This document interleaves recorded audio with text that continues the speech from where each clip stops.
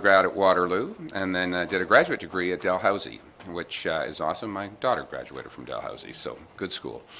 Welcome to Township Muskoka Lakes and your first council meeting. Also, two other people who I should introduce, they'll be coming up shortly, but our Commissioner of Engineering and Public Works, Commissioner Fred Jahn, in the front, will be doing our bin site, and then also our Director is Stephanie Mack, who's joining him today. And that'll be an interesting discussion for us all as we go through these bin site transitions over the next 4 years.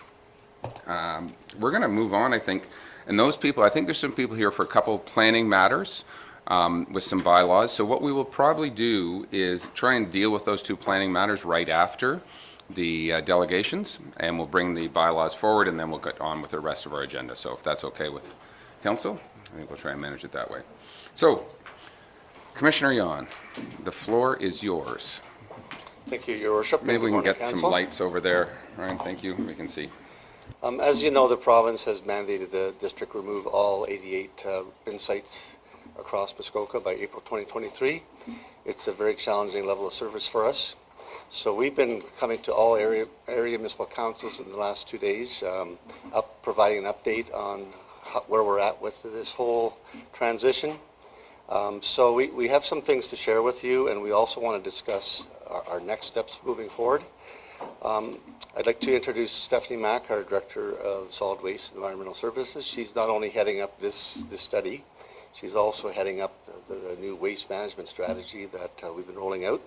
You probably recall from last November we had a public consultation on the strategy. It was actually very well received in Muskoka Lakes. So without any further ado, I'll call up Stephanie. Thank you.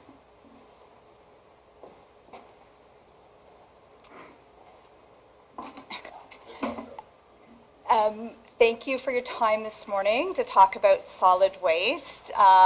Really great discussion ahead of us, I'm sure, on the bin sites. And I wanted to start by saying that we understand that this is a very challenging project. I can tell you that it is the most challenging piece of my work right now when we're looking at waste management holistically over the district. That said, I wanted to reiterate how valuable and how important this project really is to our overall operations. We know as we look forward to a better waste management system for Muskoka that this is the start. It's a really important first step to looking at some better things, some greater things that we want to talk about in regard to diversion, but this is really where we need to start. I'm going to give you a little bit of just background on the bin sites. I know, many of you are very familiar with the sites and what service they provide. We have a network of 88 bin sites throughout Muskoka that provide waste collection to many eligible residents. And I say eligible because when these bin sites were first put in service, they were for residents that did not get curbside collection.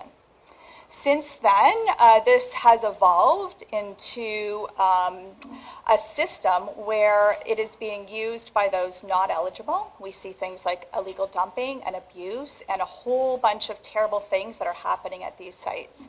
Muskoka Lakes, 21 bin sites that are currently in service that provide waste collection primarily for water access and island residents.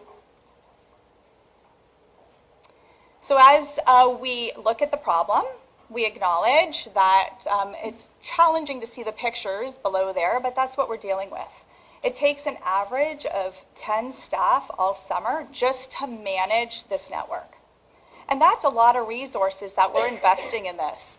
They're cleaning up garbage, they're, managing additional pickups, getting bins out there. It really is resource heavy, which costs us money and time, which we could invest in some other things. But right now, this is really the summer that we'll prepare for. But looking to what we could have, we know how important diversion is. The province is changing, at greater emphasis on organics. And so really we're looking to the future, but we got to start here. So just to go over a little bit of the history, I know the commissioner was here in June, and then we held some strategy consultation sessions over the fall. It started really with direction from the Ministry of Environment, Conservation and Parks, who gave us formal notification that the bin sites had to go. They are not in compliance with the Environmental Protection Act, and we needed to prepare a plan to transition these sites. In October, we presented a draft plan to the Engineering and Public Works Committee, and the ministry were in attendance at that meeting. And our direction from the committee was that we would take 1 year to look at that plan. We would align a specific alternative with each of those sites, and we would look to a plan that was actually supported by those alternatives. And we would have a year. And the ministry supported that deferral with one caveat. And the caveat was that we got out and we looked at all the sites and we determined which of those sites were posing risk to the environment, to our waterways. And if there was risk, how could we mitigate it to keep those bins in service in the short term? Again, looking to April 2023 to the final deadline when all of the sites need to be transitioned. That said, from October to November, we had retained a consultant. We, boots on the ground, doing site investigations. The ministry did attend, along with myself, many of those sites. And just to give you an idea of the extent of the study, it took 3 teams 3 days just to see all of the sites. The final report, which is called the Risk Mitigation Assessment, is 500 pages. Getting to why this project is challenging is that that is a lot of sites and a lot of communities that we have to consider through this process. So the results of that study, we had 25 high priority sites identified. We sat down with the ministry one afternoon. They reviewed the mapping. They looked at the consultant's report. Things that we looked at were things like topography, how close these bins were sitting to the water, some other environmental features that would identify risk. And what we got down to, the good news, is that 12 of those 25 can potentially be moved to stay in short-term service. That means while we look at alternatives, we can keep, potentially, we have to do some further investigation, but those 12 sites. 4 sites are in Muskoka Lakes, so they're listed there in column 1, SWS Marina, it's that column. Unfortunately, there are sites that we know are high priority that can't be mitigated. And the reasons are varied. It could be that the footprint of the property in which they sit is not able to have the bins moved. It could be that these sites have a history of terrible dumping and a lot of waste sitting there. There are 2 sites identified in Muskoka Lakes, that being the site at McDonald Road and the one that sits just a little bit adjacent to Hamels Point Road.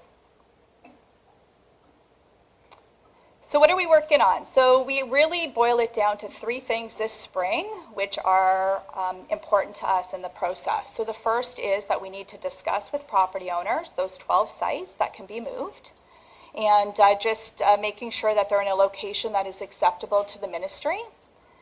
Secondly, we are working on plans to transition immediately those 13 high priority sites. 2 of those sites are winter sites, so the impact will not be felt until this fall. So that leaves us 11 to make plans for this spring, communicate with the public. We're going to talk a little bit about that. And most importantly is that alternate servicing study. So if you recall, we talked about how we need to have alternatives all in place to inform the final bin site transition plan. And that study that is going to look at alternate servicing will be very similar to how an environmental assessment would be undertaken. We will be looking at a set of alternative servicing.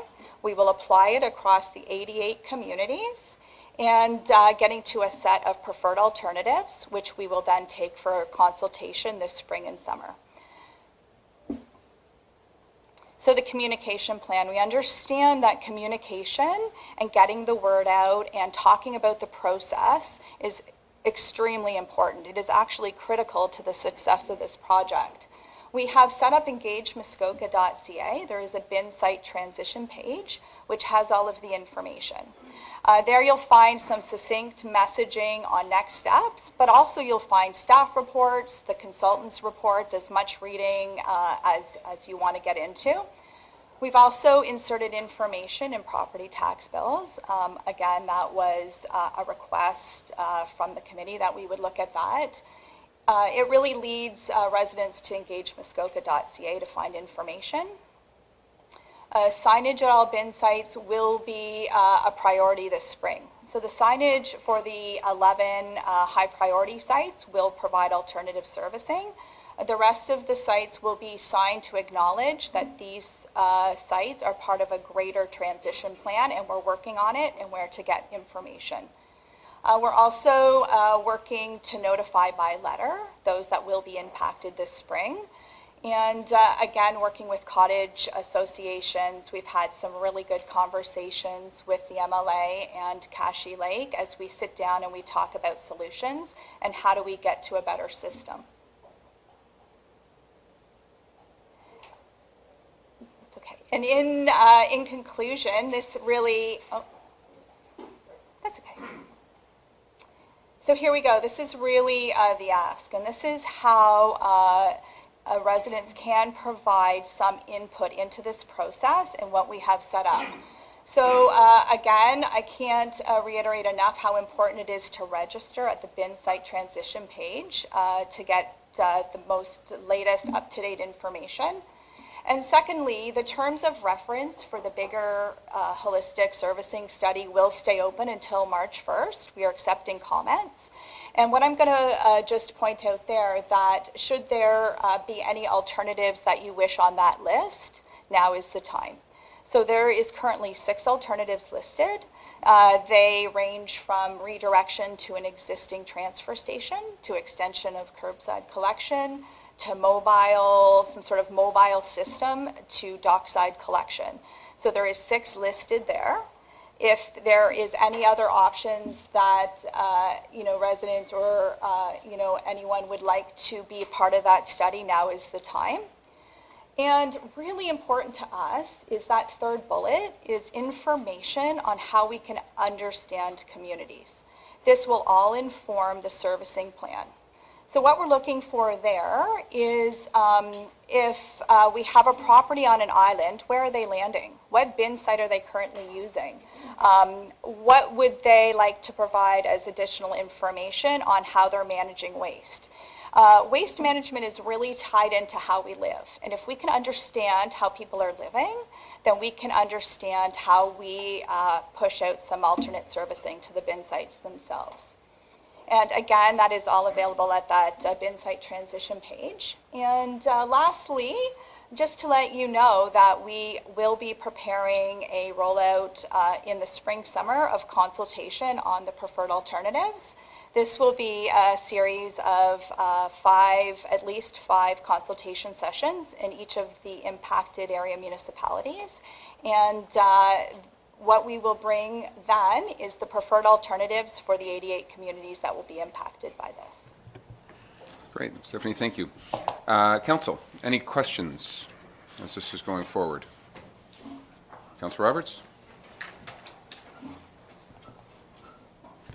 Thank you. Through you, Mr. Chair.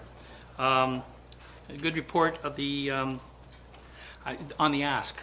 Are you asking the Township of Muskoka Lakes to prime this this list of items, to assign a staff to get that done? Stephanie? I have a follow-up. Sure. First of all, I'll let you answer that one. Sure, I would leave it to this House how you wish to go forward. Like I said, we have until March, and the reason on the timing for that is we are in a really tight deadline to get to that November submission to the ministry. Okay. So how we go forward, really I'll leave that to, like I said, to you to give us direction. But I will say this, that we have an expert team working on those alternatives. So when we boil it down to the 6, They have been vetted through our consulting. There might be something we've missed, but they are fairly generic to encompass a whole bunch of different services. Supplemental? I'm not questioning the work in the team's doing. I'm just saying that if you're asking the community for work, you need to go out to the community. I suggest, and I have a list of many of the associations, and 3 Mile Lakes, Galvin Lakes, stuff like that you should go out to. The other thing, and finally, is that you have a communication plan, but what you really, I believe you need, is look at PMI, the Project Management Institution, and take a look at a document called Change Management. That I think would be a key document for you to produce. Okay. Go to Councillor Bridgman first. Thank you, Your Worship. Stephanie, I've been on your website many times, obviously, and I see a survey that says it's completed. So my concern, because I do have people I'm going to direct to comments, is that they're going to go there and not really understand where they can put their comments in, and the survey being closed, I'm concerned they're going to think that they can't. Is there some way on the website to say, island properties, here, please click here and submit your comments? Because it's not really clear to me on the Engage website. Stephanie? Through you, Your Worship. To clarify, Engage Muskoka is set up with lots of different projects that the district is working on. And so the waste strategy, which we consulted on last summer, is there as a landing page, and that's probably the survey that you're referring to is closed. The bin site transition, because of its importance, has its own page. And so if you go to that particular page, it is different from the strategy. And the commenting area is still open to provide feedback, and it actually is by bin site. So you will be able to select which bin site that you're referring to. It actually then helps us to link back to where we're looking at when we take those comments. Supplemental. So I can actually go into Now Pick Your Own website and provide that link to my constituents? Sorry, I'm Yes. just a little Yes. unclear. No, that's okay. Yeah. So to clarify, through you, Your Worship, the instruction is go to engagemuskoka.ca, and you will see the bin site transition page, and it actually has a picture of the bin sites. If you click through there, it brings you to where you can find specific information on the bin sites. And it's just actually an interesting challenge in that we are trying to advance our strategy, right, which is our overall holistic plan. But the bin sites now, given the ministry's timing, have pushed that sort of to be going together, and I can understand where that could be confusing. I think the point being, maybe we should chat with Molly or whomever is setting up Engage Muskoka, just to make sure that it is clear that they're two separate projects. Yeah. And just for council's notification, there is a flyer going into our tax bills regarding this, and there's also a paragraph or two that I have put in the mayor's letter to direct people regarding this as well. So, Councilman Zahn. Through you, thank you for your presentation today and the hard work. I think it's a point of clarification for me, or the potential to mitigate on-site the short term. Can you explain those sites, like what exactly that means? Because like Councillor Bridgman, I know I'm going to have a lot of questions, and I want to be sure I'm clearly articulating what that means. Yes. Stephanie? Through you, Your Worship. So to mitigate on-site means, is there some way or is there something that we can do to satisfy the ministry that their environmental risk, and it's not just environmental, it can be risk to human health. So is there something that we can do to lower that risk? So right now there is, in those 25 high priority sites, there is many that are sitting exceptionally close to shorelines. Even a few feet. So when we were out there, we look at, is there an area that is better where we can move the bins to? And when you look at it operationally, it isn't just can we move them away from the water, it's like, can we get a truck in there to tip the bins? If people are parking, can we still get in there to manage waste? So is there an area that would satisfy all, including property owners, where we can put them to move them away from, let's say, the water, if that makes sense?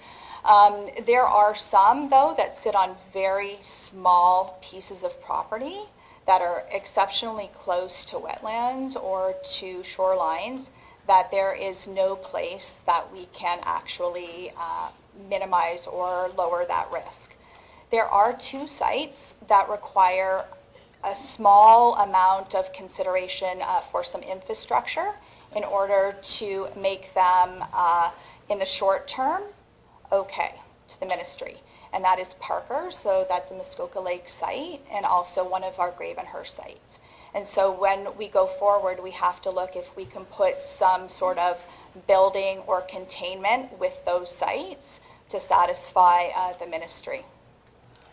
Supplementary. One more? Okay, so thank you. So for clarification, specific to the Muskoka Lake sites, the 2 that are being removed were identified as they have to go. There's no mitigation. The 4 that have been identified as short-term, we found some creative measures, for lack of a better word, to be able to get us through until one more season in these 4 sites.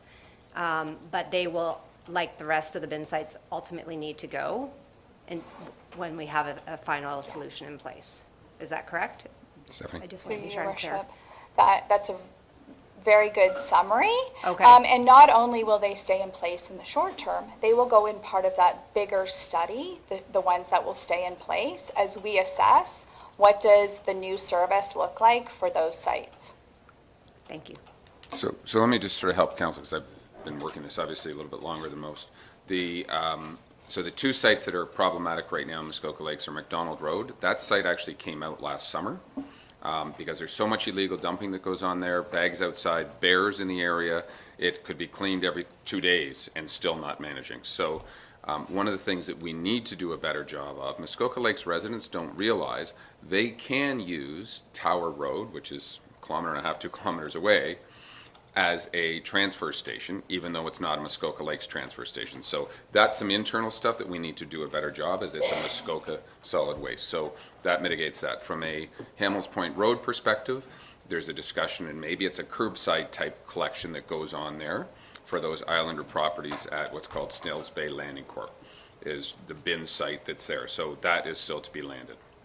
The other, just some of the options that are on the table for going forward, is maybe that the district utilizes a portable bin site that they bring in on a trailer, and it's staffed, but Sunday is your garbage day, and between Sunday 10 a.m. and 5 p.m. you bring your garbage to our bins, and then it's gone.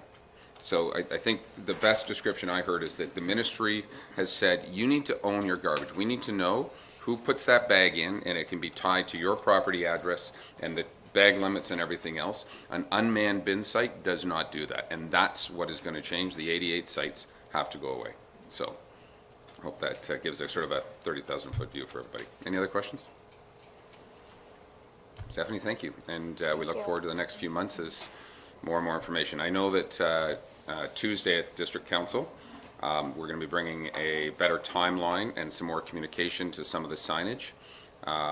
So Councillor Jagowitz, Nishikawa, and Edwards and myself will see that on Tuesday. Okay? Thank you. Thank you, Commissioner, as well. Okay. Let's move along to item 4B. And Mr. Bunker, Mr. Judges, Mike Hudson, welcome to the podium. And we can just get your name and address and sort of discussion what we want to talk about. Thanks. Good morning. Chris Bunker, TA Bunker Surveying Limited, P.O. Box 1180, Gravenhurst, P1P1V4. We act as agent for Mike and Lisa Hudson, the owners of Innesskirk Island. Back in 2015, we assisted them with the severance of the island into 7 large lots. It's roughly a 33-acre island. All the lots that we help them create far exceed the minimum requirements for area and frontage. At the time, well, still, there's a small island to the southwest of Innesskirk Island. In law, it is part of Innesskirk Island, but water flows through a channel there. It all relates back to the flooding of Lake Muskoka in 1874. So when we did the survey to create the new lots, we had to attach that island to something, so it was left as part of one of the larger lots on Innesskirk Island. So the lot that is formed by the main island portion, plus a small island, has 2 dwellings on it right now.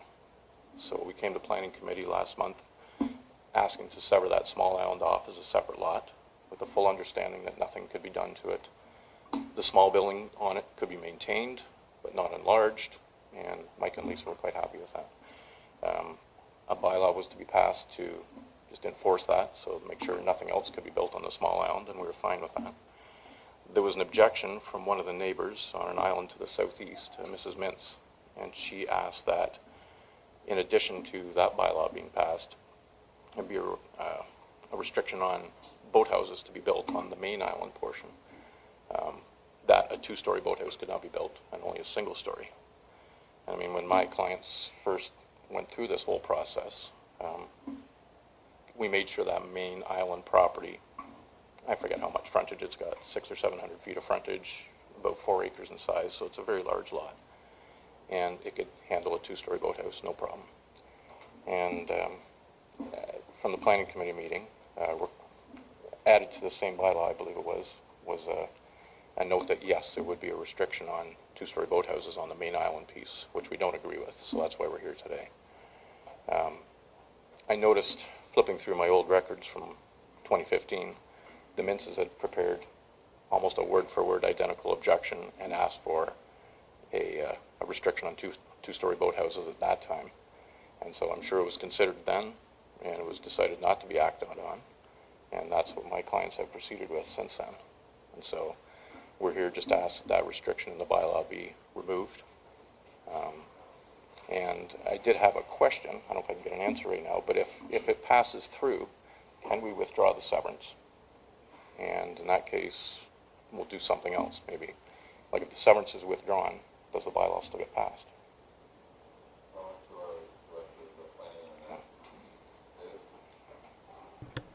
Short answer is technically yes. The bylaw is open for consideration today, so we would have an answer on whether it's passed or not. This can come up with what are called concurrent applications, where bylaws are considered and passed. However, severances have 1 year to fulfill conditions, and Right. in some instances those conditions are not fulfilled. Staff attempts to flag those. If the bylaws should be repealed, we could bring those back. Okay.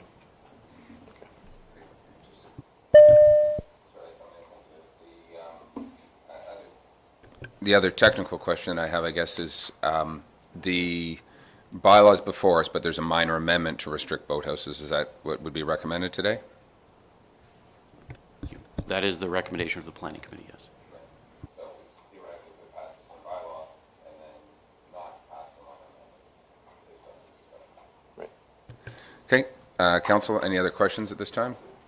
Councilor Nishikawa. Thank you.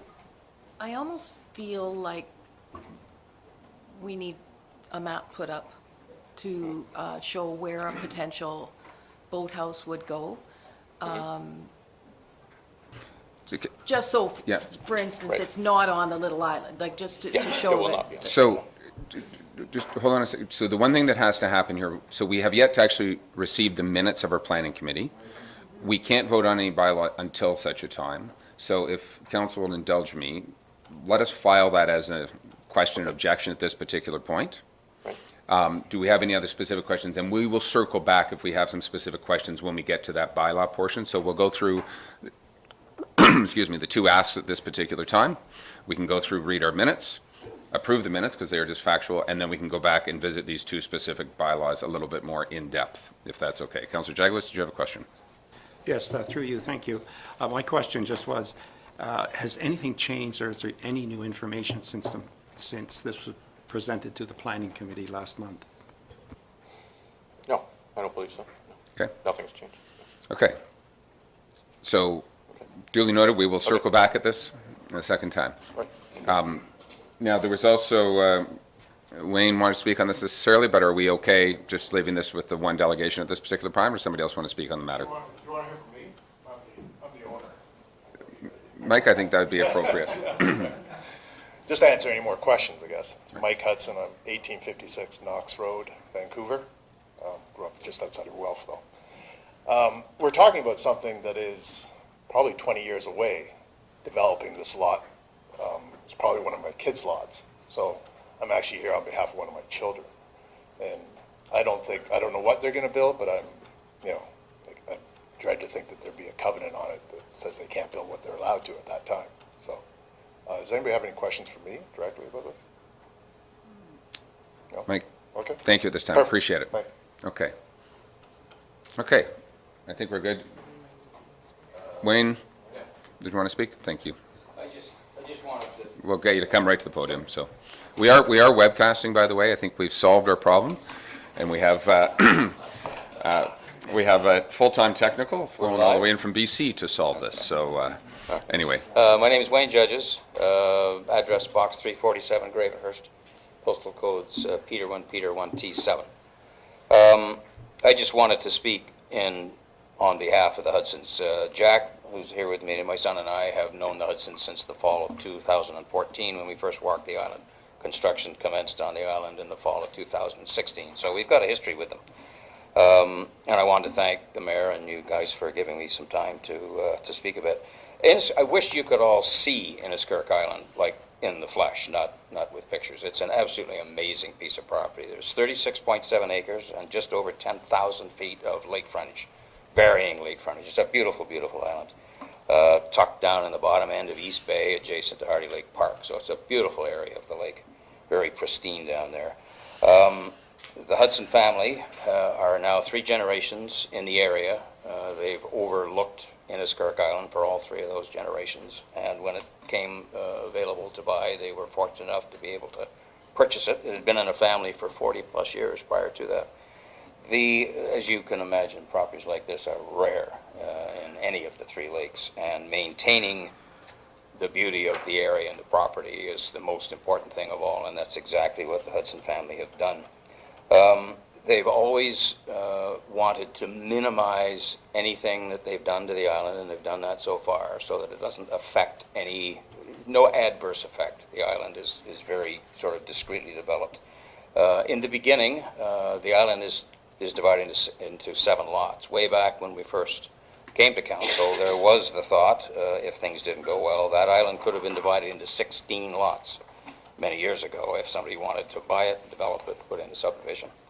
The small island that we're referring to, which is adjacent to the big island that we're separating, one of the main reasons that the township wants to clean that up is because as long as it's attached to the lot it's attached to, there's 2 dwellings on 1 lot. So by separating the island, that solves the township's issue with something that's not quite right. It's always been their intention to fix up the cottage that's on the small island that we're severing as is, whereas they knew that right from the start. It's in pretty good shape, but it'll be renovated and made to look nicer, but it'll be in its own footprint. Nothing will change on that lot. Now, to me, the most important thing is that I wish you people could see the island, but they've, through the 6+ years now that Jack and I have worked with Mike and Lisa, they've constantly reminded us that they don't want anything that jumps out or stands out on the island. So we've gone to great trouble to color the buildings so that they disappear. If you circle the island now where they've built their main cottage and a single-story boathouse and a bunkie, you'd have trouble seeing them from the water.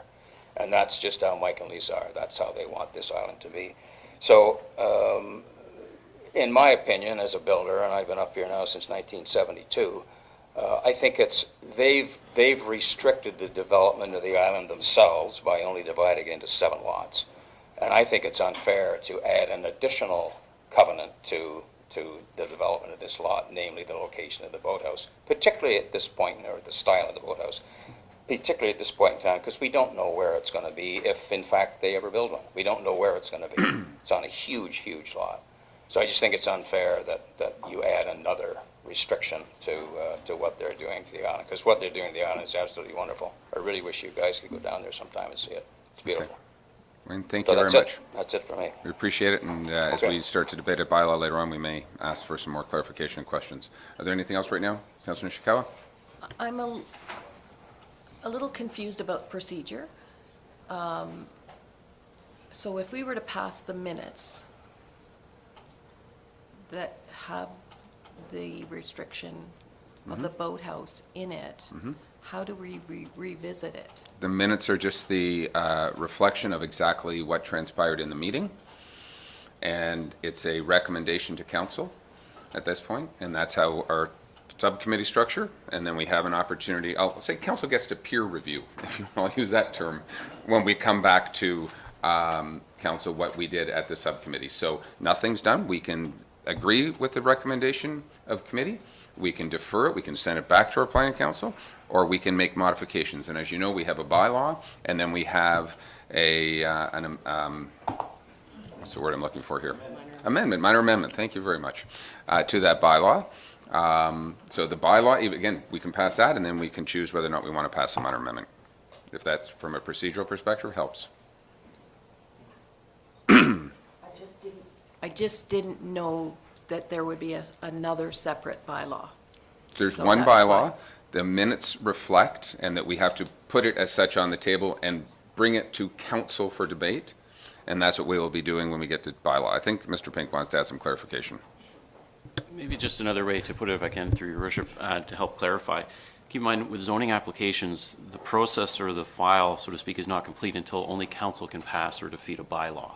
So what's happening at planning committee is simply a recommendation to you. Council ultimately determines whether to pass or defeat the bylaw or make amendments to it. So we have a recommendation from planning committee to add a restriction. Council may choose to agree or disagree with that recommendation. Okay, Councilor Bridgman, you're good? Okay, so we're going to move on to our next item, 4C. I believe Councilor Bridgman may have a conflict on this. And Mr. Szczerbak, welcome. Thank you, Mr. Mayor. Good morning, members of council staff. My name is Stefan Szczerbak from Planscape, and we are representing the Muskoka Lakes Golf and Country Club. In front of council today, within the committee minutes, is a defeated resolution on a rezoning application at the last planning committee. And after further discussions with the neighbors, as you may recall, there were lots of discussions, questions, concerns related to the proposed development, but more importantly, an existing boathouse that's on the subject property. In that resolution, there was a lot of moving parts associated with this development proposal, including the closure of a road allowance and an exchange. And effectively, defeating this motion has effectively stopped all of this development proposal. After the meeting, we all went downstairs and had a discussion, and frankly, both parties were surprised with the defeated motion, and both parties felt that there were merits to this application and that they were actually somewhat close to agreeing on both sides, subject to some revisions and discussions back and forth. Since then, Tom Rennie, who again, sends his regrets, wrote a letter. You had that in front of you. He has since met with the Bryants next door. I think they met last Friday. Great discussion. It was agreed at that time that the Muskoka Lakes Golf and Country Club will in fact demolish that boathouse and consider moving it away, a reconstruction, something later on. So what we're here effectively asking council today is a reconsideration of that resolution to kick it back to the planning committee. At that time, there will be revised plans, discussions, continued discussions with the neighbor, and we would respectfully request that the planning committee revisit a revised plan. And Mr. Bryant is also here on behalf of Shamrock that we can assist with this discussion delegation today. But our request today, again, is to reconsider that resolution in front of you today, and to continue to move this forward. We fully understand that the road allowance application is subject to another decision, but again, both parties are willing to move through each and every stage of this development application. We think that the application itself, the rezoning application, has merits. Staff provided a report based on your official plan. There's a planning justification, so I think there are a lot of merits in considering this, and we, again, would appreciate a reconsider. Thank you very much. Okay, thank you. Any questions right now, Mr. Szczerbak? Councilor Ishikawa? I'm a little bit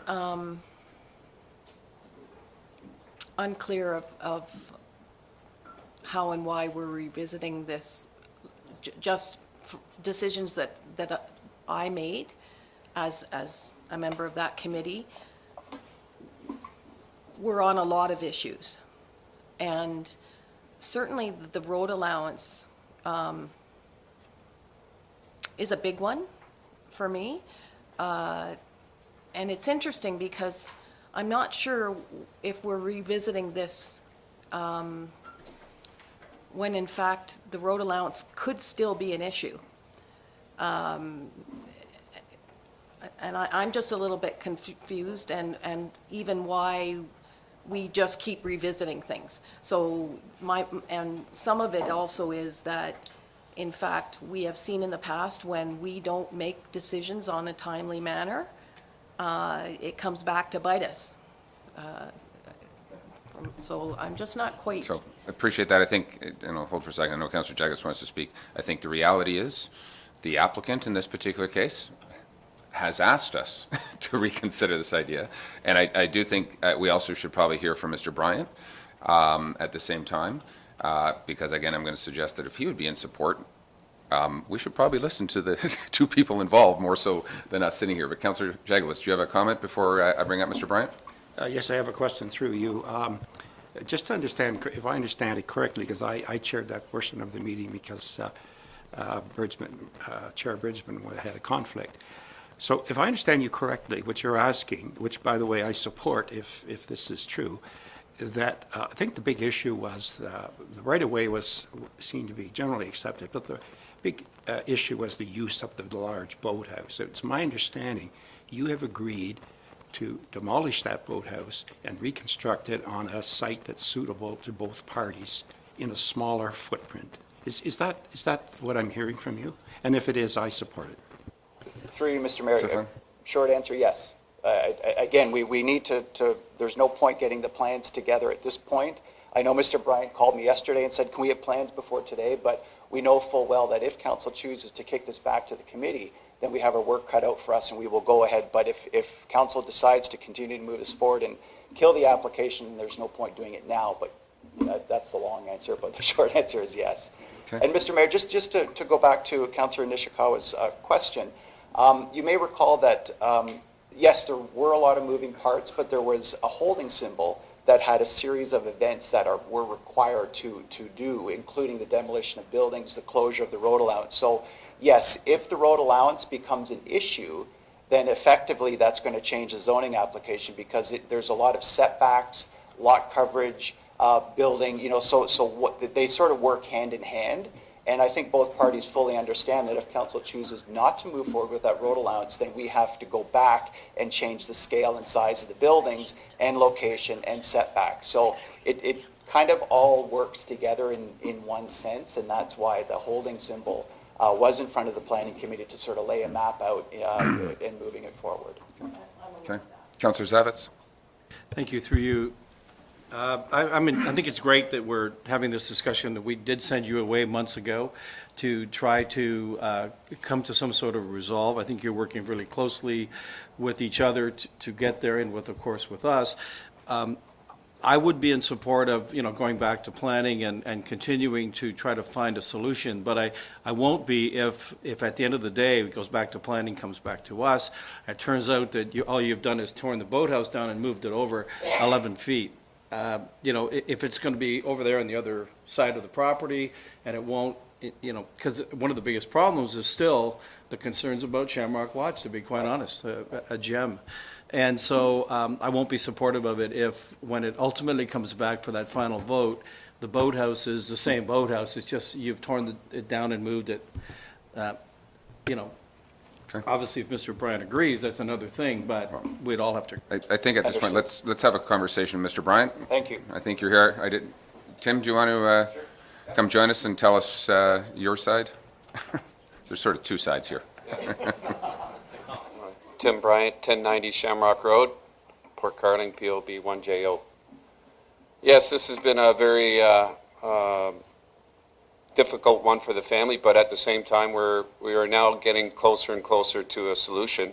The council has asked us to go back, and yes, we were quite happy to hear that Tom and the Muskoka Lakes Golf and Country Club, on behalf of the Board of Directors, was willing to actually demolish that boathouse, which was a very big concern, and the proximity of it was to us very close. So I asked Stefan if there's any chance that we could get this on the plan as to where it would be located. Would be great for today. But if, like he's saying there, there's other factors that need to be in place. But yes, we would like to see it on the other side of the property, and that was the whole point, that it is just too close to us for comfort, and as far as hazardous and safety reasons such. So we would be willing to agree with council if you agree to put it back to planning, as long as we do duly noted that, yes, we're looking for as much of a buffer as we can with that boathouse on that shoreline, or whatever they're going to construct, whether it be a dock or a boathouse for that matter. Okay? Okay, so council, if I can just sort of give my perspective here. The reality is, if we agree with our planning committee recommendation, we are going to be turning this down. This leaves the door open for Mr. Bryant or Muskoka Lakes Golf Club to send that to LPAT, is what potentially happens. What they're both asking us, I believe, is for this to come back and try and deal with it here at this council table, as they're both willing to work at it. So I have to say, I think I'm fully in support of that. And again, as a peer review, and the concept of we debate something and 30 days later there's different information, and the new information is you guys want to find a new solution versus us having voting on it. So I agree with that. Any other comments at this time? Councilor Nishikawa. Thank you. To you, I guess, or to planning staff. It feels to me like there would need to be a recirculation if there's going to be a change. If we're going to see something that's going to locate the boathouse, I don't know how many feet away, and there might be other properties involved, are we, basically, I'm actually weighing the amount of work that our staff is putting into this application. And is it actually, we're redoing everything again? Which in fact, for me, that would be an application fee. Okay, so appreciate that comment. And again, I think as we have an ability to send this back, you can say yes or no to that. I think, Tim, we're probably good for you, unless Councillor Edwards has a specific question for you, or just a comment to us. Actually, a comment. I don't have a problem sending it back. I've always said over the years that, when neighbors can get together and sort things out on their own, it makes our job an awful lot easier. So I would support sending it back to the committee. Okay, so Councillor Kelly? Just quickly, similar to what Councillor Edwards says, I think we've all agreed in revisiting the administrative bylaw for this township that the right place to make this decision currently resides in the planning committee, and I think it needs to go back there. I'm happy to hear two sides coming together. I think it's unfortunately later than we all would have liked, but my concern is I'm still not clear on what the plan for the boathouse is. I heard at least 3 different iterations when Mr. Szczerbak was talking. He kind of stumbled over it the first time in the presentation, then he answered somebody's question. So I'm not sure whether there's a plan with respect to reconstructing the boathouse that Mr. Bryant has agreed to, or whether that's just kind of up in the air, or I'm not sure what's going back is basically what's different. So I guess if I can just suggest one thing, between them, they have said they don't want us to defeat this. They would like to continue working. Their verbal discussion that's not in a planning application to us today doesn't have a location of a boathouse. Maybe it's all gone. But they are going to find their own compromise before anything comes back here to our planning committee, I think is the best way to describe it, as I'm getting nods from the two of them. So they're not ready to present, is it 10 feet over, is it 6 feet over? Does it need new circulation, to Councillor Nishikawa's perspective? And we'll leave our planning staff to do that. So what they've asked is for us not to defeat this motion and to send it back. So I'm going to turn to our clerk and ask, from a procedural perspective,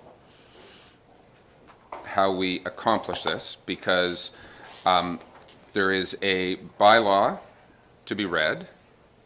We could theoretically defeat that motion and send it back to council, or defer this motion, if we will, to send it back to council. I'll look to you to how we may proceed. Well, the motion was defeated at the committee, and the delegation has requested that you pull that out of those minutes and vote on it and give it reconsideration. So that would be the first thing we would have to do. And so council would have to consider whether they want to defeat it or want to carry it, or do they want to amend it? Okay, but so if I may, so there's a defeat, there's a carrying, which means we're approving the boathouse there. If we defeat it, they've asked us not to. Can this not be read and then deferred back to committee? It could be read, and then it could be referred back to committee by another separate motion. So it would be, Okay. but we would have to give it a specific time. According to Robert's rules, you have to provide a date of when you're going to reconsider it, or sorry, review it, postpone it until. So that would be the process.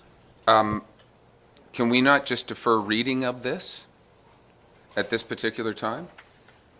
So again, it's a procedural, and I'm just trying to get technically, there is a potential bylaw. We can defer reading of it because it has not been read, so I don't have to wait for a 3-month cycle or anything else. We defer reading of this, and we verbally say direction it goes back to be revised by committee without having to put the resolution on the floor, because it's only been a committee resolution at this point. The committee defeated the motion, so it is defeated. Until council pulls it out and votes on it again, or refers it back, then the committee has recommended it. Alternatively, you could leave the recommendation as defeated, and council has the opportunity at this table to consider the bylaw and refer it back to committee at that time. There's a couple of ways to deal with it. Thank you. My suggestion would be that we not act on it, that we defer any action at council. I'm not as experienced as other people here, but it seems to me committee's made a recommendation. I think we could choose to just defer that recommendation and ask, as we did, I believe, in another matter, ask the chair of planning to add it to the agenda to be...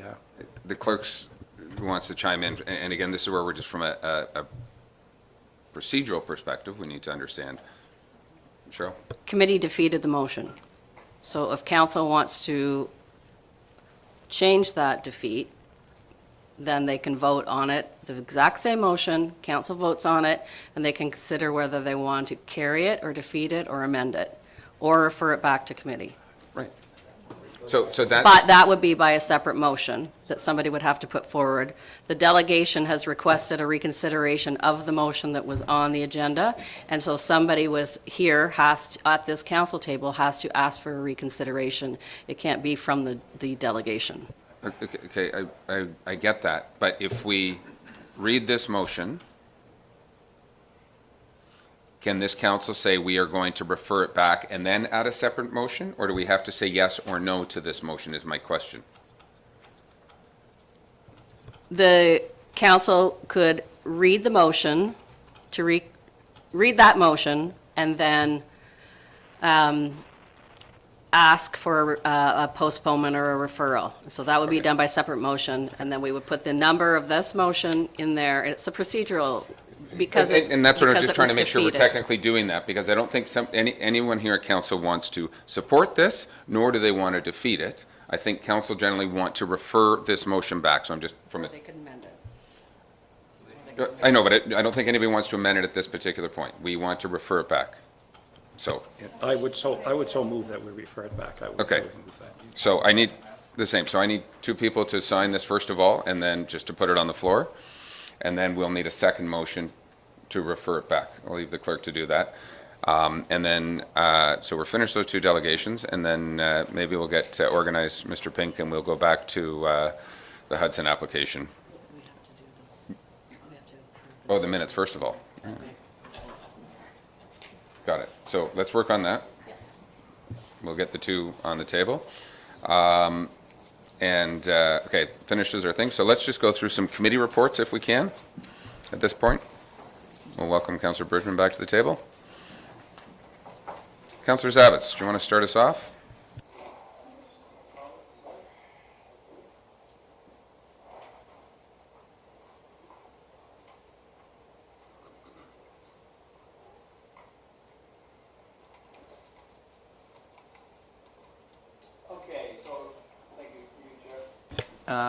General Finance Committee, we met on Thursday, January the 16th. We had our first delegation. It was Dr. Adam McLennan from Gravenhurst, who had already received a $4,000 benefit, if you will, from the town of Gravenhurst. He brought forward a recommendation to our committee regarding an online patient wait list project that he has embarked on, and he has since, I do know, been to Bracebridge as well. So anyway, we asked questions, he answered them, and it was suggested that an application be submitted for consideration under our community grants program, and if his project did not qualify, his ask of $2,000, then the CAO had indicated that we could request it to be brought forward to committee, I guess around budget as it relates to that. So that's where that stood. We entertained a report on the purchase of a portion of a road allowance. Actually, there were two of them, and you'll see those. And there was one where consensus was to retain the land, and again, you'll see that. We had a report for the committee and introduced the new for the public conduct and municipal complaints through the CAO, and that's as a record. We acknowledge that through the CAO that our alternate fire coordinator, congratulations to Fire Chief Ryan Morrell, is actually a designated alternate fire coordinator for in the district. So that's good for you. Thank you for that. And under new business, which is becoming a lightning rod in our committee, Councillor Roberts was in attendance, and he introduced the possibility of establishing a new committee. As the district we were advised of that through the CAO. There's a Muskoka Modernization Committee. You'll all recall that's through actually through the province. And so we indicated that we could meet with council members to obtain feedback and provide to the district. And he had asked actually if we could establish a committee, and we did not move forward with that ask at that time. Councillor Hayes introduced a matter of climate change initiatives, and including the establishment of a committee with that regard. We talked about that. The CAO at least indicated that he would speak with the district's climate change coordinator, and I believe he may be coming with a report next month. So that's that. Thank you. Okay. Any questions regarding our general committee? Councillor Roberts. Thank you, Mr. Chair. Back to Mr. Zavitz. We talked about a modernization committee, and we're going to get input back from the councillors. What actions have been taken to set that up, and who's leading it? Thank you. I'll defer to the chair on that, or to the CAO on that. Thanks, Your Worship. So as it relates to the District Modernization Committee, the thought was I would meet with each of the councillors, but my understanding is that the meetings that were to be held between the district chair and each councillor, that was sort of the question or the opportunity for each councillor to sort of advise the district chair directly. That's going to occur in May. And as to modernization review of township functions, that's something that we can consider coming out of the strategic plan, or sooner if council should wish. Okay, anyone else, any questions? Okay, let's move on to Councillor Bridgman, our Planning Committee. Thank you, Your Worship. As almost everything, comes back to us at this committee, I'm going to only highlight one Planning Committee item that we defeated, and that was the request for floating docks by an applicant who had had them in the water extra long, been ordered to take them out, return them to the water the following year, and then asked if that would be okay, and we defeated that. It was way beyond the limits of what we allow in our bylaws. And the rest, you're seeing again today. Okay. Okay. Any comments? Okay. So I will give two reports. January 24th, we met to receive the Manette Steering Committee minutes and the report. Still awaiting some final studies from that committee. The one thing we did determine out of that meeting, and we had consensus around this table, which is great, that we would form a new working group to work with the key stakeholders within Manette. We'd have a representative from the MLA, from Friends of Muskoka, from the steering committee, to try and move this process forward with the intent for a potential official plan amendment to come in June. And that was carried unanimously. Just as a quick update, the starting point of that working group did meet this week and reviewed a number of things, and we've sort of set up basically a monthly meeting schedule going forward. So that process is already undergoing and underway, and look forward to the springtime. Councillor Bridgman, do you want to comment as Chair of Planning on that? Thank you, Your Worship. Just one technical, the MLA is not represented on that committee. It's just the steering committee on our working group. Oh, sorry. Yeah, just Thank you for because correcting I that. think there might Thank be you. confusion for that. Sorry, thank you very Anyway, much it was for a very, correcting that. very good meeting, and I'm so encouraged and delighted that the transparency is here. And the spirit of it was we will all work together. So I thought it was really productive. Right. And just as an update for those in the audience, committee had the opportunity to see some very high-level concepts for the hamlet of Manette. Mr. Richards' comment, and I think everyone on the committee was very pleased that the property was purchased to protect the environment because of the potential excessive development going on in the past. So they're still working with a number of items and questions. There were some questions on the Manette Steering Committee recommendations and some interpretation and understanding that those recommendations are not policy, that we would have to write policy thereafter. So one more comment? Just as a general information, the representative for Cleveland's House confirmed that when we meet again, there will be very concrete steps forward on what their plan is. Right. Just that was reiterated several times. So Correct. So Councillor Jaglis, you had a question? Yes, I did. Just on the procedure, it's very nice to see that committee getting to work. I have two questions. I assume that those meetings are private and not open to the public or councillors, so I'm going to make that assumption. Second one is, are there being minutes taken, and will those be available to council at some point in time? Mr. Pink, how do you want to deal with minutes of those meetings? I think they're more of a working group without minutes. And at one point, I think Councillor Bridgman or myself would probably advise council in the next couple of months when we have some more concrete plans as to where we are as an update. Consider this an update without any real teeth, except for the fact that generally people are pleased with the progress to date and the ideas coming forward. So I will commit to providing a monthly update after our meetings to advise council as to where we're going. Councillor Jaglis? Just one supplementary. That's great. I also understood that this group would, as they agreed to certain areas of recommendation by the steering committee, they'd be passed on to staff to begin drafting the OPA sections. And I just wondered if that's still the plan, that concurrent with those meetings, there will be some work on the OPA. So I see our Director Pink nodding in agreement with that.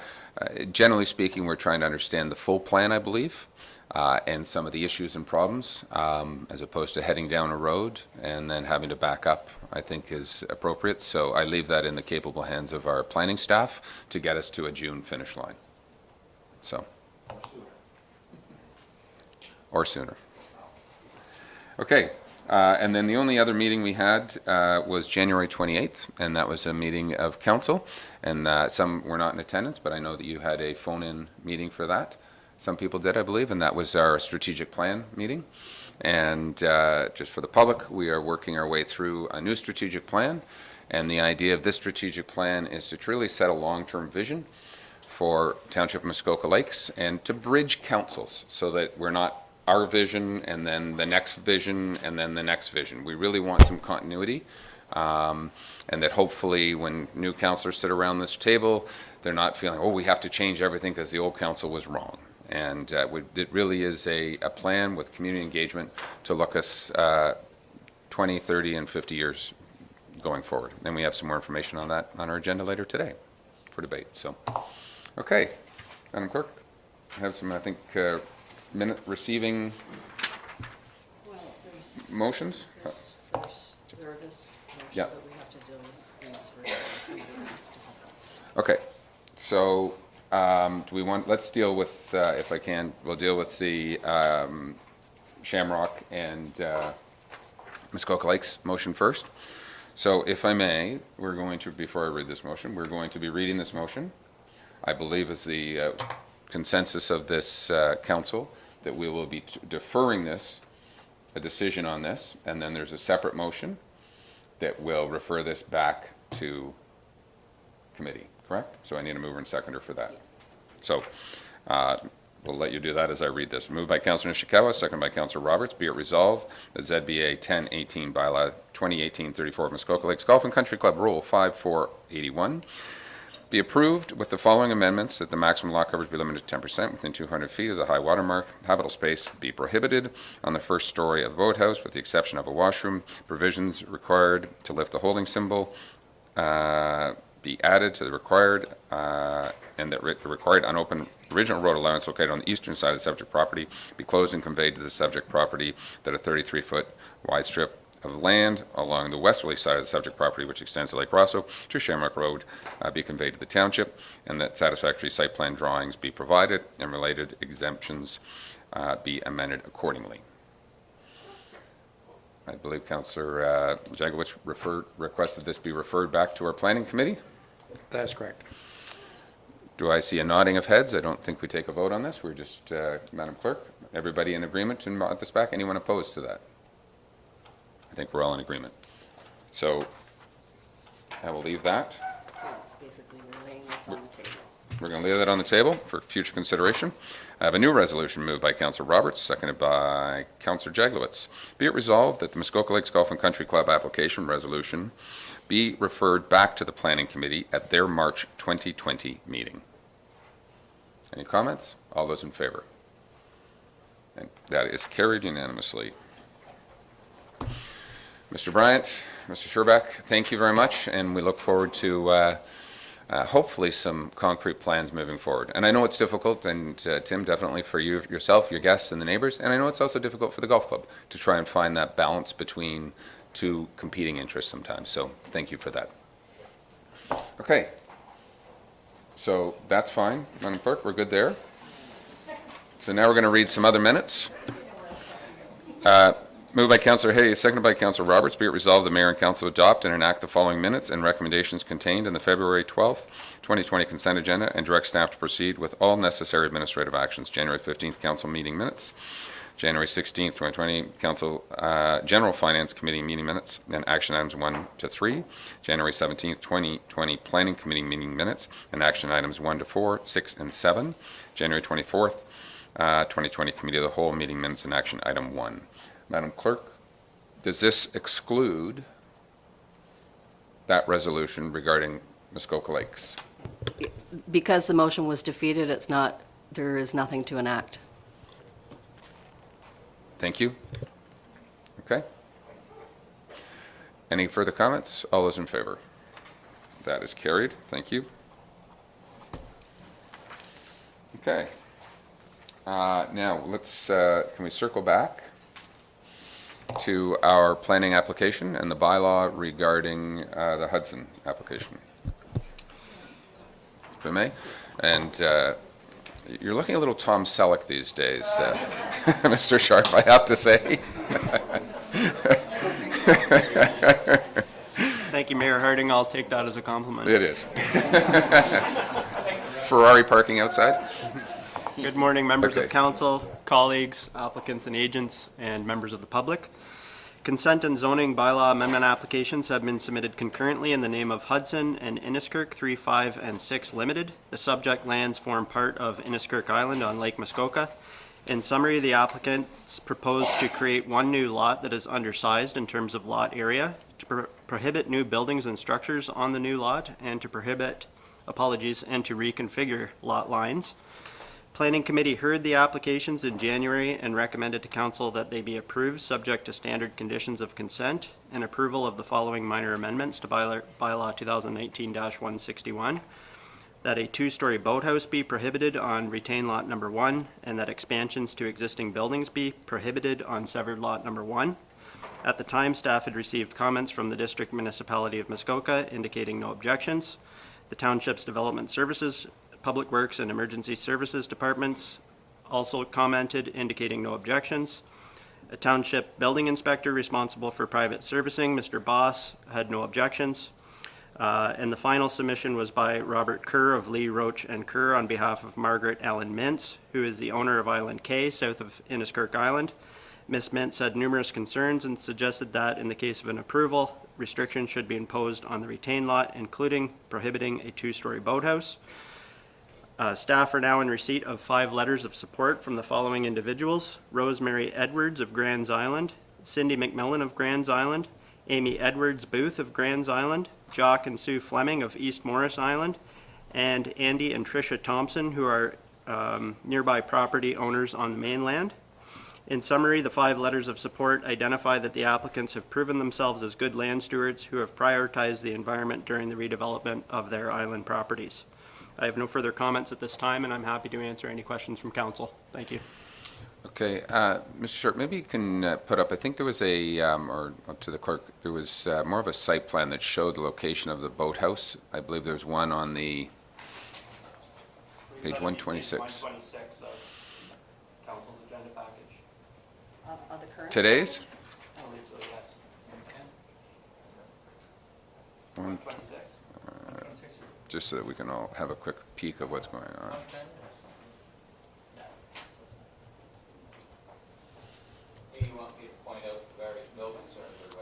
I think we're probably okay at this particular point right now.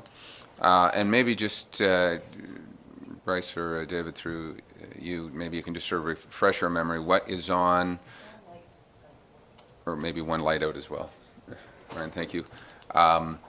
What's on that little point of land? Because that was the severed portion that we were talking about, and I think we wanted to make sure there's only one structure, maybe, David? That's correct. The severed lot, really the application in question is mainly to sever this island, which is connected to the mainland, or to the main island by flooded lands. There is a minor amendment to restrict even the expansion of the small cottage on that. Staff is generally supportive of that added restriction, and I believe the applicants are as well.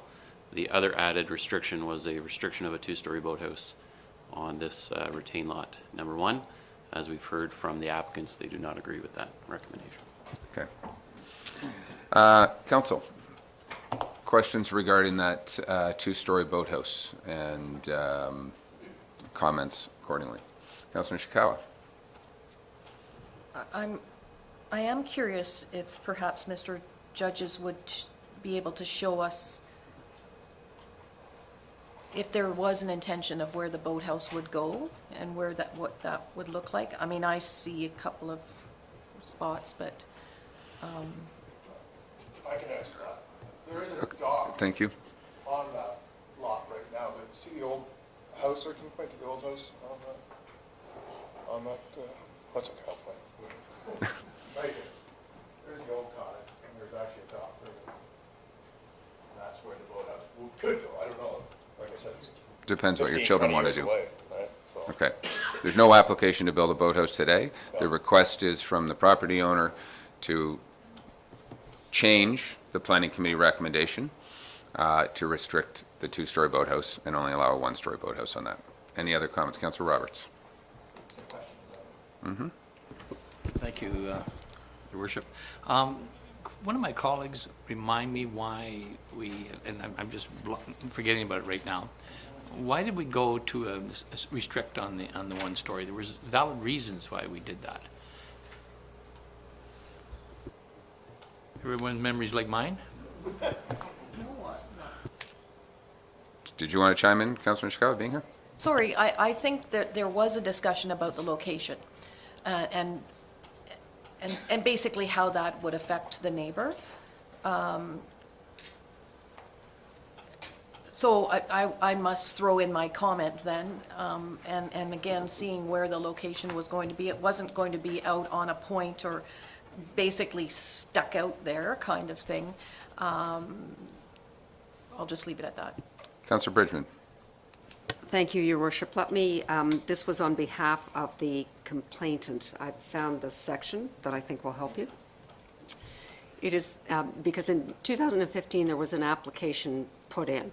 So it is therefore incorrect to now claim that the 2015 application excluded this small island from any consideration, because it's all one piece then, and there's already a structure on it. My client brought this issue to the township's attention back in 2015 and says that the township's decision to expressly prohibit future lot creation was made to address her concerns. The prior decision should be respected and upheld. So I think the argument was that another council had this as one lot and took in consideration the building that was already on that island, and now by separating, we're giving more building rights. I believe that was the crux of it. Okay. I'll go to Councillor Hayes first. Thank you. Through you to the Planning Committee, planners, what's the frontage of part lot one indicated as part 4? I believe it's 702.1 feet to be exact, and 4.7 acres of lot area. And that's on the southern frontage. There's additional frontage on the northern side of the lot as well. Okay. And I have a question, I guess, for Mr. Pink. Barb, I'll get your microphone off, thanks.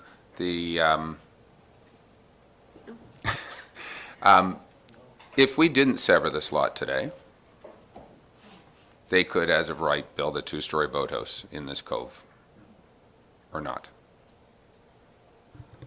Technically not. Right now, because it's connected by the flooded lands, there's 2 dwellings on the property. There's one on the small island, and as pointed out by the property owner, the small cottage on the mainland, or the main island. What the zoning bylaw states is where there's 2 dwellings, a sleeping cabin is not permitted.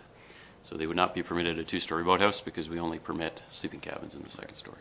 So I guess the longer answer is, however, if they were to remove one of the dwellings, they could construct a 2-story boathouse. Councillor Jagowitz? Yes, through you, another question to staff. On the island part that's to be severed, what type of boathouse is permitted, would be permitted there? David? There would not be, through this proposed application, one of the draft bylaw before you that was as originally applied for would be to prohibit new buildings, and the added restriction is even to prohibit the expansion of existing buildings. So essentially the small island will be frozen as a result of the current proposal. So a boathouse is a building, is that what you're saying? Currently, a boathouse does not exist on the small island, therefore a boathouse would be a new building, and therefore this bylaw would prohibit it. I'll go to Councillor Roberts for one more. Thank you, Your Worship. Let's assume that this island just has this piece of property on it, that's all, and the current structures. Would a 2-story boathouse be permitted if it was a standalone island? David? A little unclear as to the hypothetical situation, but if it was, if Part 4 was on its own? Yes. Yes, a 700-foot, 4-acre property on Lake Muskoka would permit a 2-story boathouse. And as I say, it does currently. However, 2 dwellings on the one parcel intermittently freezes it because we don't allow 3 habitable buildings. But the property owner is within their own rights to remove one to construct a 2-story boathouse if they wished. Okay. Anyone else want to comment? Councillor Nishikawa, and then I'm going to read some resolutions. Well, thank you. I think some of the decisions that we had made at the Planning Committee was, we were mostly, or I recall, happy that the small flooded area, or the island, I'll call it, that the structure would remain as it was, like small. We weren't giving additional building rights. I just have to stress, I'm still trying to peak what's on this island, and I look at it every day. And the construction that has taken place is really done well, as far as being imposing on the landscape, I will say, because you just can't see anything. So I really kind of question, we talk about people's property rights, and this applicant gave up the ability to subdivide this island that they in fact could have done. They could have created many, many more lots. The boathouse, in my opinion, will be tucked away. I don't see an issue with allowing another two-story boathouse on this lot. Okay. I'm going to read the first resolution, if I may, and this is first and second reading, and then we can debate the minor amendment to restrict the boathouse, if I may. We will have an opportunity. Moved by Councillor Mazan, seconded by Councillor Jagwitz. Be it resolved that bylaw 2019-161 to amend comprehensive zoning bylaw 2014-14, Hudson, Innesskirk, 3, 5, 6, limited, rule 6, 27, 33, 2, 4, 8, 9, and 10, be read a first and second time. All those in favor? That is carried. Thank you. So, Mr. Sharp, the minor amendment that is being considered is to restrict a two-story boathouse, correct? And expansions to building on the other. So there's two parts to this minor amendment, so we may want to have to revise this as well. Okay, well, let's split out the minor amendment, if we will. So there are two parts to the minor amendment. One are to restrict buildings on, and no more development on the small little island, and one of them was to restrict a two-story boathouse on the retained lot. So any comments right now on, let's talk about the restricting of the small island. Any comment, everyone in favor of that? So I can probably read that resolution. I think it's being signed as we speak.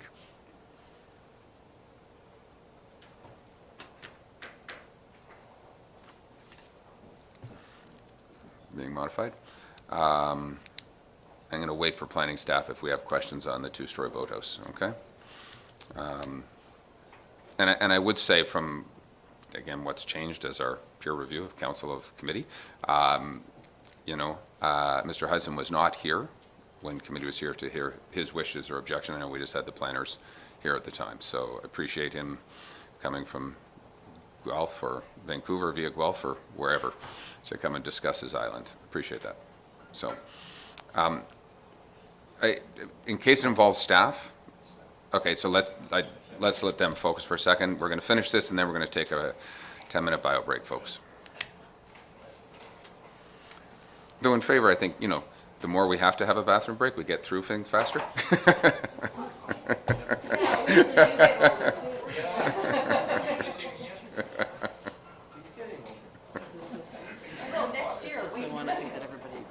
Okay, so moved by Councillor Zavitz, seconded by Councillor Mazan. Be it resolved, Township Council amend bylaw 2019-161, Hudson, Innesskirk 356 Limited, and this amendment is minor in nature and does not require further public circulation and is hereby approved prior to third reading. The minor amendment shall consist of the prohibition of expansions to existing buildings on severed Lot 1.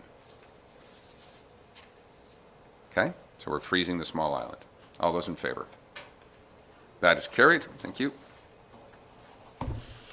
2 resolutions away from a bio break. I think Mr. Pink is feverishly writing. Do we have a mover and a seconder? Okay. So let's have a quick conversation before I read this on the prohibition. Any comments regarding the two-story boathouse on the retained lot? I had Councillor Edwards first, then Councillor Jagwitz. First of all, because it's over 700 feet, I can support a two-story boathouse. I would just like to make it noted that there were letters of support from some of the people. And two of the names were Edwards. They are not related. Just so that everyone knows, and I will support this. Okay. Councillor Jaguar, you have a comment? Yes, through you. I just wanted a clarification from staff that what we're doing here by voting this down, if we do, that we're just leaving it like any other property, would have to meet all of our zoning and official plan amendments in order to permit a two-story boathouse. Is that correct? Yes, that is correct. It will need to comply with applicable zoning bylaw requirements. Okay. Supplemental? And a supplementary. And is this common when we approve a severance to allow the severed lots to have the rights, or is it common to restrict them as a result of a severance? Mr. Sharp? Both. So it's where there's where there's planning merit behind the approach of restricting. It is often done. So if there's a concern about significant fish habitat or restricted water body or something to that effect that may cause staff or council to have some concerns with a certain type of structure, there may be restrictions imposed as part of a site-specific bylaw. In other instances, there are no concerns, so the lot is left to develop as of right in accordance with the township's zoning bylaw. Okay. So this is the minor amendment that would restrict the ability to build a two-story boathouse. If we defeat it, we allow them to build. Moved by Councillor Mazan, seconded by Councillor Zavitz. Be it resolved, the Township Council amend bylaw 2019-161 Hudson Innesskirk 356 Limited, and the amendment is minor in nature and does not require further public circulation and is hereby approved prior to third reading. The minor amendment shall consist of the prohibition of a two-story boathouse on retained Lot 1. All those in favor? All those opposed? That motion is defeated. Thank you. And a final reading before you go. Moved by Councillor Zavitz, seconded by Councillor Nishikawa. Be it resolved, bylaw 2019-161 Hudson Innesskirk 356 Limited be read a third time and finally passed. All those in favor? That is carried. There we go. And we will take a 12-minute comfort break. Thank you.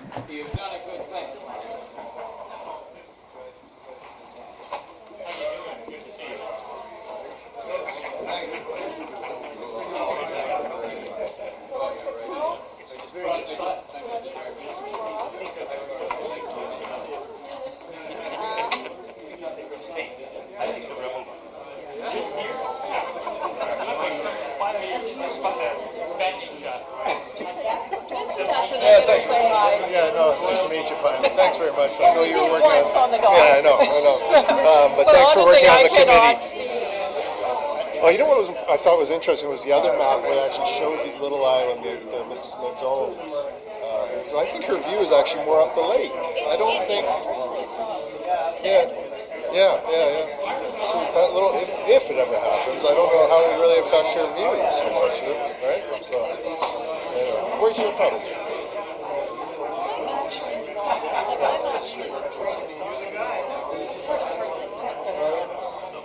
Oh, are you really? Yeah, on the other side? 160? Yeah. Oh, really? Oh, yeah. Okay, nice.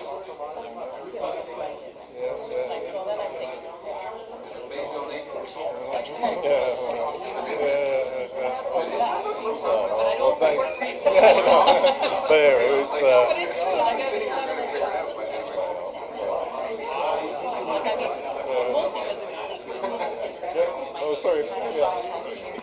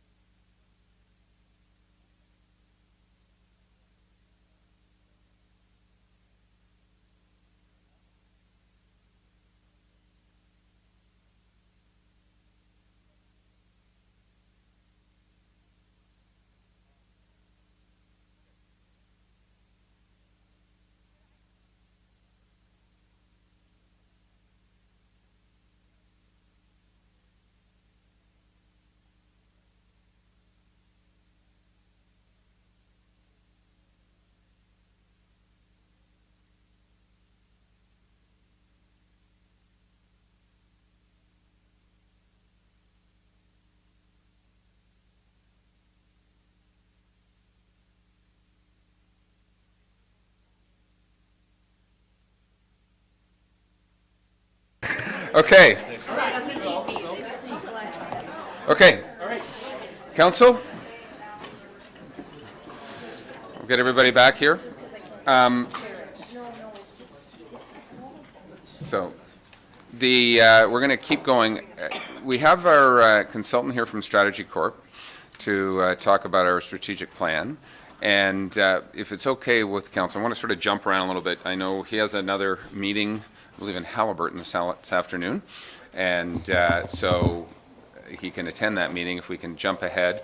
And I know there was some public comments. Is there public comment on our strategic plan right now? But we could probably have the report and then get your comments afterwards. How's that? We'll move to public comments afterwards. So, Chris Loretto, thank you. Welcome. Well, actually, let me let Derek sort of make some introductions to this, if I may. Thanks. Thanks, Your Worship. So the staff report provides an overview of the results of our goal-setting workshop, and the appendix contains a draft strategic plan framework. And since we've had our goal-setting workshop, there were some questions from councillors about the interplay of the vision statement in the strategic plan versus the official plan. And so the body of work that was completed by the engagement consultants on the official plan was distilled into a couple of draft vision statements that are contained in a staff report that is going to be considered by Planning Committee. Those statements, as well as the vision statement for the economic development strategy, were forwarded to Strategy Core. And they were considered, as well as council's comments at the goal-setting workshop and the teleconference call. And so that information fed into the draft strategic plan framework, and it contains a draft vision statement. So in answer to the question about can we use a vision statement in both documents, the simple answer is yes. We could, or we could have a vision statement in the strategic plan and tailor the official plan more specifically to land use, but it sort of speaks back or harkens back to the strategic plan version. So the strategy core team has suggested that the document that we've received is a starting point. It's a concept, and that could be bench tested through the community engagement process and changed in response to the comments that we get through that process. So Chris Loretto is here today, and he's happy to provide a brief overview of the framework, should you wish, as well as to assist in answering questions. That's great. Thank you very much, Your Worship. Thank you, Derek, for those introductory comments, and it's a great pleasure to be with council here today, and to members of the gallery. It's great to be with you as well. I'll keep my comments fairly short, but to explain the intent of the document and documents in front of you here today.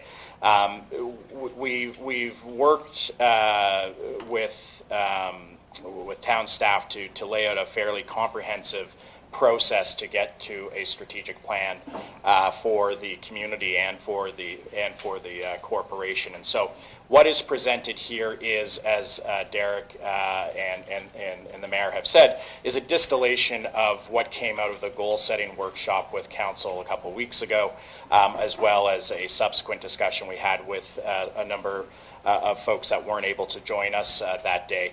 And this is a starting point. This is by no means the final. We use the words draft and framework very intentionally because it's meant to be an opening. It's meant to be an opening to the broader discussion that needs to be had with the community, so that we can get the community to react to some of the ideas that come out of council and senior staff, and to also contribute their input into what they want to see reflected in the strategic plan, from the vision all the way down to the core initiatives that will be the basis of you working together to advance the interests of the community and the strength of the corporation itself. And so all of this is fair game for comment, critique, criticism. Happy to receive feedback, early feedback today. We'll be factoring that in and keeping track of that as we go through the process. And then we use this as the basis for structuring the dialogue we want to have with key stakeholders as part of the next part of the process. As I said, one, to get reaction to where council and senior staff think the community needs to go. And then the other part is to allow for that original input from community members as well. And so that consultation process involves a number of one-on-one interviews, focus groups, community meetings, meeting with folks that are here now and folks who may be out of town but are residents here as well, and as well as a community-based survey to really make sure that anybody who wants to participate in the process has that opportunity to participate. So if you want to show up to the town meeting, that's great. If you want to do it in your pajamas at 11:30 at night and fill out the survey, you have various means and channels to participate in this process. And what we do with the information and input that does come out of that broader community consultation is begin to distill it down and bring back to council and senior management that participated in that first goal setting workshop to say, here's the feedback we've heard from stakeholders and the community. Here's what it means for what we thought at our time together a couple weeks ago. This is the impact on that. You may need to change a perspective here. Here's a new idea you may want to consider building into the plan. Here's some refinements in other parts of the plan as well. So we present a fairly comprehensive report on what we heard and also provide to you our advice on how we think it impacts the original thinking that went into the first goal setting workshop. And so this is meant to be an iterative process, and it's great to hear that folks have already ripped into it. That's fantastic. And we look forward to continuing that process in earnest. I think after this meeting, and we're very excited about the opportunity to work with you. We want to thank members of council and the senior team who participated in that goal-setting workshop and the subsequent conversation. Excellent ideas and excellent contributions, and I think we have really good thinking to start the public consultation process off with. Your worship. Okay. Council, do we have some specifics? Do you want to, if you want to take us through just some quick high level as to where we've gone, or do we want to dive right in? My sense is folks have read it, so just dive right in? Yeah. Okay. Councilor Roberts had his hand up first. Councilor Jaglitz. Thank you, through you, Your Worship. I spent much time reviewing the document presented, and the whole purpose of this CA report was to get an understanding of the workshop. Well, it did this, and it did it well as far in the bottom part, explaining what was determined, but there was just too much fill in that document if you're looking at what the objective of the report was. The area in that defines stakeholders, you talk about a primary and a secondary. I feel the secondary stakeholders, there's about 5 in there that are not really secondary, they're key.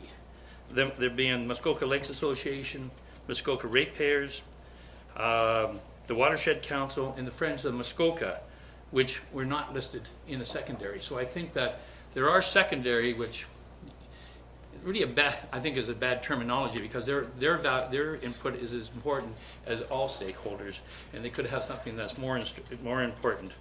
The vision statement, I'm very concerned that we have this in this document. Since in the next 3 days, we have 3 packages, and there's no less than 4 vision statements in those 4 packages. And we received an excellent, in my opinion, vision statement from the Muskoka Lakes, which I have reviewed with the Friends of Muskoka, and they like that one. The word balancing means there's a trade-off. So with the one that you have there, and you know, it's the balance of approach may result in favoring environment over economic development, or the environment and economic development, they must go hand in hand in a vision statement. There's not either or. So I'm concerned, as getting back to the vision statement, I'm concerned that we need one vision statement for the township Muskoka Lake. We don't want one for an economic development. We don't need one for planning. We need one vision statement that is at the top. And I think it's time that we've talked about this for over a year. We've had many sessions. We bring it back to council with all the input, and we establish the vision statement and have it validated by our consultants. So that's basically in the stakeholders, I see we had constituents, business, and government. But there's missing from that is staff, and also missing from that are our service partners, all the planners that come to us to present something. We need to have them listed and probably as a key stakeholder to our strategic plan. So that's basically my comments. No. Oh, just one final one. I looked down my notes, sorry. I did spend some time going through this. I think we have to relook at the timeline of the strategic plan, because the survey, we've done surveys. I've seen 2 so far. And the surveys will answer what can be influenced to get it. I'm not saying you do that, to get a right answer, the answer they're looking for. We are 28,000 seasonal residents. To have an open house in February or March just doesn't cut it. And so that's my opinion. So I'll quiet. Okay, so I want to, we can express our opinions here. I mean, we don't really want to vote specifically. We'll sort of take down some notes, because some councillors may have some supporting opinions or some differing opinions on individual. And I think what this document is, if I can summarize, was we had our one day with 7 of us around the table, or 6 of us, whatever, and then there was a phone interview, I think, with the balance, so that everyone's been able to be there, staff have been able to be there, and this is sort of the summary of that. So the comments about where stakeholders fit, let me just say, came out of our working group in the community center is where we got to there. So we can debate that again. You may have a different opinion of that, but I'll just park that for a second. I'll go to Councillor Jagowitz next. Do you need an overhead presentation? Actually, I was going to, but I decided against it. Thank you, Mr. Bear. I just wondered if you could hand those out, Cheryl. I'm just handing them out so you have them for reference. And I did not go through the entire document. I zeroed in on some areas that were of concern to me that I thought didn't really represent a certain thing. So the first one is on page 13, the secondary stakeholders, as was mentioned before, the Friends of Muskoka are missing, and I'm sure that's just an oversight, and I'm sure that'll be corrected. And it should be before it goes out to the public. The second item is on page 25, the vision statement. I don't like it at all. I don't think it reflected what we talked about. So what I did is I changed it around a bit and used some of the concepts that were provided by the MLA. And my reading now is the Township of Muskoka Lakes will protect and enhance its unique character, natural and cultural environment, and pass it on to future generations. But that's open up for grabs, but I too do not like the balance. Next item on page 26 is the mission statement. And I just added 3 words. The Township of Muskoka Lakes Council residents and staff will be stewards of the environment, set clear expectations of each other, and work together to build a sustainable and thriving community instead of our community. Then when we get into more of the details, I'm interested in the section that deals with improve our relationship with upper levels of government. And I was happy with the first couple. And you can see I've added, the underlined areas are the change. I've added one to the first one to say improve the financial arrangement with the district so that the township either has more taxpayer dollars to be used locally or more say in the district budget and priorities. I think it's clear we should be stating what we are trying to achieve rather than leaving it as innuendo. Number 2, I'm happy with. Then I added a number 3 to make it clearer. And the heading is investigate ways of getting better value for taxpayer dollars. And under that, investigate becoming a single-tier municipality and paying the district for the services that they provide on a fair basis. And I would like to see those in the draft of the document and see what type of feedback comes back. And I'll supply you with a copy. That's great. Thank you, Councillor. Okay. Councillor Kelly, I saw your hand up. Thank you, and through you. Let me just break it down. I've got three sort of rough headings that I want to cover off. One is content of these two documents. I went through them in considerable detail, made notes in the margin. I've offered to come and sit with our CAO. I don't think this is the time or the place to go through the issues that I'm raising. But I do think that as far as content is concerned, we're a long, long way from having a document that we're ready to turn over to constituents or put up for review. So that's my content comment. My second comment is process. And I must admit, I'm becoming increasingly frustrated with the number of times we seem to go to the same well and ask the same questions. And, you know, we went back to our constituents, I believe it was last June or July, and sought their input and support in visioning sessions and in vision statement sessions. I know we're working on developing a vision statement as part of the official plan review. I think we maybe got two for consideration, both of which need work, in my humble opinion. We've got this coming along. I find this stuff to be incredibly distracting to the real reason that I ran. This is so internally focused. This doesn't solve anybody who's hungry, you know, it doesn't make anybody more employable, it doesn't help grow the business. So we need to make this as quick and painless as we can possibly make it. Get it done and get on with the business of making the township a better place to be. The process kind of baffles me because it seems like we're running two parallel tracks to develop essentially 2 or 3 or 4, or thanks to Mr. Osler, 5 maybe, different versions of a vision. I'm of the mind, and I tried to express this, and perhaps I was too grumpy to express it clearly in the first session. Somebody said I was grumpy there, but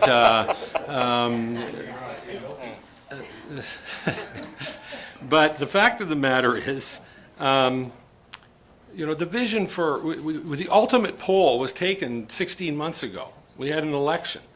We all got up and had lots of opportunity to do two things: take input from constituents and other members of our community, and to express our own commitment to certain sets of values and a certain vision for the township. I'm absolutely convinced that the vision for this township is currently sitting around this table in 10 different places. And where we really need help is to try to find the common ground that weaves itself into one statement that reflects. It's a facilitation exercise. It's pulling everybody together in a room and making sure we understand we're probably not that far apart. But we don't spend a lot of time among each other wordsmithing. So we need help extracting from within. And I do think we need to share it and get comment and feedback in case we're missing anything. But at the end of the day, we need a vision statement for the township, almost like an umbrella, under which every action that's taken in or on behalf of this township can be measured. Is what I'm doing today helping us achieve the vision?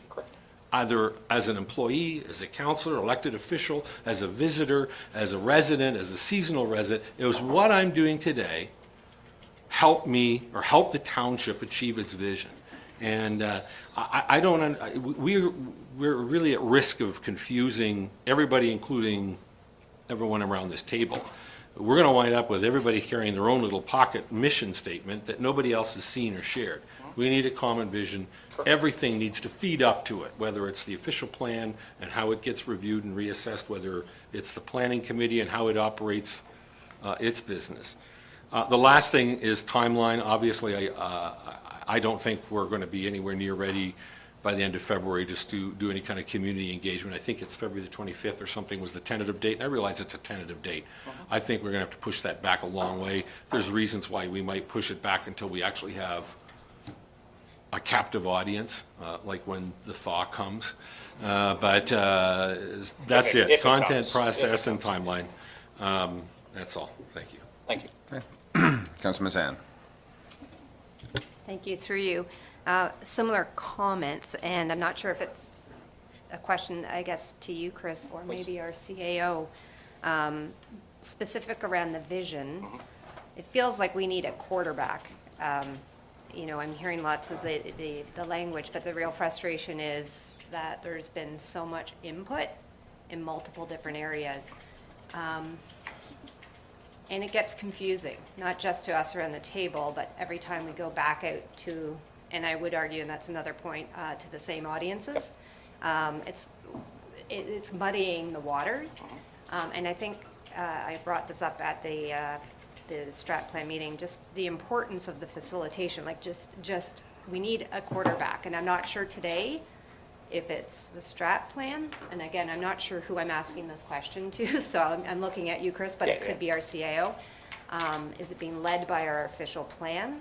And how do we, I'm hearing that input has been brought together, but I'm not sure it's reflected. Correct. So that's my first question. If I could have a few others after maybe that question gets answered, is that okay? Well, I think it's a given right now that if I can make that statement, that we don't have a landed upon vision statement. Correct. So I don't think that's It's really. the quarterback. So I'm asking so- for who's owning it? Who's going to say Council. I'm, okay? So if I can be helpful here, we're happy to continue to facilitate, if we need one or two more sessions with council, happy to do that in order to facilitate getting to ground on the shared vision, the mission, building out some more of the initiatives under each of the directions. We're happy to do that. We typically, the process is designed to balance, and I know some outside the vision statement balance, to balance a couple things. And every community is different, so we're happy to facilitate either way council wants to go. But what we try to do is, by having this goal-setting workshop up front, is to begin to lay out the playing field or frame out the areas of discussion to get other people to contribute. Trying to balance something that looks, you know, fairly well thought through without looking fully baked, so people feel like, oh, you're just going through the motions of consulting me, and there doesn't really seem to be an avenue for me to say, no, that's wrong track. You should be thinking in this manner. So that's why the process is the way it is. I understand concerns around consultation fatigue, and so to the extent that we can rely upon some of the other consultations that have been undertaken through some of the other processes. But I think the good news is this is just the beginning, not the end. What I would say is trust in the process. We can add things into the process to work more closely with you to kind of ground things until you're comfortable going out. I would caution against trying to have such a baked plan that you take it to the community and the community says, well, you've already made the decisions, why are you wasting my time? Because that's a real risk. We need to leave enough latitude to allow people to genuinely input and for us to actually not go so far down that it's very difficult for us to actually take that input in and figure out how we might be able to integrate it into the plan. So those are always some of the things we try to balance in the process that we lay out. The other reason we have the goal setting workshop up front is we know you all ran on platforms. We know you all have a sense of where the place needs to go. We know that senior staff, through the day in and day out activities that they undertake, have a good sense of the business and what it needs and where it needs to go. So we want to respect that and not just entertain a pure blue sky conversation that actually doesn't land us anywhere. It's to respect the fact that there are visions around the table. Let's lay those out. Let's try to bring the various threads together. Let's get the community involved in helping to make that happen and arrive at something at the end of the day that you can all there's consensus behind and you can actually action. Okay. I'm going to go around. Glenn? Thank you, through you, Chair. So, hearing the other councillors, and certainly, again, I'm going to say, I echo, again, we've been close now for the months that we have since we got elected and are sitting here now. The words preserve, protect, promote, I mean, when I listen and when I look and when I read what happens with a vision statement, what happens with a vision statement is that, people hang on every single word. And, you know, when I read your submission to us, you know, the word maintain in itself is a huge word. We could spend an hour talking about the word maintain before we even get to the interpretation of the word iconic. So, you know, to me, I hate to think I'm a generalist here. I'm not. I so appreciate all of the special interest groups coming forward and submitting their insights into what a mission statement should be and what a vision, because people jealously protect Muskoka. I don't care where else we're talking about. We're just talking about Muskoka. So I think it's really important that we do take that time. To Councillor Kelly's point, we should take the time. I don't think, you know, we have a little bit of time, and I think we should listen to everyone and hear everyone and let everyone contribute and value those words. And so, you know, preserve, protect, and promote. Let's make sure that we capture that. Thank you. Anybody else right now on this side? I know Councillor Nishikawa wanted to comment, or are you okay? Okay. Well, I didn't know if they wanted to. Councillor Bridgman? I guess I'm agreeing in general with what's being said around here, but I have another point, because to me, going back out to the community about our vision statement after doing it last summer communicates to the community that we don't know what we're doing, quite humbly. And that's a real problem for me, because they're not interested in the detail. This is strategic here and this is strategic there. So I don't know how you position that. Councillor Hayes? I think the vision statement that we went out in the summertime to look for was a planning vision statement for our OP. Yes, it was at an OP meeting. So that's that's the way I look at it anyway, that it's. Okay. So let me just, if I can just make a quick comment, and we'll see where we go from here. What a document like this does, what a vision statement does, what a mission statement does, is provoke dialogue. Councillor Jaglis doesn't like certain words in there. Other people around this table probably like certain words in there. If we ask all of us to write a vision and mission statement, we're going to get 11 different versions. It's inherent. And actually, we're going to get a bunch more because there are friends of Muskoka and the MLA now decided they want to write our vision and mission statement. So I understand that, and everybody wants to do this job. So what I believe this was trying to do, we sat and had some engagement here. We put some words on paper, and we're kind of poking the bear a little bit. Do we like this? Do we not like this? To the public, to engage the public as to where we're going. I fully agree that we need one vision, one mission that follows all documents. Agreed. But if we all think, I'll speak for myself, that the words that I used 16 months ago to become elected ends me up with having the vision for the next 4 years, the next 50 years, I don't believe, because there was some very topical stuff that we were on the left or the right side of that fence that pretty much had us sit around this table. And we need more input and more understanding to make sure we are looking from a longer term perspective.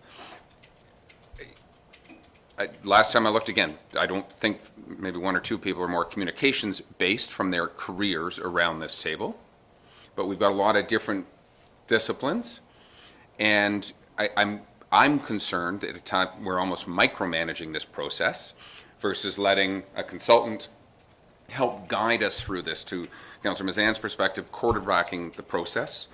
I agree. I think that this has to, and I'll say it again, become a vision and mission for everything. When we have issues with words, let's raise the issues with words. What do they mean? The public, I think, are going to raise those issues with words as we go forward. But I wouldn't want to write the specific without some additional input. You know, we've talked about certain tactical things that we want in here, but we're talking about some high-level stuff. So I'm just cautious that if we say we need a quarterback, then we need a quarterback, and we have to listen to the quarterback, and that's what we hired Strategy Corp to do, was to be our quarterback. So somewhere along the line, we may have to follow and let them drive the process for us to get to a finish line. So, Councillor Nishikawa. Thank you. I did bring this to discussion with folks in my community. It's just words on paper to them. There's nothing different than the last many, many, many years, we're expected to protect our environment. We are expected to be part of job creation. We are, I mean, fancying up the words and all of that. So what I was being asked was, what are you gonna do for us? Are we gonna get that pool? I'm not saying somebody wants a pool. I'm just saying it's more about, I guess, I don't even want to say the official plan, but in fact, it kind of is. So, it's kind of like putting up a map of our township and saying, this is where we think we should be. And I get that's not what this document is. This document is just words on paper. But I will say that I don't think the community meetings are going to bring much more out, because the fact is people want to see a vision, not words on paper. I know I'm not saying that very succinctly, but the point is that that's all we do, is we just talk about how can you fancy up another word, because it's the same word, but we're just fancying up along the way. Sorry, I wish we could do more as a council going forward, but I don't even know where that slots in. And again, I'd still like to find out, what another councillor wants to see the direction our township goes in. I haven't had the opportunity to have that conversation with them. It's a bigger thing, but the reality is for me that just talking to the average guy on the street, this is just words. What is it that you're going to do for us in the future? So I appreciate it. I'll make one comment, because based on our 28th of January meeting, our strategic plan meeting with our staff, our senior staff and council around the table, a change truly happened in our strategic plan in a vision statement, and that was to add the words environmental stewardship. That was not existing before. That's something that I agree that 16 months ago we all heard that environmental stewardship. So we're evolving, we're tweaking, we're changing. We called it protection of the property. We did have those words in the past. So, with all due respect, thank you. There's different, and I'll take Councillor Zavit's guidance on this. Is one of the things we have to be very clear about is what we mean, right? Like the word choices have to be very deliberate. And what we've done with other clients is actually taken them through a process of, okay, when you say you want to be, in the case of Loyalist College, a destination college, what does destination mean? We went through a whole process of defining that. All I will say to the councillors, in order to get to that, it has to be a shared vision. You've been elected, yes, to represent your various constituencies, but there's also an expectation you're going to work together to move the community forward. What I would ask you to do is let the process unfold. We've had very good success with this type of process, both with municipal clients, corporate clients, broader public sector clients. The process is designed to do exactly what is happening here today, which is to elicit, in some cases, some very passionate perspectives on the community. If all you did was say, yeah, that's fine, go on and do good things, I'd be concerned. But let the process unfold, let the feedback come in. I would suggest we haven't even begun to challenge you on the choices you're going to need to make, because I would agree, a lot of this is operating at the 40 or 50,000 foot level, operating at the conceptual level. But, me personally, I have some very real concerns about what you mean about economic growth. What is that? What kind of core economic activity do you want to have here? Is it tourism? Does that get you to 365 a year as a community? What if it doesn't? What other things are going to be acceptable? What are the impacts on the environment going to be? What trade-offs are you prepared to make? Strategy at the end of the day is about choices, and you're going to have to make choices. And the only way we're going to be able to do that is to go through a process where we're having the conversations we need to have, doing the workups we need to do on what your options are, and actually trying to facilitate agreement on what choices you're going to make. So the community has a clear expectation of how you're working together to move the community forward. Okay, one more, and then I'll see who else wants to comment. Ruth? Sorry, just, thank you, through you. I guess my challenge is that going back to the community without us actually, as you just said, we've got to narrow down what that should look like. I don't believe we're in that position yet to go back to the community. And sorry if I could finish. And again, I know it's in the schedule, but I just don't think we're going to get anything meaningful the way that the schedule is laid out. I think that at least my community is going to expect a little more detail than what we're providing at this time. And certainly, as I said before, we haven't had a discussion around the table of what we see something looking like. I sure hope that we wouldn't go back to the community with just a document that they were looking at words without actually us filling in some of those blanks. Well, so a couple things. One is, again, this is meant to stimulate discussion, which I think a lot of discussion's been stimulated here. There are folks here with perspectives. A lot of this is to frame discussion as opposed to say you like it or don't like it. The other piece of this that is important is when you get to the point where you have made your choices and you have a strategy that moves from a framework to this is what we believe to be the plan, that should go back out for public comment and input. And that's where they will see the vision crystallize, the initiatives crystallize. They'll see the choices that have been made. So this, all I'm saying is there's a process to be followed here. This isn't a one and done. This is meant to stimulate discussion based on your input up front in the process as to where you think the community needs to go.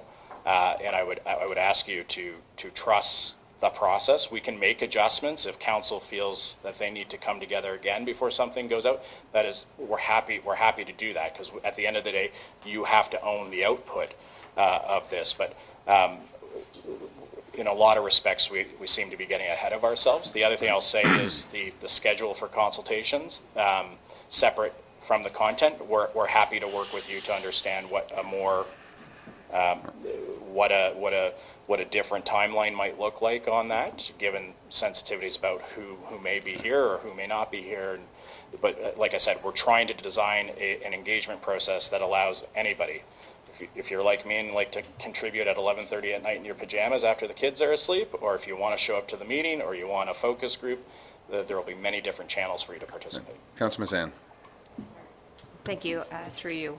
That was my second question. It's interesting because it's gone around and we're landing on this, but it was around council input, and I believe Councillor Kelly was indicating the same thing. He's already gone through and he has a bunch of feedback to be able to provide to the CAO. Maybe that's the right forum, and I think my question was, what is the right forum for us as council now to either get together again? Is it to input? Is that something that you need to go away and consider together and get back to us on? But I think what I'm feeling and maybe hearing around the table is we wouldn't mind having a look at it one more time, or an opportunity to input again before it goes out into an audience. I think you called it consultation fatigue. Because the danger I would see is that when it goes out, even though there's a process, the public may see this as council's view. And I just, maybe I'm trying to be protective here, but I'd like to know that my view is being reflected in this document. And from a process, that's easy. So we're in your hands as council. If we want to get everybody's feedback, update this, or at least show the different points of feedback and come back together and say, okay, how do we want to arbitrate across this? How do we want to iterate this further before we take anything out? We're in your hands on that. Okay. Councillor. My apologies, just as is that something then that you will follow back up with us? Is that the... Derek. So Your Worship, I would need to consult with Mr. Loretto as to additional meetings, impact on budget, et cetera, for the project. But a couple of observations, if I may. It strikes me that the line from planning to what we're talking about, probably, obviously it's fuzzy and it's focused around the notion of environment, because we're all really passionate about that as well as this place. We need probably alignment with the official plan process as well as this, with respect to how this vision goes forward and how it's communicated, so that we don't have two parallel processes going on, and to Councillor Bridgman's point, that doesn't look like we know what we're doing, when in fact we do. And so it strikes me that potentially people could provide some feedback to me. Mr. Loretto and I could get together, and then if you wish, we could have another session facilitated by Mr. Loretto, and then potentially go out from there. I'm seeing nodding of heads. Let's just park that for a second. Councillor Zavitz? Thank you, through you, Chair. So in terms of Councillor Nishikawa and Councillor Hayes and Councillor Zavitz, we represent Ward A, which doesn't have a gas station. We don't have a doctor. We have rocks, rivers, and trees, and in the summer, we have a lot of people. We have more people than we do in the winter. I think, we're dealing with these esoteric words here. We all voted for this process, so off we go with it, and I think we should embrace it. And I think that's what we're doing with this fulsome discussion we're having today. But I do want to refer back to Councillor Nishikawa's comments that those people on the street who voted for us, 3/4 of the people that could vote did vote, and they voted for us. They want to be able to feel this thing. And they want concrete. And they want to know that, we're all going to take care of it. Yes, we're all going to do but they want more, and they want some tangible, so we need to be able to take something to them. And I think that's, if I might, not putting words in their mouth, but that seems to be where we're wrestling here. Yep. Getting comfortable with one set of words. Okay. I'll look to this side of the table, and then I'll go over to Councillor Kelly for a quick comment, and then we'll try and circle back to our CAO. Thank you. Through you, real quick comment. One of the most common feedback points that I think I would expect is you're 16 months in and you're only here. So we got, this is important, but we're 16 months in, or 15 months in. And to me, this is kind of the fundamental starting point. Let's just get it done. And like I said, we don't need to reinvent the wheel. It's all here. It just needs to be somehow honed and extracted from 10 very capable, is it 11 or 10? I've lost track. 10 very capable. Some have split personalities, so yeah. 18 or 11. Both of me will show up that day, so.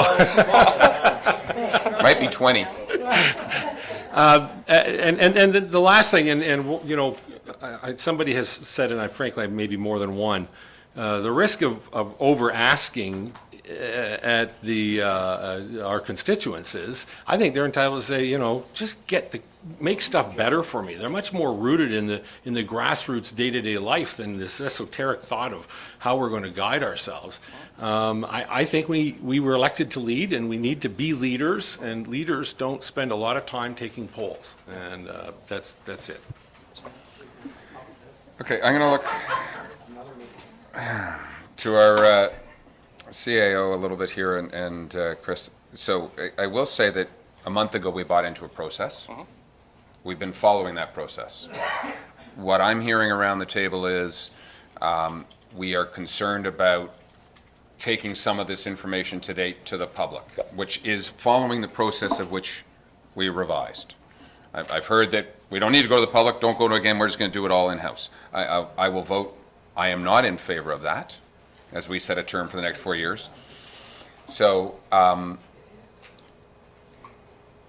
the concept of just get it done, and I guess my experience sitting around a few tables through a few strategic plans, not just in council but in business as well, that walk slowly, or I think CAO crawl, walk, run, and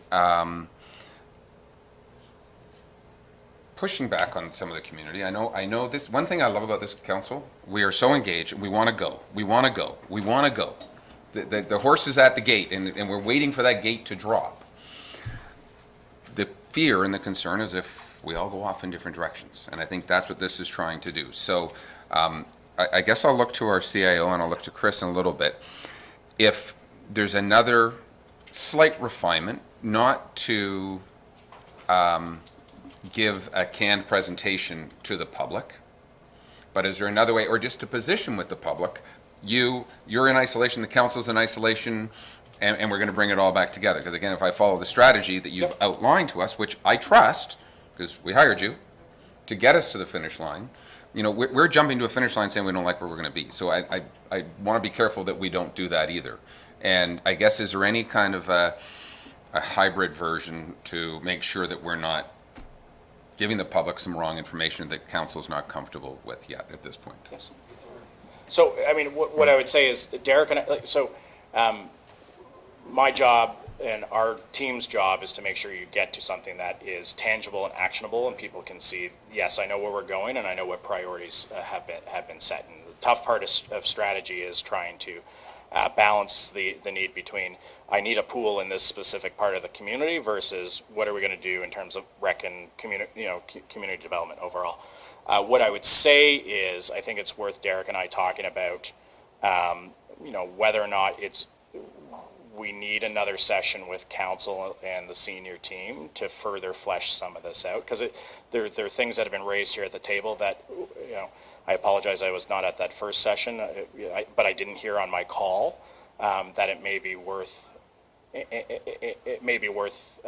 going through this stuff again. And since we now have stuff on a piece of paper and we're reacting to it, it'll allow us to further iterate. There won't be an additional cost. I wouldn't worry about that. But if that's what it takes to get council comfortable with, okay, this is a framework we're comfortable now taking out to the public to get their reaction to where we're thinking, and also giving them sufficient openness to input and say, I don't like that, I'd rather you guys focus over here.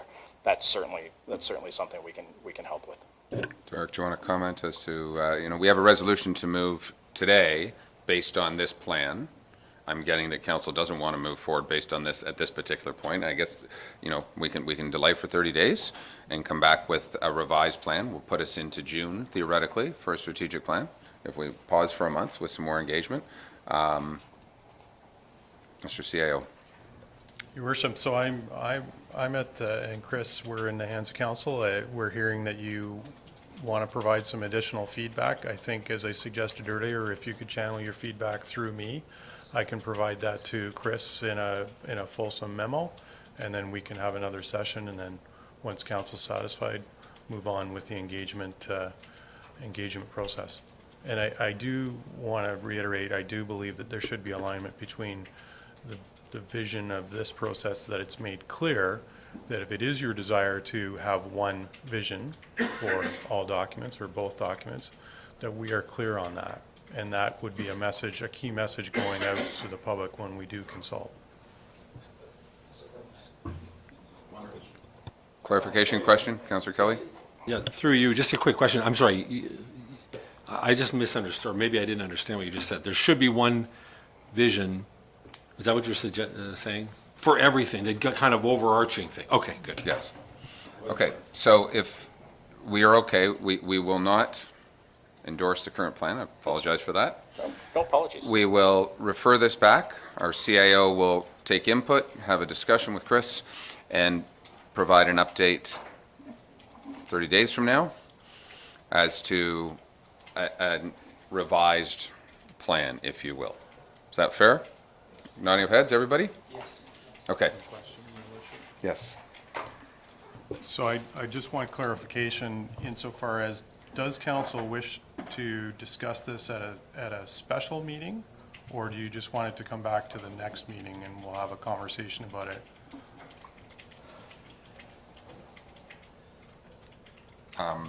Because I was under the impression that we would have a facilitated session with Mr. Loretto talking about the concepts that you want to infuse into the document. And I apologize if I'm If I can sort of make a recommendation, I think that yourself and Mr. Loretto need to have a discussion and find a way forward for us and make a recommendation to us. And maybe that's facilitated session, maybe that's another report back to council. I don't know the answer to that at this particular point, but I think you've heard some general concerns around the table, and I think that the two of you can give us an appropriate plan going forward. I do recognize that for the next 30 days, there's a bunch of other special meetings being thrown into our schedule. With some budget meetings coming up and through March, there's March break, there's a lot of stuff that goes on that we will have some difficulty, I think, to hold a special meeting at this particular point, but I'm not saying we won't. I think we can leave it in the capable hands to advise going forward. And so, Chris, are you okay with that? I'm great, Your Worship. Thank you. Okay. Thank you for the Thank you. input. Councillor Jagowitz, one final comment, then we're going to move on. Yes, just one comment. I think what is important, though, that everybody feels like they've been consulted, because if they're not, at the next meeting, if a draft comes forward like this one, we'll probably be in the same boat. So you have to figure out some way that we can all buy into this, our shared vision. Okay. So I will just make a comment. I might shoot myself in the foot, but the words I see on this page are reflective, as far as I'm concerned, of our meeting on the 28th of January in the community center.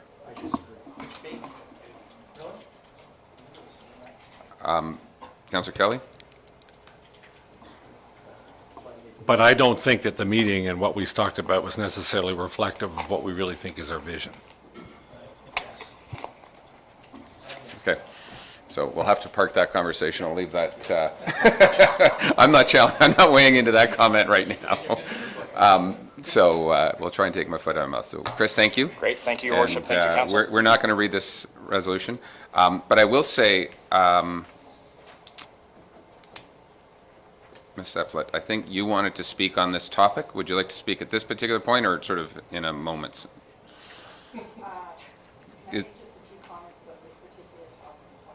Yes, I will let you do that if we can. Thank you. And these are comments being submitted on behalf of both the MLA and Friends of Muskoka. A lot of what I've heard has covered off a number of our comments, such as adding Friends of Muskoka, which we're assuming that was an oversight. And but just to reinforce, the MLA and Friends believe there should be one vision statement that governs, as one of you said, it's an umbrella. I'm sorry, I wasn't speaking to the microphone. Thanks, Paul. We believe there should be one vision statement that acts as the umbrella for the entire township and all of its activities.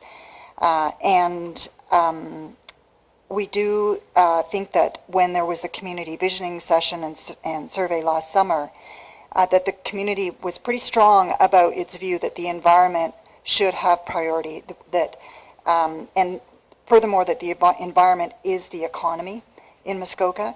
So we're really concerned about the proposed vision statement that came into the strategic plan framework, because it speaks to the balancing of environmental stewardship and economic growth. When we talk about balance, it implies a trade-off. When there's a balance, something gives for something else. And when there's a trade-off between the environment and economic prosperity, we think this type of thinking is flawed. The environment is the cornerstone of Muskoka's economic success. They go hand in hand. And if we try to grow the economy at the expense of the environment, we may get some short-term gains, but in the long run, it's not going to be a healthy economy or sustainable. So there's that point. And in terms of the timeline, we would encourage council to consult the public when the large population of seasonal residents are going to be around, so that they can focus on this. It's a really important document to create a new strategic plan. We applaud all of you for taking steps to bring this forward, but allocating sort of 2 weeks in the middle of February to March isn't going to get the right kind of feedback, we don't think, that will result in a really great product. That's it. Thank you. I think one of the things, just so you understand, that there was a concept of having a consultation in Toronto as well to engage some of those seasonal residents this time of year, which would engage them. And I will just, the reason the word balance got put in place, and we did have a long discussion, you weren't in our session, was when we put environment first, and I understand that concept, if you took it to the extreme, we would never cut down a tree. We would never build a building, because any building has a negative impact on the environment. So somewhere there has to be, I want the economy to grow, and I may have to cut down a tree. There's got to be a trade-up in some respects. And so the idea was, and that's what every one of us do around this table every day, do we want to grant a variance, Or do we want to do this? Do we want them to have an extra 2 feet on their boathouse or not? And that's where we got to, and that's where the word balance came in, but we are happy to redevelop it, and I appreciate the comments, so. Great, thank you. Thank you. Chris, thank you for coming, and I think you'll make it to Halliburton in lots of time. Any other public comments right now on this particular topic, and I'll leave it on this topic? Or you're? On Manette. On Manette.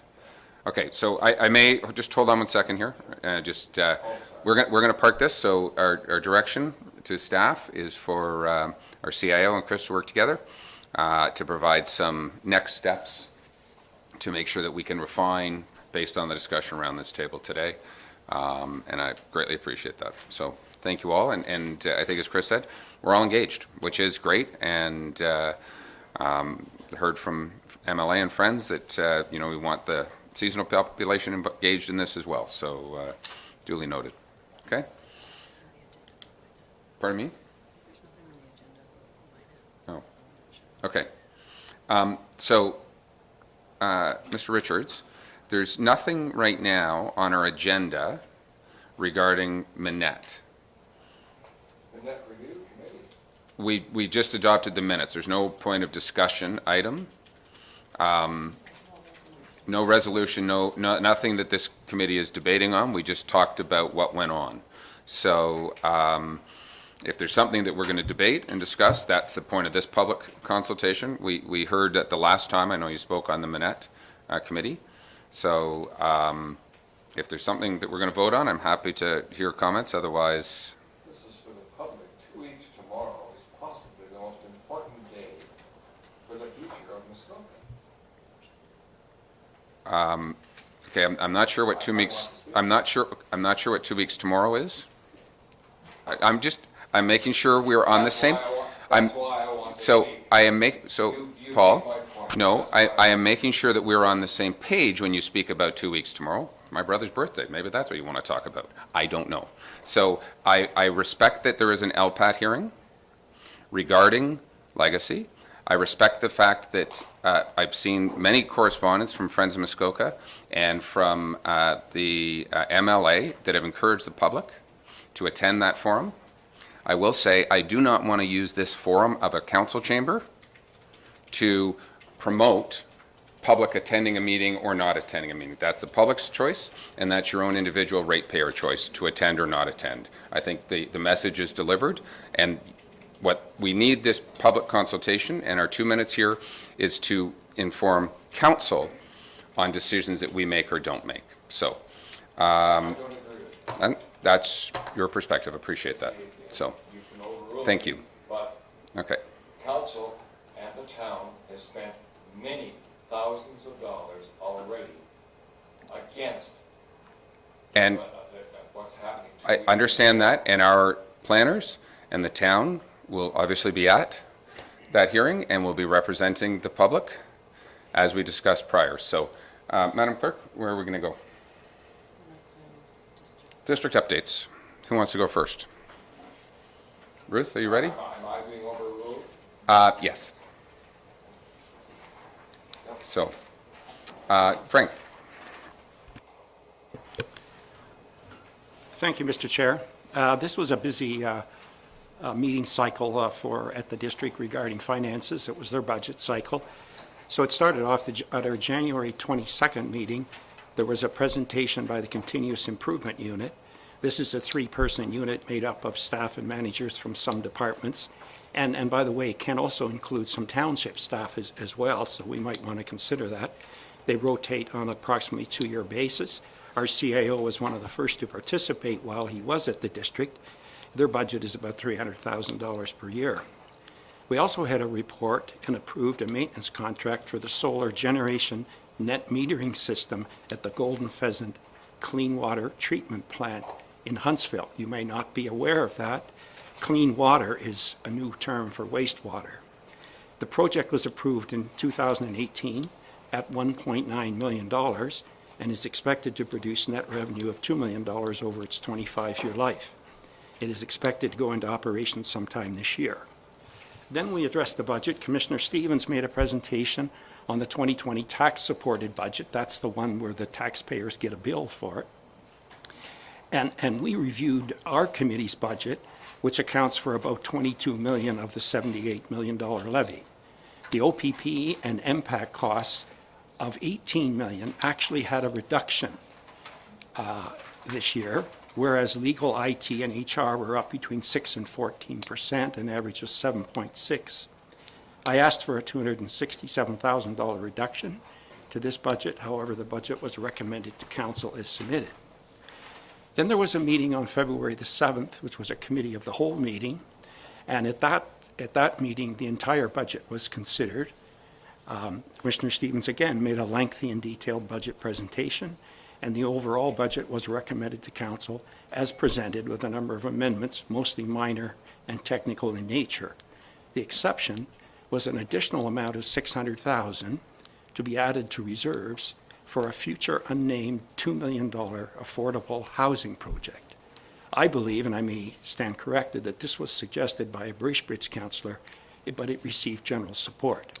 I attended the meeting by webcast and was not able to participate or vote.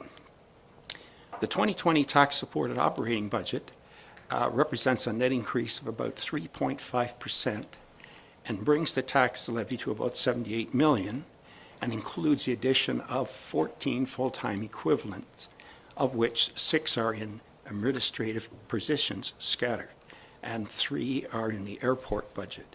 Some large items other than public works include policing MPAC costs at $18 million, community and affordable housing at $7.5 million, health at $10 million, and interior works at $2.2 million. These are areas where the township contributes 37% when it has 21% of the total properties of the district, which the majority are seasonally used. In addition to this, it was proposed to spend the one-time special funding that was received from the province last year for modernization of $725,000 on a number of consulting studies. This adds another 1% to the actual costs for this year. The 2020 tax-supported capital budget, that's the capital one, was recommended and included $10 million for the Fairvern Long-Term Care Home in Huntsville. This project will be the subject of a special committee meeting on February the 18th, and the Fairborn Board is requesting that the district take over responsibility for rebuilding and expanding the facility at an estimated capital cost of $53 million and provide an estimated $2.4 million annual operating subsidy.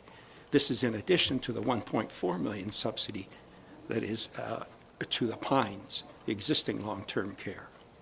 I've requested statistics on usage by the lower tiers of these facilities, and it has yet to be provided. The tax-supported budget should be approved by council on February the 18th, and then a tax levy bylaw will come to the district council in April or May to approve the apportionment to the area municipalities.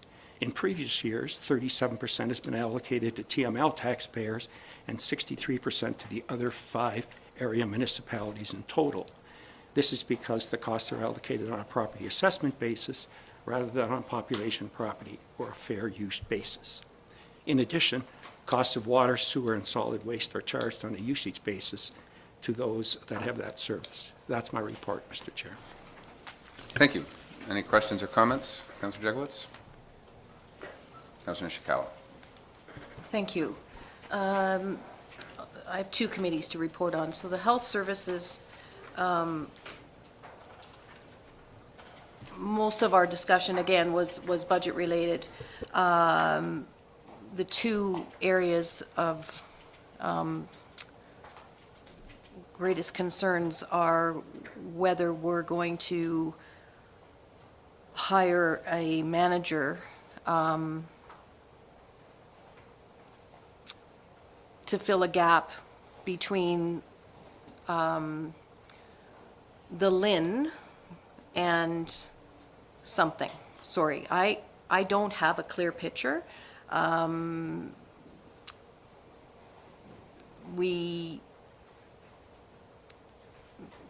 Mostly what came out was that this person would be helping to navigate the system. I'm not clear that we already don't have someone else that does that through the various health networks. And we did not receive a cost-benefit analysis on this position. It was suggested that this position it would just be a trial basis for a year. In my experience, we generally don't hire someone without giving them a future position. So it's not a contract position, it would have been a full hire. The other large issue is, of course, Fairburn, long-term care home. And as Frank mentioned, so Fairvern's build could be a $60 million build. However the portions work out, the Township of Muskoka Lakes is expected that they would have to contribute that 37%. My hopes and somewhat discussions with the mayor and other mayors is that there could be something that came forward that would actually look of a more fairness model. I don't sense that we're going to get there, and in fact, what the committee chose to do was to, this wouldn't have been heard prior to the discussions on the district budget on February 18th, so they're going to escalate the project a month early. And I'm very concerned about that, and all I can hope is that somehow the mayors will come to some kind of an agreement. I just don't know where that's going. The other, and then of course I should also let you know that we have been subsidizing the Pines, and that subsidy is growing and growing and growing. So my recollection is that we started subsidizing about 11 or 12 years ago substantially, and as I said, it's just in many ways, because of the provincial government cutbacks and things, we are trying to pick up that. And I would just question of whether that is actually our municipal responsibility in some of these things. Accessibility, our accessibility committee met, and the one item that is a benefit for the Township of Muskoka Lakes is that we will have 2 audible devices put at our 2 only stop, no, I was going to say our 2 only stop sign, or stoplights, but essentially at the corner of Peninsula and 118, so there'll be accessibility mats placed there so that there'll be audible readings when people want to cross the road. I suspect that would be of an importance if in fact a future subdivision comes to that area, that we would, because it was recommended by another councillor that, you know, why should this money be spent in that particular location? And I do believe it's forward thinking on the district's perspective. And also the other location would be, and now I've forgotten. I don't think it's Tim Hortons. But it is in Port Carlin. I'm trying to think of where the other lights are. The dock, bridge. Yes. I'd have to check on that, because the reason why I am is because I don't recollect that there is an actual proper crossing there. So I'll have to, but anyhow, there's 2 coming to our township. There's multiple going throughout the district. The other interesting thing that came out of it was district signage. A lot more communication has to be offered in various ways. So we all know that there's accessibility isn't just a 1 or 2 off situation. There are lots of ways that people have accessibility issues. And a strategic plan will come forward with that handicapped look towards it. Again, it was even discussed how people access a garbage container. So it is something that I think our township will also be looking at. I don't have those discussions yet, but I'm sure that will be the future. But it's certainly something that we should be paying attention to. And also the accessibility year-round on our streets for people to be able to navigate sidewalks safely and not to have a season restrict them to being stuck in one location. I'll leave it. Councillor Edwards?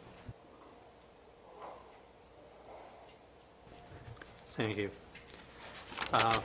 The Community and Planning Services meeting on January 23rd, there was a presentation from Linda Caro. She's the Executive Director of the Community Foundation for the, and they outlined their 2020 initiatives, and they asked for $20,000 to go into the budget, which was put in. Again, this takes up some of the provincial budget cuts. We had passed a motion for reloadable payment cards for the Royal Bank of Canada, and this is for Ontario Works recipients, and they can make 4 ATM withdrawals per month. They can do direct purchasing and pay bills on the phone online and set up pre-authorized payments because some of these people do not have an address or they do not have bank accounts, so they're coming up basically with a credit card for them to use it, and that was passed. And there was 3 delegated staff approvals, and they were in Huntsville, and one was granted a technical improvement. There was just a quick short-term rental update, and they're basically waiting to see what municipalities do. And we had another meeting on December 19th, and this is on the special advisory on the flooding, and it was 66 recommendations, of course, which we've received here at council. And we had a request for declaring a climate emergency. And this is going out to just about all municipalities in Ontario. We are looking at it. We're not saying it because, as somebody said, when you're starting to say emergencies for everything happening, what's an emergency? Like we had flooding here that was an emergency. Is it a climate emergency, or is it just, we have to look at climate change? I believe they've made a presentation to the Muskoka Watershed Council, and they're looking at it as well. There's a housing task force in working groups, and there's 4 in total. And again, there was and we had a ceremonial and invited presentation, and there was 12 recipients who received awards for outstanding achievements, and there was 2 awards, one to the YMCA for employment services, and the other one was to South Muskoka and Muskoka Victims Services. So that was it. And as Councillor Jagowicz did say at our budget meeting, yes, it was, and it's an odd number, it was 601,000 and some odd dollars, because that's what the government had cut back. So we're just in that putting into affordable housing. And that's my report. Okay. Councillor Chicago, question? Thank you. Councillor Edwards, I sat through your meeting, and I took note about community transportation. And can you highlight on that? Because what struck me from what I heard was that, in fact, it wouldn't affect the township of Muskoka Lakes. That's right. Basically, it was the Corridor 11 and that service, and that, as you know, Bracebridge has its own, and that transportation service, so we would probably have to do our own here. And that, but they were just looking at getting people basically from Huntsville, Bracebridge down to Aurelia to Barrie and then back up. So that's what that takes into consideration. I think it was more about the $600,000 monies available for that transportation, that it wasn't just the Corridor 11 discussion. I believe that $601,000 was for affordable housing. No, that was a different 600 that I'm heard, but, We can get some clarification on that. yeah, we'll have anyhow, to get clarification. I guess my point is that, my concern is that there was an effort from Community Services a number of years ago to actually bring some community transit by way of, we happen to use the school buses that, so there was various pickup points, and that went away. And again, I think that there will be funding that will affect other communities, but I suggest that we should be trying to lobby to get some effect in our own community. Agreed. Okay, we can bring that forward. Okay. Public Works, we approved our budget, which went to our Committee of the Whole on the 7th. Councillor Jagowitz highlighted it, and basically, it's a $31 million budget. $22 million of it, however, is a capital spend, and we've got about a $200 million capital expenditure over the next 10 years. The only other contentious issue was our bin site, high priority, and basically we saw a condensed version of that today. We'll be having an update of our sign bylaw coming forward. We also talked about our solar generation and the benefits to township, or to the district of Muskoka, so it's going to make us money, so that's great. And generally, that is our meeting as we move forward. So, Councillor Bridgman. If I might, Your Worship, I had a task force meeting for the waste management. This is the AMO one that consults with the government on Monday. And just a couple of interesting things that I thought you might find interesting is talking about, they're all municipal then. And when I brought up the fact that we had unmanned bin sites, it was like everybody's eyes glazed over because we are unique in that environment. So I just wanted to say that. But secondly, a lot of the focus is on the Blue Box program, and the government has mandated that the producers are going to have to take that program over, hopefully by 2023, and pay for it. So it's being put back on the people who are producing this. But again, with our environment here in Muskoka and those bin sites, which are unique, one of the issues that was highlighted is how are the producers going to go and collect from each one of these bin sites, and what's the cost going to be? So nothing's ever easy, but I just thought you might be interested in knowing that. Thank you. Just as a FYI, I think Councillor Jagowitz or Michelle may have mentioned it. On Tuesday after Family Day, I think it's at 12:30, is an update of the floodplain mapping that's being presented to District Council. So there's a number of special meetings that will be going on. Fairburn, I think, is at 11 a.m. 12:30 is the floodplain mapping. I think there's another one meeting in there, I'm not quite sure, but the floodplain mapping, I think, is 12:30 at District. So it'll be interesting to see what transpires out of that. Okay, so I think let's try and chug through a bunch of little bylaws here, first of all, because we have a bunch of staff and we can help remove that. The one thing I did not do is we need to go back to Hudson and any impacts from the community and delegations that affected our decision. Anyone? Councilor Ishikawa. Favorable letters from the neighboring property owners. Okay. And listening to the property owner, as opposed to just his agent, I think was key in this particular one. Okay. Anybody else? Okay. Mr. Pink, Mr. Allen, do you want to take us through some of the bylaws or our planning reports? Where do you want to go first of all? We've done 9A1. Jones, 9A2. Anything changed from our planning committee meeting? No new information.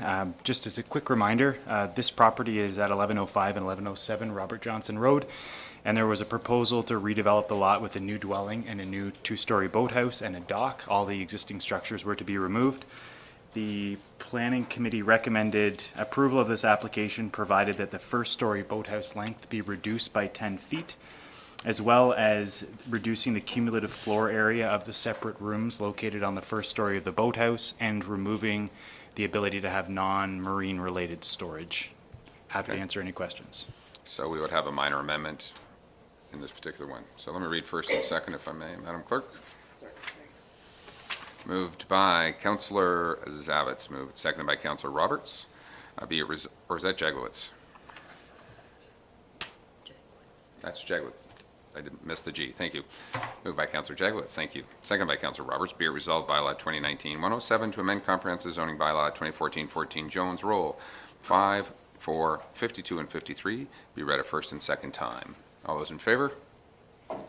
First and second is done. Minor amendment? There, I believe, is 2 minor amendments. One has specific direction, reducing the length of the first-story boathouse by 10 feet. The second recommendation that comes from the Planning Committee is a general recommendation about reducing the size of the separate rooms within the first story of the boathouse. The bylaw would permit a maximum of 100 square feet of separate rooms. The applicant was proposing 251 square feet of separate rooms, with some of that area being used for non-marine related storage. So the council has the ability to pick a number or to require them to comply with the standard 100-foot square feet of cumulative area. Right. So I think if, for those people not, we had to remove a wall, and then it was all fine. The exterior walls were not changing. They just had to remove an interior wall. They had an exterior door to do patio storage, and committee at the time said no. Any comments on this particular one before I read the minor amendment? Moved by Councillor Zavitz, seconded by Councillor Edwards. Be it resolved, Township Council amend bylaw 2019-107 Jones, and this amendment is minor in nature and does not require further public circulation. Is hereby approved. Prior to third reading, the amendment shall consist of a reduction of the first-story length of the boathouse by 10 feet and elimination of the storage of non-marine related equipment. Any further comments? Councillor Schakal. I didn't quite understand if Ryan was looking for a specific number from us. Well, we had a number in our bylaw. They exceeded that drastically because they put a room up, and committee at the time basically just said, follow the bylaw. So if we wanted to compromise, I think this just basically says follow the bylaw. Okay? Any further comments? All those in favor? That is carried. Third and final, moved by Councillor Edwards, second by Councillor Hayes. Be it resolved, bylaw 2019-107 Jones be read a third time and finally passed. All those in favor? That is carried. Impacts? Anybody? No impacts? Mr. Allen?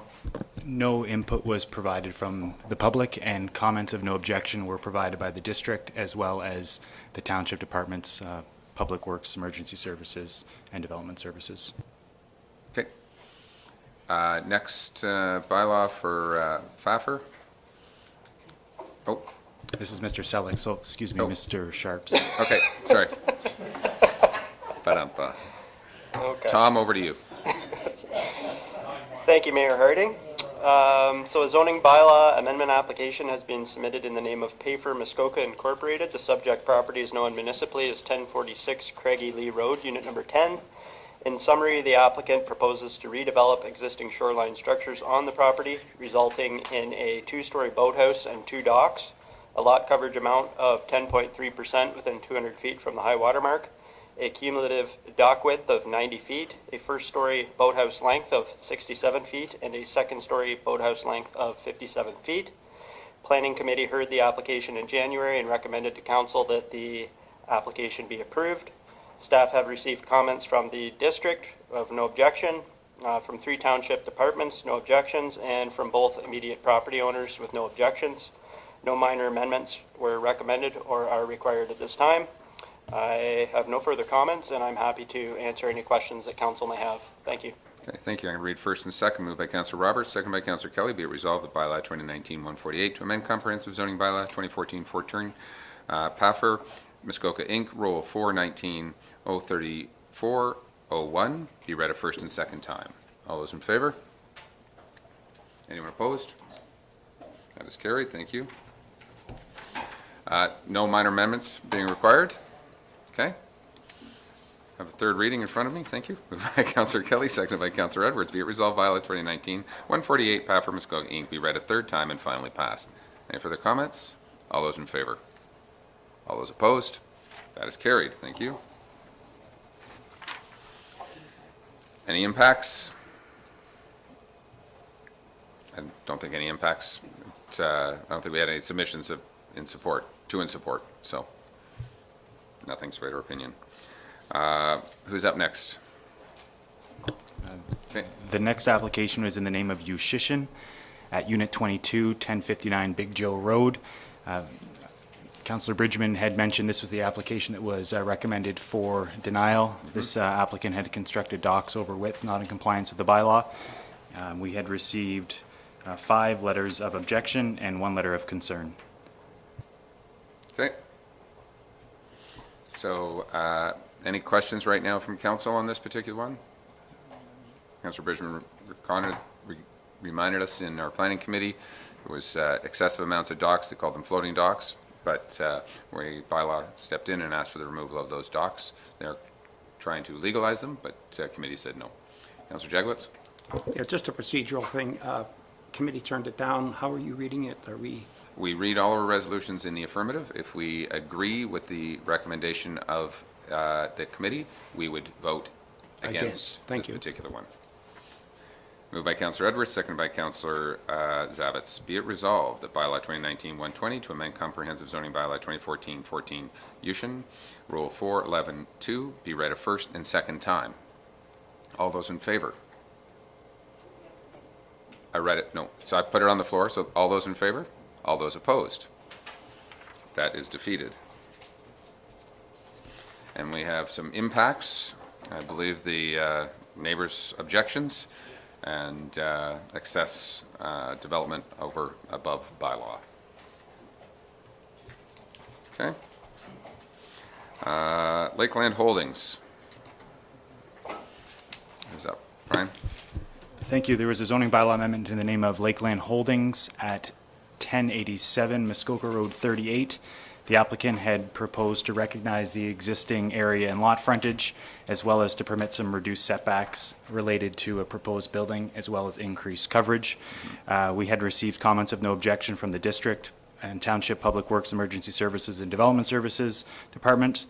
We had received 3 letters of opposition, as well as there were several members of the community that attended the public meeting to raise concerns related to this application. The Planning Committee recommended approval without any modifications or changes. Okay. Moved by Councillor Hayes, second by Councillor Roberts. Be it resolved that bylaw 2019-149 to amend comprehensive zoning bylaw 2014-14 Lakeland Holdings Inc. Rule 717 be read a first and second time. All those in favor? That is carried. No minor amendment. Third and final reading, moved by Councillor Edwards, second by Councillor Bridgman. Be it resolved bylaw 2019-149 Lakeland Holdings Inc. be read a third time and finally passed. Any comments from council? All those in favor? That is carried. Impacts from the neighbors. I suffice to say that they were an objection, but after listening to the presentation about what was being proposed at the building, their objections kind of went away. Fair comments? So, we have already dealt with Muskoka Lakes Golf and Country Club. We're on to sports courts. Thank you. This next item is a bit unique. This was a municipally initiated amendment to the zoning bylaw.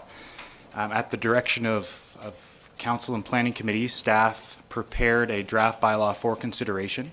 A public meeting was held in December. We heard some feedback from some lakefront property owners, specifically raising concerns about the proposed bylaw that would impose increased setbacks related to sports courts, particularly tennis courts, where site plan agreements had recently been approved, but the tennis court wouldn't have been constructed prior to the passage of this bylaw. Staff had the opportunity to discuss the proposed bylaw that would be brought to council and potential changes that could be made. So specifically, I had a lengthy discussion with Planscape, Greg Corbett and Stefan Szczerbak, about some potential changes. And we don't have the bylaw in front of you as revised, but I can walk you through what the changes will be. The first change is the inclusion of transition provisions. So specifically, the transition provisions from the date of the bylaws passed, being today, February 12th, any existing site plan agreement that is in full force and effect as of this date would be permitted to construct the sports court in accordance with that approved site plan agreement, provided it's done within a 2-year window. The reason staff chose that 2-year window was because it mirrors the requirements under the current site plan agreement that development be completed within 2 years. However, that date is up for discussion. I shared the draft bylaw with Planscape, and we did not receive any feedback or concerns about that timeline. We also revised the term. Initially, the concept was sports courts and recreational activities areas. What's in a name, I think, can be important, but I think through conversations with Planscape, we amended the term or the definition that we would include in the bylaw to be sports courts and recreational services. And I'll read the definition that is proposed in the current bylaw. Sports courts and recreational services shall mean an outdoor area of land or non-roofed structure that is purpose-built and capable to be used for sports or recreational activities and includes a tennis court, basketball court, volleyball court, soccer field, baseball diamond, hockey rink, and other similar uses, but excludes ice rinks located over the the water body open space WOS zone and swimming pools. That is the definition that I worked with Planscape to craft. There was a lengthy discussion about whether or not we should list the specific recreational activities. Speaking with Planscape, they believed that it was important to at least provide a flavor in the bylaw instead of specifically referring to just purpose-built surfaces that are intended to be used for recreation. And I agreed that it's helpful to try to put to provide some more details, and that's why we'll see basketball courts, or volleyball courts, tennis courts, hockey rinks, and the like included in the proposed bylaw. Staff are open to any suggestions that council would like to amend this bylaw prior to passage. But from my understanding, you were generally happy with the initial draft that we had brought forward. You just wanted staff to undertake some conversation and discussion with some of the folks that had concerns, one about the transition provisions and two about the definitions, to make sure we're very clear what we are proposing to regulate and not proposing to regulate. So there's no intention to prevent people from playing basketball in their driveway, because the driveway is not a purpose-built sports court. Same thing with hockey in the driveway. This bylaw has no intention of restricting those types of uses. It's for people constructing tennis courts and these purpose-built structures that are intended to be solely used for that purpose. Okay. Any questions? I'll go to Councillor Hayes first of all. I thought that we were putting this in to control hardscaping, but I don't hear any hardscaping in it. So if someone was playing soccer and they had a soccer field, I don't see what damage they would do to the environment, because it's grass, unless they rip it up, pave it, and put turf on top of it. So I think I would be more comfortable with this restriction if it did mention hardscaping. Okay. Councillor Jago, next, and then I'll come over here.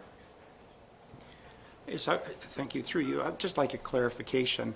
Once again, remind me why we're excluding swimming pools, and then if we are excluding them, we don't seem to have any size area. So could someone build a 20 by 40 swimming pool and then have an area around it 3 times the size cleared? And just wondered how that's been addressed. Mr. Allen.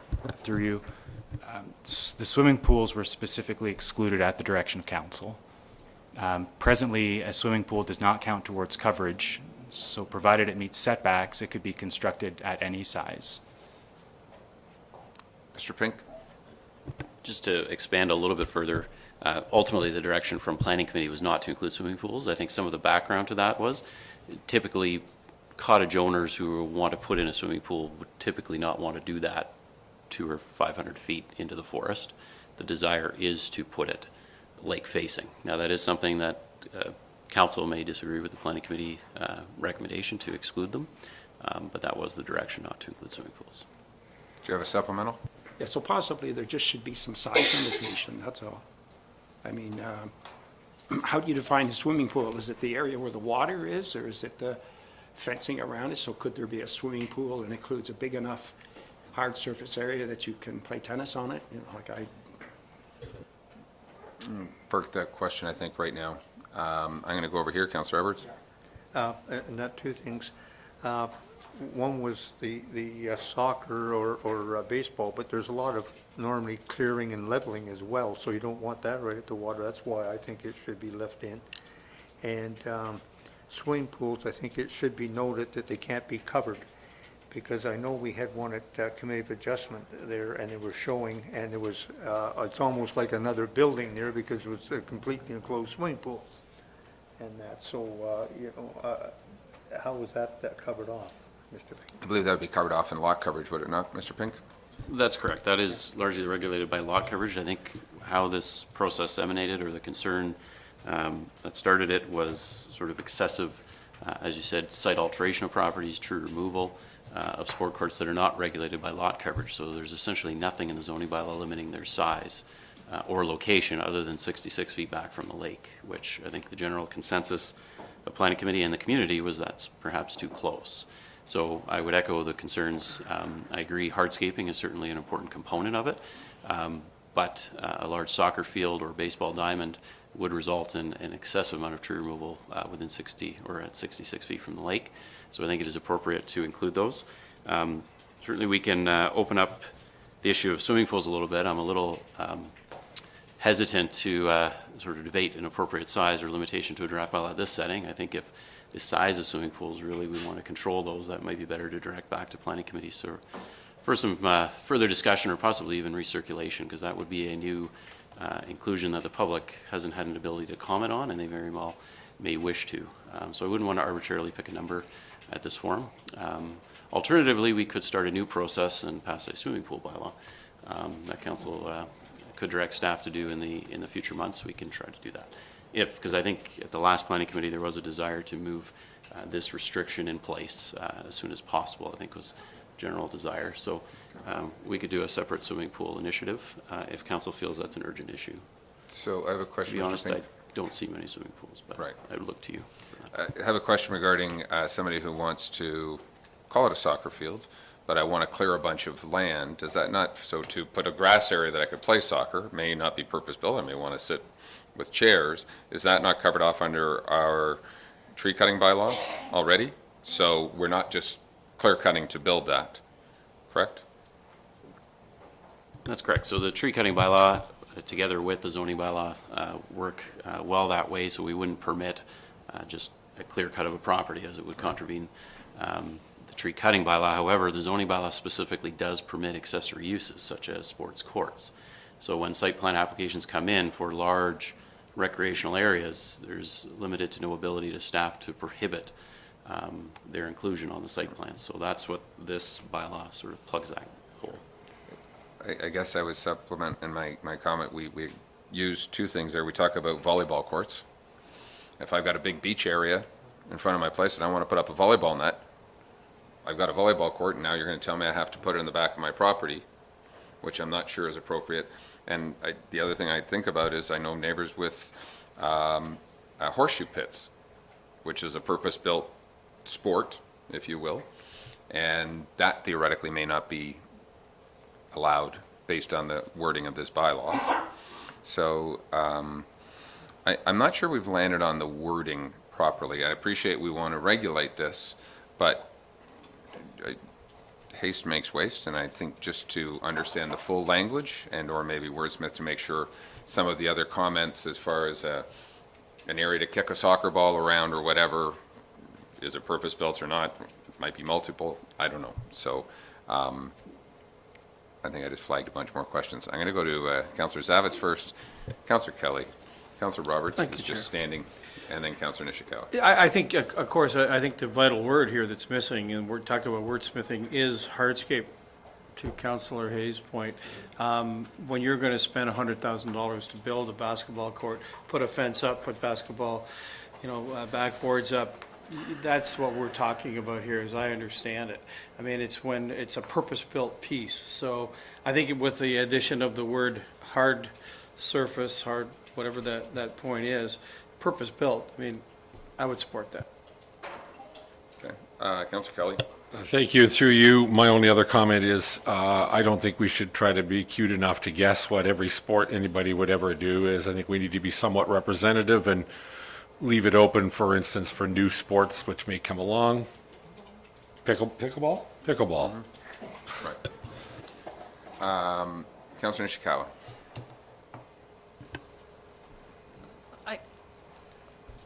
I kind of feel that maybe I brought this forward.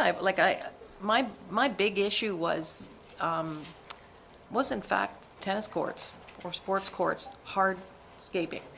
So, and even the blasting to create these things. That's what I was looking at. I'm a little bit concerned about some of the things I heard. So when I have designed someone's property, I actually try to encourage people to move things back, because isn't it better to have your kids play in front of the cottage where you are at the water and all those kind of things? And I'm talking about kicking a soccer ball around, or just any grass surfaces, that type of thing.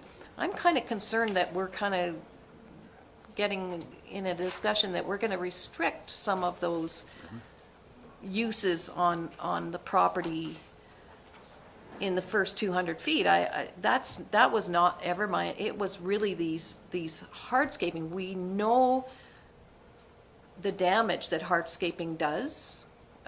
Doesn't allow the water to go anywhere but directly to the lake, essentially, there's no opportunity for filtering and things.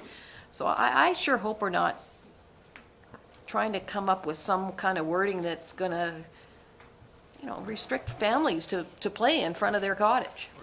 So I'm going to try and get a nodding of head from council. I'm getting some words missing, that being hardscape, that we may be moving towards sport-specific in this particular bylaw.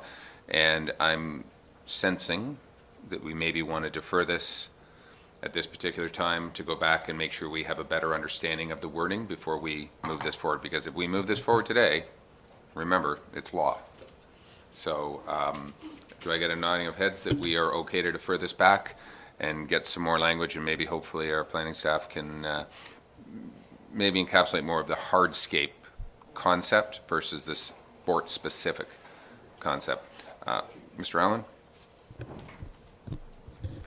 Through you, we've heard a conversation earlier today about the difficulty in words. Words mean a lot of different things to a lot of different people. It's incredibly challenging to write a bylaw that captures all sports games. Right now, there's reference in the bylaw to sports courts and tennis courts, and the term sports courts is left to a degree of interpretation. From my experience reviewing over 400 site plans since I've been with the township for residential waterfront properties, we're starting to see things like chipping greens, batting cages, things that you wouldn't necessarily think of on a traditional cottage back in the 70s. So I think if staff are going to go and try to take another stab at a definition, getting some specific direction. I'd hate to come back and have another definition and then we're all, second guessing the wording. Are we comfortable to include a list of all the specific sports? Do we want to just make reference to hardscape and leave all the softscaping aside? I think it would be really helpful for me to get that type of direction. So Councillor Jagowitz, I know, wants to comment, but I just would say, I think what I've heard around this table is what's missing from this is the word hardscape and a better definition of hardscaping, and the elimination of specific sports to leave it more open. So it's the hardscaping, I think, is the issue. Councillor Jegowitz? I think we might be going about this in a backward fashion. I think what we're trying to do here, right now, we have a tree preservation bylaw and a site alteration bylaw. But there's an exemption in both of those if you have something on a site plan. So that's something. It allows for the blasting of rock, removal of trees, change of grading. So I don't care if it's hard or soft. Maybe it should be that you're not permitted to, that exemption should be changed so that the only things that are exempted are dwellings or something, as opposed to, and all of those should be restricted, or maybe with a size or something. I'm not after horseshoes, but isn't that what we're trying to do? We're trying to preserve as natural as possible the first 200 feet. So, again, if I can circle back to, I think, where our discussion was over the past few months and what has become an issue, I'll use that word hardscaping again. When that tennis court is 10 feet from the water, and it's kind of all that water's going in the lake. That, to me, was the big issue that I think we were trying to address in this particular. Maybe there's a provision in the bylaw that says if you are going to put a sport court in, maybe it counts a quarter to lot coverage. We may want to think creatively that way, that says I want to put a big tennis court in the front 200 feet. Whatever it is, then that may go to lot coverage. But I think it's hardscape, as I'm sensing the room, more so than sport specific. And I think we do want to allow more than just buildings and saunas in the front when it's appropriate. So you'd allow a grass tennis court then, in the 10 feet from the water? I think the reality would be a tennis court, and it would be more presumably of a hardscape, a clay court or whatever, but I think that's where we need to understand what's being built, and we may need some better language around it. I think, Mr. Allen, are you okay with sort of the general discussion around here, or are you still? My fear is we're going to be back in this exact same place again. To Mr. Jagowitz's point, there are large recreational areas that are soft that I don't think we would want to see at the 66-foot setback, or maybe this council does. I'm looking for your direction.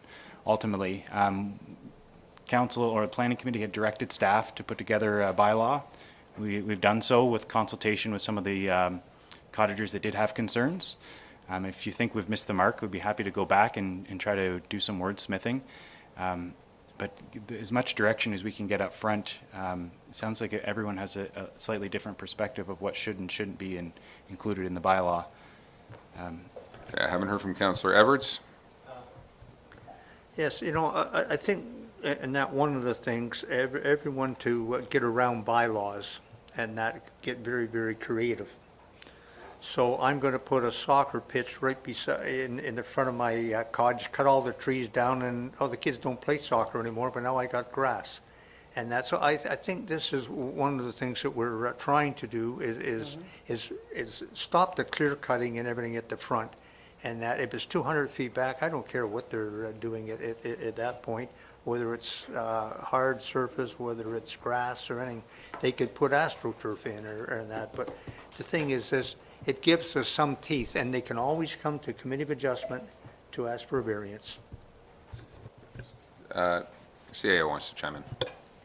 Thanks, Your Worship. So just building on Councillor Edwards' point, I think the more level of specificity you put into a bylaw, you may miss out on opportunities to implement it in situations that may arise because you've gone too detailed or too focused on a particular aspect. And further to the councillor's point, there is an opportunity to work with the amended definition. If we find that it's not working, we can come back and revise it. Ultimately, people can apply to amend the bylaw. We know if we have a series of frequent amendments as it relates to that or variances, then it's probably something we should be looking at. I don't know if Mr. Pink wants to add anything. David? No, you don't. I'm going to go to Councillor Hayes. How's that? Because I know you wanted to comment. I would also look at the word permanent. If you're setting up a badminton court to play in front of your house, go for it. But if it's a permanent structure that has hardscape, we want it back to 200 feet. So I'm going to try and just see if we can land this airplane, so to speak. General nodding of heads. How many people would be prepared to vote in favor today of this bylaw as it stands? One? Okay, so I'm getting general that we're not going to support this today. We're going to send this back. I think from a wordsmithing or an understanding perspective, the words that I've heard consistently around here are hardscape, and trying to incorporate some of the hardscape words necessarily versus being too specific on specific sports, or maybe we have to look at the specific sports or what may or may not be there. Councilor Nishikawa first. I think where I'm going, my thoughts are reminding me when we went through 1414 was that we dealt with saunas, for instance, or we dealt with hot tubs. We already said that has to be moved back. So it makes me want to look at that language that we put around some of those issues. I have been hearing a lot about clear cutting. I don't believe that was, for me, the initial reason why we were looking at it. Was really definitely the hardscaping. Because the fact is, I know an awful lot of properties that are clear and grass, and that is just the nature of that particular property. They were an old farmer's field, for instance, that happened to be on the waterfront. So I don't know that we can get that we can try to relate this to just clear cut, like tree cutting. It really is, for me, just the hardscaping. And I guess I'm going to try and look at some of that language that we put in place as I said, we had pretty specific conversations about what you can do in front of your cottage, and that's how we came up with 1414. So I don't know that I want to go back and change a lot of that stuff. And I'm not concerned about somebody kicking around a soccer ball in front of the, it really is about those hard surfaces. Councilor Shackle, just one final comment, then I'm going to One final comment, change this. yes. I know I'm repeating, but both the tree preservation and the site alteration bylaws were put in place to protect the area, and they're being gotten around because there's an exemption in both of them for anything that's in a building permit or a site plan. So someone can add something to a site plan, and now they can take down all the trees and 15 feet around it. I think that's the loophole that should be captured, should be closed, that those exemptions should be narrowed down to include things that we want there. A building, things that count to lot coverage and so on. And the rest aren't permitted. That's my... I understood that. I think, David, are you trying to add in some hardscaping words, maybe into Councillor Jegwood's perspective, closing some of those loopholes that maybe it gets referred to staff as opposed to having to come in all the time, but just that staff can manage an environment first property that says, is this the right place? Where Sandy Boss says where the septic's going, we tried to regulate that a number of years ago, and he said no, because it may at times be more prudent to put it here or there. So I think maybe there's an opportunity to look at some of these with more educated people that are professional planners, not us. So are you okay to try and take another crack at this and report back? Do we want to come back to council, or do we want to come back to planning committee, folks? Back to, so I heard council and I heard committee. How many people because we're talking some more words, how many people coming back to council? Those sort of a nod in favor, council, those planning committee. One planning committee, two planning committee, three. I would support either way. Okay, I'm going to suggest, let's bring this back to planning committee right now. And, okay, David? Okay, so I'm not going to read that. Thank you. Council, I'm going to suggest we take a lunch break this particular time. And we okay with 35, or do we go to 1:30? How are we doing for time? Let's go to quarter after. Quarter after.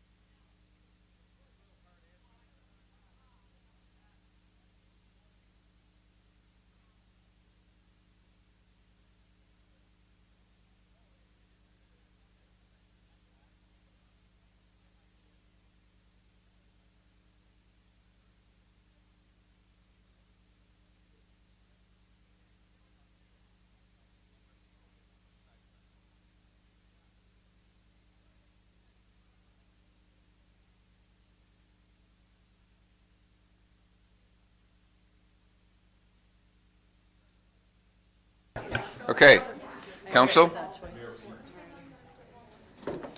We're just going to get, Cheryl, are we almost live or?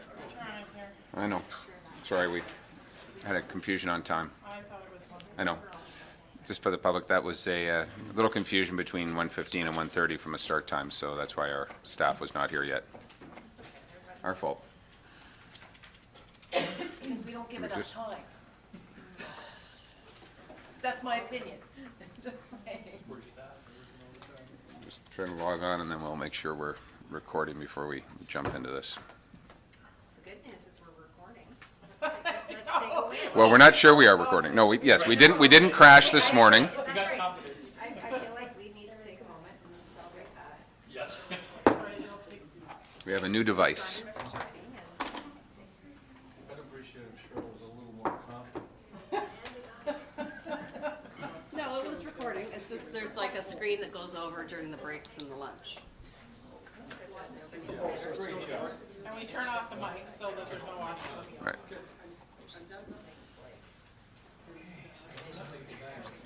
Trying to log on to be able to record. Yeah, it takes a while to boot up. Boot up, Just okay. slow. And I'm sorry.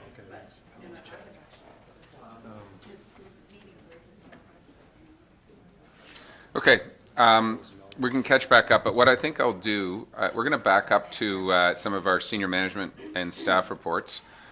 First of which would be our council and committee structure. Oh, do you want to go to Lake Plan first? No, I'm just saying there's these items too that we didn't. Oh, we did do community events. Okay, let's do community events. Thank you. Anybody? Okay. I can start with the. You'll get your microphone for the recording that's not quite recording yet. All right, thank you, through you. Milford Bay Community Center, the ladies in the library, you'll recall that they come here and speak often. They just completed a very intensive purging of over 800 books out of the library so that they could get room for the newer novels. So they're really trying to, there's a real lot of people that want to get the newer novels in there. So that's great. And everything, the books were not thrown out. They're either taken to Salvation Army or Valley Village or something like that. And as I said, they're getting new books in. The children's program that was started is Thursday mornings for 1 hour. There's outside play, and that's going very well. It's free type of thing. So it's breathing life back into the basement. Well, the upper floor is used by pickleball. And then to announce that one of the ladies in the community has set up an intro to mindfulness. And it's an insight-based mindfulness starting right where you are.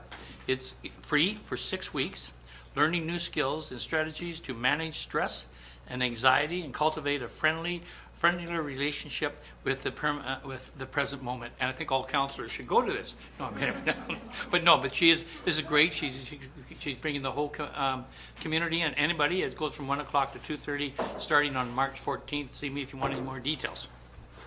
And that's Miss Cutting that's doing that. Okay. Yeah. Thank you. Any other community events going on? Councillor Edwards. Saturday evening at the Ullswater Hall, the Anglican Church in Ullswater are holding a spaghetti dinner. All are welcome. I believe it's from 5 o'clock till 8. Thank you. Anyone else? Anything? Councillor Hayes? Last Tuesday of the month, we'll have our potluck. Everybody's invited. There's also, it'll be followed probably by a planning meeting for Walker's Point's 150th birthday, which we're going to celebrate on July 11th. There's yoga Tuesdays at 1:30, and there's quilting Wednesday from 1 until 4. Everybody's welcome. Wonderful. Councillor Kelly. Thank you. Looking back, we just had a really successful Winterfest here in Port Carling, well attended.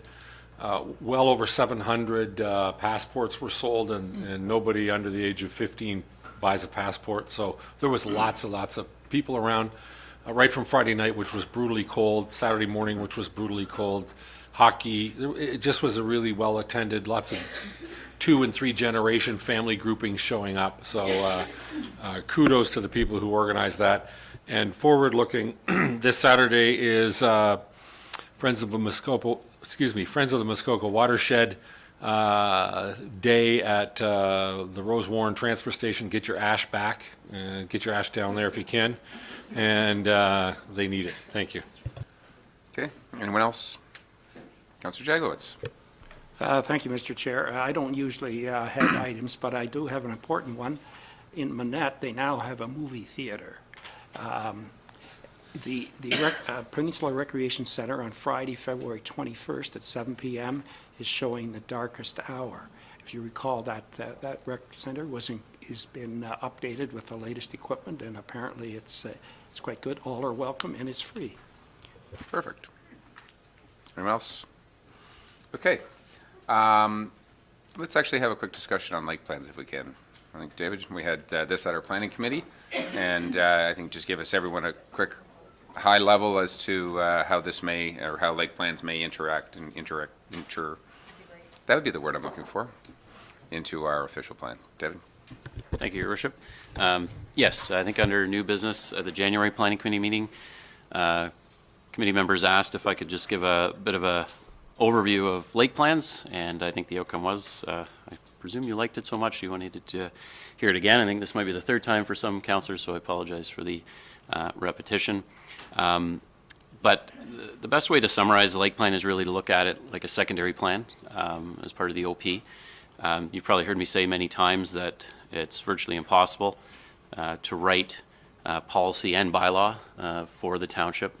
You almost need to write for each individual property. As we all know, every lake is so unique in the township that it's extremely difficult to write one set of policies and then one set of bylaw that apply to it. And I don't think I need to explain to you, but you go from Skelton Lake created by a meteorite hit to Little Long Lake, held back by a beaver dam, to 3 Mile Lake being, very shallow and a lot of farming. Each lake is so unique. So what a lake plan does, what I find it's beneficial and how I find it's more, it would work better is when it's done at a grassroots level and up. So as opposed to an official plan where the municipality decides the set of rules and imposes it on the community, I find lake plans work well on lakes that have a number of cottages on them, preferably a lake association, where the cottagers can get together, the owners on the lake, and determine the unique characteristics of their lake and propose a set of policies or plans that are appropriate to it. So the first step is really doing a very complete and thorough inventory of the lake, the inflows and outflows, the topography, the vegetative cover, soil conditions, wildlife habitat, fish habitat, et cetera, et cetera. And the second part is where it becomes more important from a planning perspective. A lot of the lake plans that I believe are currently in place, and I guess I'd back up a little bit, our official plan has encouraged lake plans for many years now. I think we're the only municipality in the District of Muskoka who does not have a lake plan embedded in their official plan.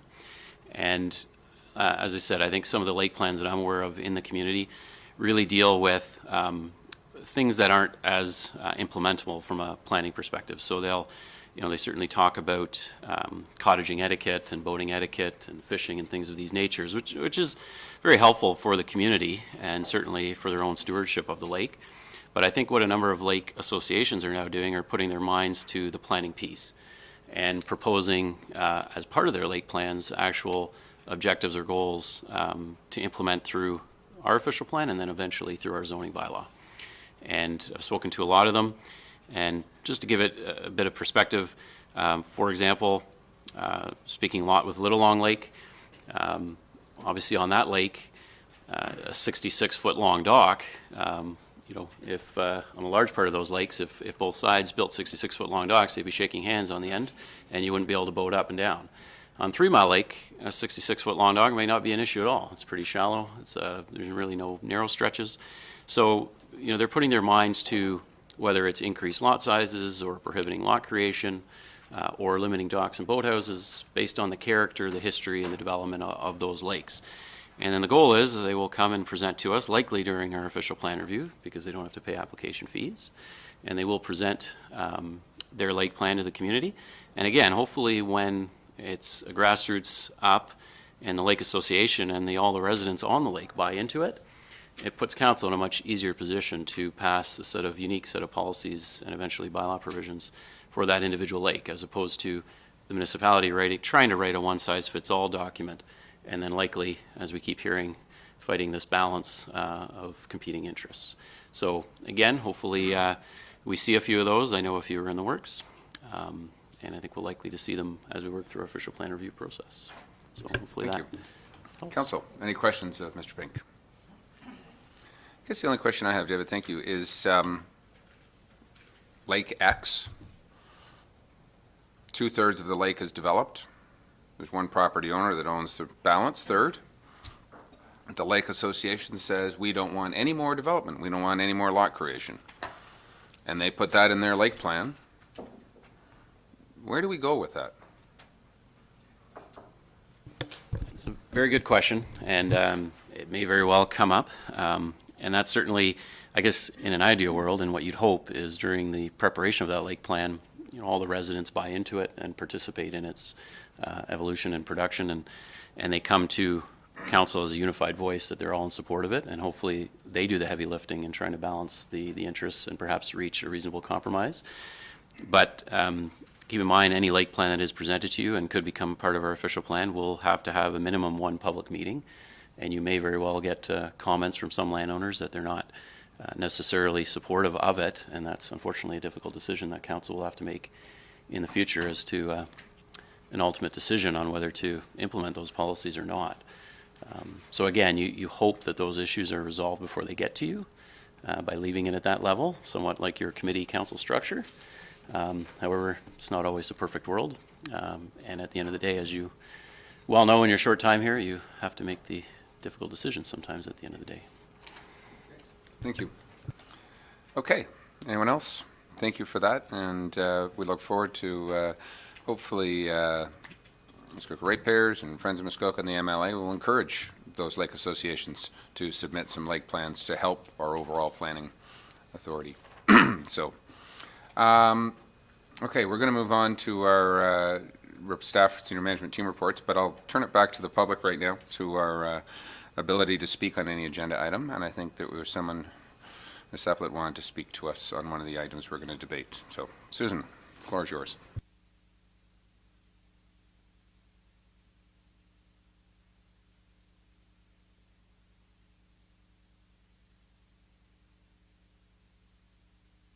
Hello? Yeah. So the Friends of Muskoka and the MLA made a submission in December on the council committee structure and the procedural bylaw, and since it's on the agenda again today, we would like to mention a few things. Number one, we're really pleased to see that the clerk, Cheryl, is setting out a process for amending the procedural bylaw to provide that all councillors will be members of the two standing committees. So they'll all participate fully, including in closed sessions, and vote at these meetings.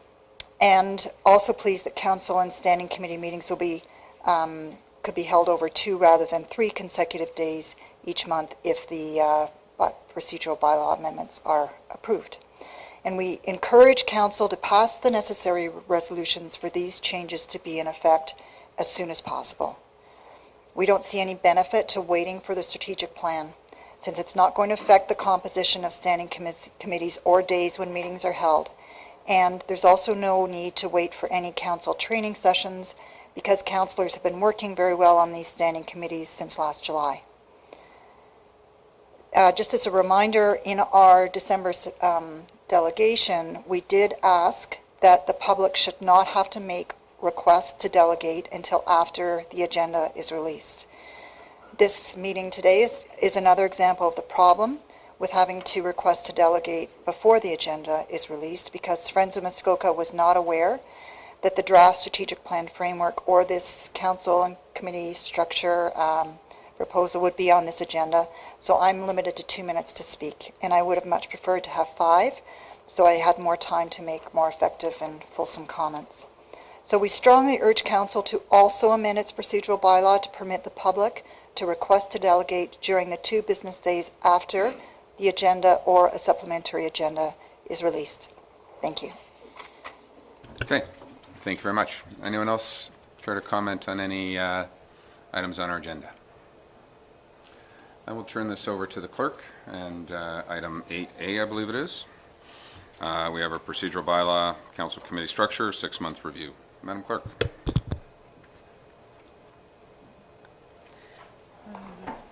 So following the passage of the bylaw and the amended procedures, last summer, we committed to doing a 6-month review. I've been collecting comments, and we received input from ratepayers associations and council members in December.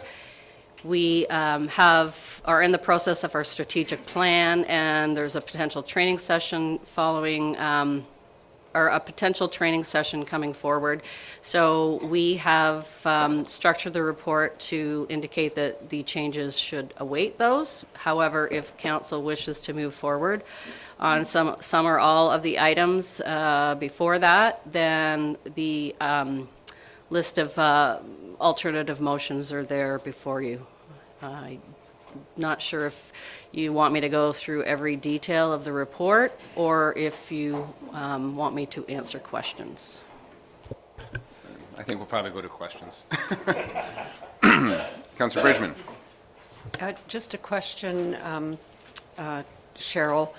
The comment by Friends of Muskoka on the fact that you have to put your delegation in before the agenda comes out makes an awful lot of sense to me. Can we address that?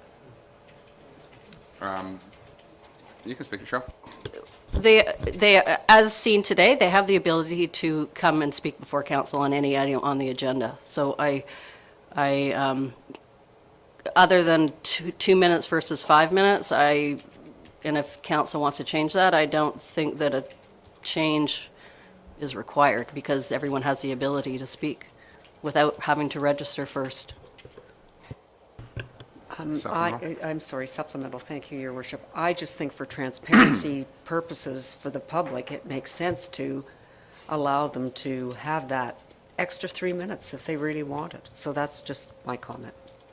So all comments sitting around this table, sitting around the district table, and watching other council tables.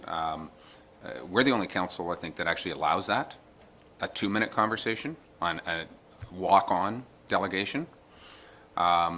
If there's something theoretically controversial and 20 people show up or 30 people show up to speak on a topic, and they're given 5 minutes each, which is never a stop and it's 6 minutes or 7 minutes, and we've been a little bit loose on our 2 minutes, we may be here for 14 hours. Remember, the concept was when an item hits the public meeting perspective of the general committee or the planning committee, that's where the public meetings are, that's where the delegations, that's where the input happens, and the time is spent there. This was something new as an add-on that has never happened around Township Muskoka Lakes, to allow a walk-on, because what was heard regularly is that an agenda is published and you missed the date, you can't speak to us. So I don't think there's been too many instances over the last 6 months that we've changed this, that people have said, I need to speak more, I need to talk more. I appreciate you'd like 5 minutes. I would hope that if there's a flag to be raised, that flag is raised, because it also doesn't preclude the public from sending us emails, which they do. It doesn't preclude the public from calling us, which they do. It doesn't preclude the public from discussing with us at a break, which they do. So generally speaking, I think the public's input comes to us. And again, I apologize to Mr. Richards for not allowing him to speak. But as it goes on, we have agenda items, and we need to move some business forward. We need to respect the public, and they have comments on the items of business. So the 2 minutes, again, we can debate if we want to go to 5 minutes, but 2 minutes was a monumental leap from where we were in the past. Councillor Kelly first. And I appreciate, thank you, and through you, I appreciate that the 2 minutes was a monumental leap, and I don't deny that. But we've made the leap, and we've opened the conversation to people who want to step up and identify a specific topic and delegate for 5 minutes But we kind of preclude that if they don't have an opportunity to signal their intentions after the agenda comes out. It's a timing issue, if nothing else. If the agenda comes out or part of the agenda comes out on a Monday and isn't digested until Monday night, and you need to give time to get on the agenda, then the only solution I see is to revert to the Paul Richards standing agenda item approach. If somebody thinks there's going to be something every month, put themselves on the list, hold the spot, and show up or don't. Okay. Councillor Jaglis, want to speak? Yes, I do. First of all, I don't believe that the 2-minute and 5-minute walk-on is anywhere in our procedural rules or bylaw. I think that's just something that was created. I believe I asked the clerk that, and that was the answer that I got. If that's a question, I'll let the clerk answer that right now. That is in a policy pursuant to the bylaw. So which policy is that in? Sorry. Okay, we can get that later. I thought I'd asked that question. Okay. Secondly, the mayor referred to the district. The district allows people to add their names to an agenda after the agenda comes out. But then they also limit the number of speakers and the number of times that you can speak to. The other item that's not being addressed is that I keep hearing overall that the 2-minute and 5-minute only applies to items on the agenda, whereas it's my belief that the original 5 minutes under our procedural bylaw, the person would ask for the time, designate what their topic is, and it would not be restricted to that.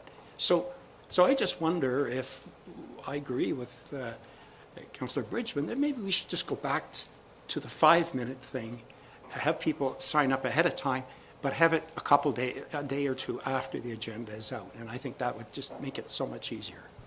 So I'm trying to understand what we're going to do, and there's a chain of events that happens.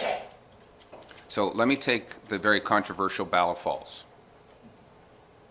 We publish an agenda on a Friday. The public is aware on Friday as to what we are going to debate on the following Wednesday. On Monday morning, Swift River says, I want to delegate. That notification doesn't go out to the public again. No comment, everything else. They get their 5 minutes or whatever. Those people in Bala would probably want to now delegate to rebuttal, to do whatever. And that's why the idea and the concept of a 2-minute is, are we missing something? Is there something that needs to happen on this agenda that the public need to speak publicly versus privately? And I'll say again, please don't preclude that we have regularly, we get an email from people, 4 pages long. People come up and spend 5 minutes reading the exact same email. And I'm not saying that always happens. I'm not singling any individual person out. But that is a problem that has and happened in the past. And, well, I didn't know that Swiffer was delegating. Now I need to know that. So right now, everyone's on the same playing field. There's an item on the agenda. You want to speak to it. You come and you get 2 months. You can show up and you can do that. If there's an item ahead of time, and there are people who register when Bala Falls was to be on the agenda, please notify that it's coming, and then they want to delegate, and that has happened in the past, and that can also happen again going forward. If you remember back to any public meeting that we have, we regularly say, yes, you have 5 minutes to speak on this in a public meeting, but please don't repeat what the prior delegate has said. And we notice the presentations get shorter and shorter and shorter. To Friends of Muskoka, the MLA, or the ratepayers who want to speak to us, nobody's saying that all 4 senior board members from the MLA can't speak to the team. Now you get 8 minutes at the end of the day. So I caution council, and I just put it out there as someone who sits at this end of the table, and I'll look to Chair Bridgman at the time and Chair Zavitz, when we try to run a meeting and move some business forward that has been put in front of all public as to what we're going to be discussing, to publish that and tell the public, and then 48 hours or 72 hours or 24 hours later, now change it, and now more people want to come, because some people came today because there's a bin site presentation. Some people came because MLA wanted, or the 2 items that were pulled out that Planscape wanted to discuss. So for that to come without true public notice, we've made a monumental change, again, that our agendas used to come out 48 hours in advance of the meeting. We're now, 5 days in advance of the meeting or more, which gives people more opportunity to impact. So I'll leave it at that. And Councillor Jagowitz. Yes, a supplementary, because maybe there is no problem. Maybe I just like confirmation of the process that was in place when I was on the other side of the line there. At that time, I could at any time ask to be a delegation to a meeting. I would submit the topic, and I would be accepted if I'm within the time frame, okay? If I was outside the time frame, the agenda comes out, and I see an item that I wanted to speak, but I'm too late, I would then email the clerk and say, I'd like to delegate. She would email back and say, it's too late, but I'll put the request in front of the chair, who will ask to see if a committee or council will accept it. And I, numerous times, came forward on that approach. I was never denied the right to speak. Is that process still in place? Because that may just solve the problem that... So that was the process, correct? It caused a lot of additional time and work in the background that the members of the council and the public don't see. At the time, also the procedural bylaw had to be amended at the beginning of the agenda to add an item. So now our process is you don't have to pass a motion at the beginning of the meeting to adopt the agenda or to amend it. So if somebody is here and wants to speak to a matter that's on the agenda, they didn't have to pre-register. They can just come and speak. Typically, the delegations that we're placing on now for invited guests are people like the presentation this morning for the solid waste, where that matter is not on the agenda anywhere. It's just a presentation. They want to come and say their presentation and potentially get feedback or put an idea into our head and ask a request. And it would come back in a staff report the next, perhaps at a meeting 2-3 months down the road, and anybody can come and speak. They don't have to pre-register. That was the whole process changed, so it wasn't as formal and as strict as a process to be able to come and speak. But you have to be able to speak on a matter that's on the agenda. It's not intended for a free-for-all, come up and say, anything that's not on the agenda. It's intended to be a focused delegation. So just one further supplementary. So has officially that old policy been eradicated somehow? Is it gone, or is it just not being used? No, the delegation policy is still in place. However, the procedures for the meetings, which say the 5 minutes and 2 minutes, et cetera, are in a different policy. I've been waiting for, anybody can come and ask to be a delegate at a meeting within so many days of the agenda. And then it would be posted on the agenda. I think if I may, Madam Clerk, I think Councillor Jagowitz is asking, if someone came to us and said, I would like to speak for 5 minutes, not the 2-minute procedure, do we have the ability to, at the beginning of the meeting, ask to amend our procedural bylaw and amend the agenda to allow John Doe to speak for 5 minutes as opposed to the free-for-all 2 minutes? There is no adoption of an agenda or a requirement to amend the agenda. So if it's the desire of council to listen to somebody for 5 minutes instead of 2, that's up to council at the time. They just don't have to pre-register. Correct. So the provision's there, and again, I think the reality is, if, my perspective, if we can't probably say it in 2 minutes, we need 5 minutes, then we would probably give some leniency depending on the topic at hand. I don't see anybody around this table truly cutting, sorry, you've got your 2 minutes and off you go. So what we're really debating is 2 minutes or is 5 minutes enough, where we had 0 minutes in the past. So anyway, Councillor Nishikawa. Thank you. Cheryl mentioned a lot that I was thinking, but I do find it on the agenda of where those folks get to speak sometimes isn't at the right location, the right timing.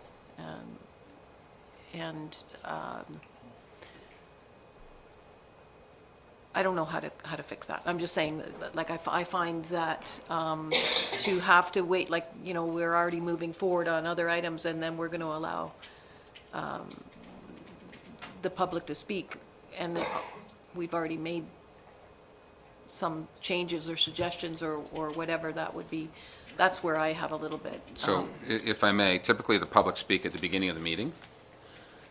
We modified some things today because we had some specific items and wanted to have the invited delegations speak, those who wanted at 9 o'clock on the two bylaws, and then we advanced the bylaws, as opposed to having Ms. Evelyn speak on agenda items later. We actually interjected them at that point as opposed to up front, and then went through and did business. So I think we have the ability and the flexibility at times to be allow the people to speak at the right time, which is a prime example of this right now, as opposed to you speaking at 9 a.m. And I think we've been able to accommodate that within our procedural bylaw. Again, we can back up. We can have a free-for-all, how we let the meetings go and everything else, but we have to have some structure to the way we conduct our business. The public expects it, our staff expect it, and we need it. So if the framework isn't right, if the 2 minutes, if we want to say, maybe it's 3 minutes, maybe it's 4 minutes. But I would, as someone involved in communication, we all need to be more succinct in our asks. And there's nobody stopping 25 people showing up there at 10 minutes or 5 minutes each and delegating, because our procedural bylaw doesn't cut it off and limit people like the District of Muskoka does. So we've opened Pandora's box. We fortunately have never had more than 2 or 3 or 4 people on an individual topic. And I'll be honest, I have never actually set a stopwatch on the 2 minutes. So I think we're accommodating, and I appreciate the concept, but I think I didn't have enough time. I didn't get the words out. I wasn't able to email, and I'm just not sure it's as big an issue. That's my perspective. So I'll go to Councillor Bridgman, then Councillor Roberts. Thank you, Your Worship. So I think now that you know you can ask for more than 2 minutes, that was the issue. So I'm good with the way it is. Okay. Councillor Roberts. Thank you, Chair. I like the idea the district has. People identified before the council meeting the items they want to speak to. So then we can make sure that when we get to that topic, we say, Mrs. Smith, it's your turn. Before we start, here's your 2 minutes. So it's a procedural matter that at times people request, and then the committee may or may not allow people to speak. And I've sat around committee meetings where we have not allowed people to speak because it's already been dealt with. And I think procedurally, we already accommodated because you don't have to register to get your first 2 minutes. If you ask for more, we're probably going to give you more, unless there's 40 people standing in the audience who want to all say the same thing. So I think if I can be as bold about that. So any other comments? Councillor Edwards. I think that if we have the 2 minutes, it's fine, and they can ask for more. And I was at a meeting, we had 52 people, and we gave them 5 minutes each. Mm-hmm. And that, because at least they could get their points, and I was the one, and it went very, very smooth if you have it that way. So I think we can leave it at the 2 minutes, but if they do request more, then we should allow it, because we want to be open and transparent. So I would gladly listen for an extra 3 minutes if I had to. And again, I think respectfully that over the last 7 months, no one has been turned away, as long as there was an item on the agenda. Excuse me, Mr. Richards.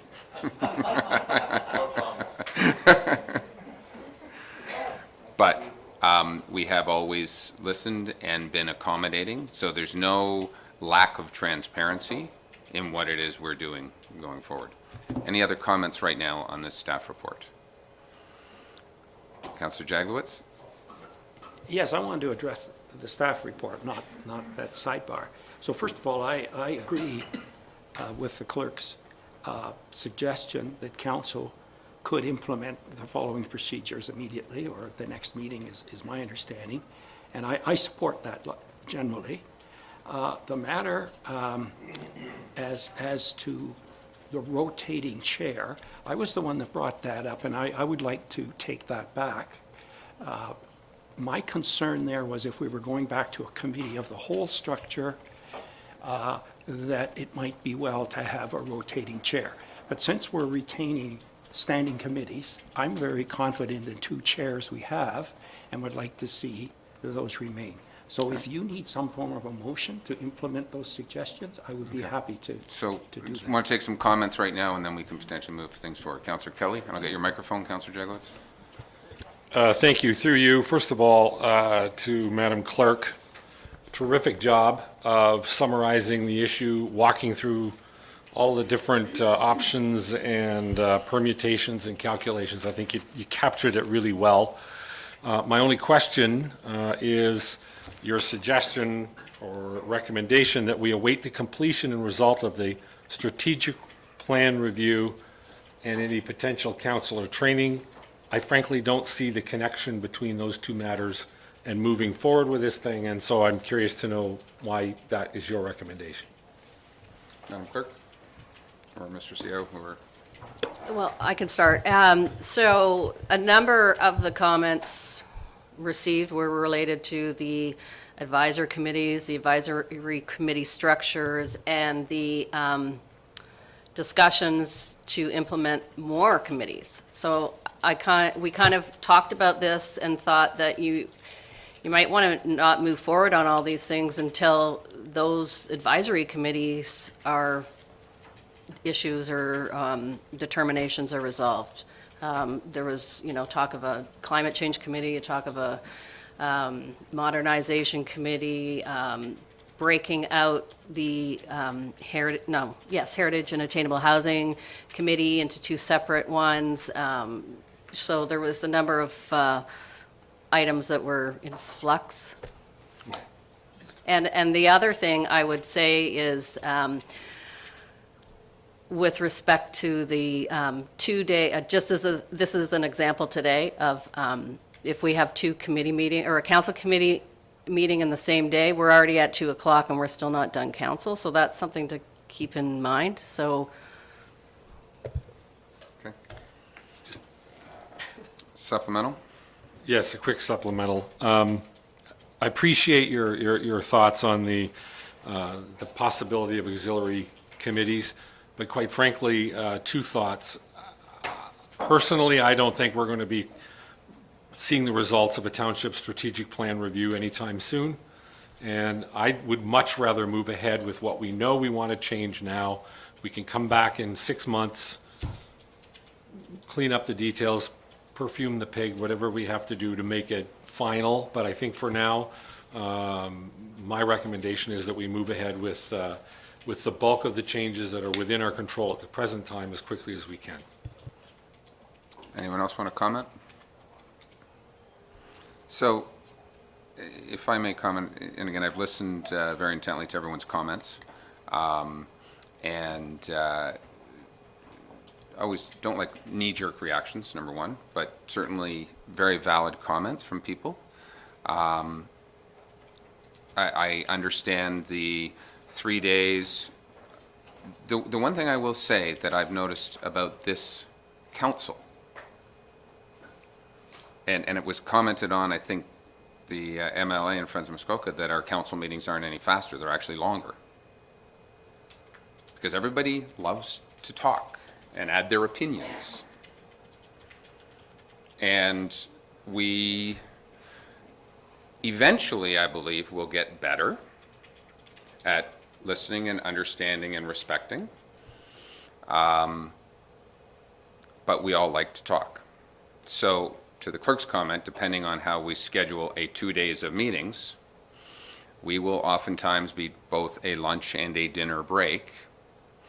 And I think the question to the clerk, or not to the clerk, but to, and I'll almost look to the CIO, in our next report that talks about counselor training and training that I've been through and discussing, and I've said this before, that from a strategic perspective, when we've sat around this table for more than 4 hours, we may or may not be making great decisions. When it's a Friday afternoon at 5 or 6 p.m. and people are thinking about where we're going, we may or may not be making great decisions. And yes, respectfully, people work an 8-hour day, 9 to 5, but you get up and you grab a coffee and you go here and you go there, and at your own leisure you have breaks or you focus. We don't have that ability around this table except to have more scheduled time and breaks, and that we all need to focus. And I will say, we've also watched discussion. Councillor Zavich commented that he went back, reviewed some tapes, and he can watch a discussion of us get off the rails and go here, and we try to bring it back. So the one question I ask, and I would look to where council is, as a stopgap, potentially, to implement some changes immediately, because there are some notifications of public meetings that take a couple months that are already put out there for March, that nothing could be done till April, I think is what I believe. Is there a possibility to make some small changes that allows everybody to attend all meetings? I still personally question the voting and not voting, because as we saw today, we get an opportunity to peer review and make recommendation versus all of us here. But to get to that, we all may have new insight from a councillor training, but is there an opportunity for a bit of a hybrid version to allow on a Wednesday for our planning committee to meet at 9 a.m., for council to meet at 1 p.m. Generally speaking, our planning committee would be done by noon. We put our council after that, 1 o'clock, though we would be still here at 7 o'clock at night. Sorry, general and council. General and council, excuse me. Thank you. It's being peer reviewed, I like it. But general committee at 9 and then council at 1. On Wednesday, same as today, with a goal to move planning to Thursday, not Friday, to move planning to Thursday at 9 a.m. Now, what we could do, because we can't move planning next month to Thursday, because meeting notices have already been sent out, we could, for next month, I'm pretty sure there's no general committee meeting notices that have been sent out. Council would still be on a Wednesday morning or Wednesday meeting. We could hold council and general on the Wednesday. Next month, hold planning on the Friday. And then in April, when we have time to give the appropriate date, move the planning committee to the Thursday. Which gets us to a 2-day meeting schedule, which I know people have looked at and requested. Councillor Jaglowitz? Mr. Chair, with all due respect, I think that's unfair to the seasonal residents, especially in the winter. I think if we're going to go to 2 days, they should be as close as possible to the weekend. So I'm not sure why we wouldn't go to the Thursday, Friday. I also understand that there may be a transition if notices have gone out. The meeting would have to be on a Wednesday or whatever. But I think the meeting should be as close to the weekend as possible. Councillor Nishikawa. I respectfully disagree. Sitting around this table for many, many years and lots of variations, in fact, in 2011, we made significant changes to involve the public, the seasonal public primarily, and in fact, we didn't get what we expected. When there is an application, people will show up. If they have an interest, they will make an effort. But what did happen many, many times is that not only was council affected, but staff were expected to stay until 5 and 6 o'clock at night on a Friday evening and on long weekends Friday evenings. Fridays are not a good day at all. I just suggest that I just don't buy into that we're doing this because of seasonal people. Seasonal people get here if they have an application that they're interested in. So I really want to push back on this whole Friday thing because, I don't know that this particular council has experienced when we get very difficult applications that we're dealing with at a planning meeting on a Friday. But really, in all fairness, why should we be looking towards our staff to stay here late on a weekend? We already acknowledge that we may not be as respectful from a lunch perspective. So I'm just saying I would have to push back on that. I just have not seen that from the seasonal people that they need that requirement. If I can just add to that, because if I go back to everything up until 8 months ago, we didn't have webcasting. We didn't allow the seasonal residents or those people not in Port Carling to be in this council chamber. And it only made it easier on Friday. And if Councillor Edwards will remember, we would have council on Friday, committee of the whole on Monday morning, so that we were backed up against the weekends. And we didn't see any more people necessarily in this council chamber at the time. Nice to say, but realistically, if there's an application, they come up. Our Committee of Adjustment used to be on Wednesday, I believe it was. They come up for Committee of Adjustment. We know for planning matters, they've come up. We know from today, we had a guy come from Vancouver to come up. He didn't last time.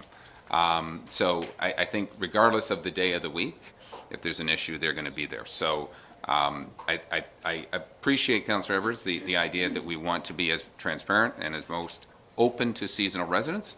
But we hear regularly, why do we do anything in the off-season? So maybe we should just hold 4 times the amount of meetings in July and August so that we can just deal with our seasonal residents and nothing goes on. I mean, we can push it to an extreme. Councillor Roberts? I want to further evolve your, Mr. Chair, your idea of the scheduling. So would all councillors get an opportunity to vote at the general meeting, and all councillors get an opportunity to vote at the planning meeting? If so, I think it's a good compromise at this time. Councillor Zavitz?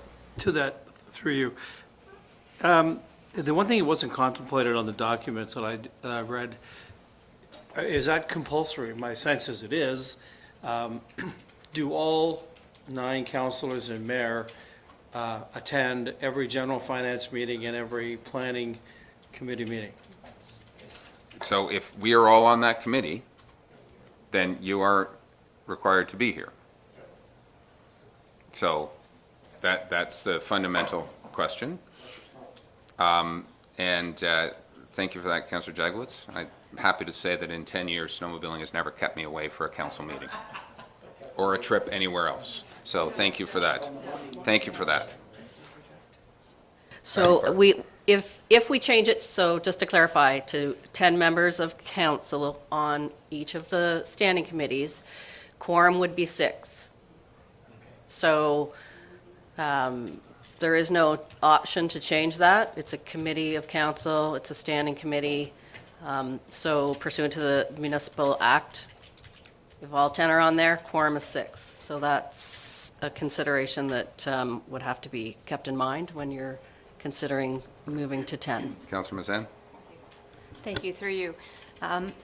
Is the hybrid situation, I'm now using your word, but for April, if we could move to 2 days, ensure that all members are voting on the 2 committees, and then allow space and time to look at the advisory committees or those subcommittees as the secondary part to this, and that can be happening as simultaneous to the strategic plan. Is that something that we can do? My understanding is it's fairly easy. It's a policy that we'd be changing to go to 2 days. It's a bylaw, tell me if I'm correct on this, it's a bylaw change in order to ensure that we're all voting. And then there's further bylaw changes or amendments that would be required to change any of the further committee structures. So I'm trying to separate in my own mind the feasibility of, in April, could we do at least 2, and then look to do the advisory committees at a further date? So I can, if the mayor allows, I can answer that question. So if we move to a form of the motion that I have on there, there's options, what days and what times. But if council and general finance move to 1 day and planning is 1 day, so it's a 2 meeting or 2-day meeting cycle, and moving to 10 members on the council, those are policy changes and a resolution change, or a resolution for the members on the committee. Most of the other items that are included are bylaw amendments to either the procedure bylaw or the advisory committee bylaws. So, we can go through each item specifically, but the majority would be a bylaw change. So, if I may to ask the question, if for the next month, 2 months, we didn't change quorum or members of the 2 subcommittees, but we changed our meeting dates, is that a procedural change, or is that just scheduling a meeting at a different time that we announce coming out of this meeting right now? Madam Clerk, does there need policies and bylaws to be changed to just move around a meeting time? Just like a one-off meeting can be done pursuant to the bylaw by resolution. Right. And that would be done at an adjournment resolution. Right. So we could theoretically, just if I understand this correctly, without affecting public notices or anything else, we could, for our March cycle, with no other changes, hold a general committee at 9 a.m. on Wednesday, hold a council meeting at 1 p.m. on the Wednesday. We could, because of its 30-day notice and the meetings have been sent out, hold a planning committee meeting on the Friday, and that can be implemented next month. Is that? So unless there's a general committee delegation, but we could potentially have a conversation with that individual and say we're moving the meeting or need to do whatever. I realize that doesn't change the voting right now, but it does allow all 10 people, theoretically you'd be here for council in the afternoon, all 10 people could show up, and then there's only one more day that would have to show up for a planning committee, or you don't have to come up at the same time, and we would allow the strategic plan, we could allow our counselor training and everything else, and potentially some other more thorough discussion to take place in the next 30 days a little bit. So I'm going to go to Councillor Kelly first of all. First comment, we can only change the voting rules, the 10 votes versus 6, as quickly as we can amend the bylaw that created the committees, which I don't think we can do. I mean, Madam Clerk, you correct me if I'm wrong. I think that's going to take some time anyhow, isn't it? That's not. You don't have draft language ready to go for approval today, to my knowledge, or do you? As I indicated in the staff report, today we were seeking firm direction on where to go. Right. And then any changes would happen in March at council, and then the new formation, new days, et cetera, were planned to be in April. So my point is that nothing we can do today is going to have all 10 of us voting at the next planning committee meeting. We may adjust the date by a simple resolution to change the policy and call a different meeting time. We can't all 10 vote. But the flip side of that coin is, I think it's at least a 60-day process to get the bylaw amended, and I would suggest we direct the clerk or staff at least today to get that process going so that we can make that change as quickly as we can. If it's going to take a couple of months, we may have to find some compromise to solve this timing issue that I frankly I'm not really sure that I understand it, but if there's a timing issue 2 days versus 3, we can solve that one fairly quickly. We can't all vote at the next planning committee meeting until the process that we went through to create the committees is reviewed one more time and run through one more time to create the amendments. I still haven't heard any reason to satisfy me as to why we would wait.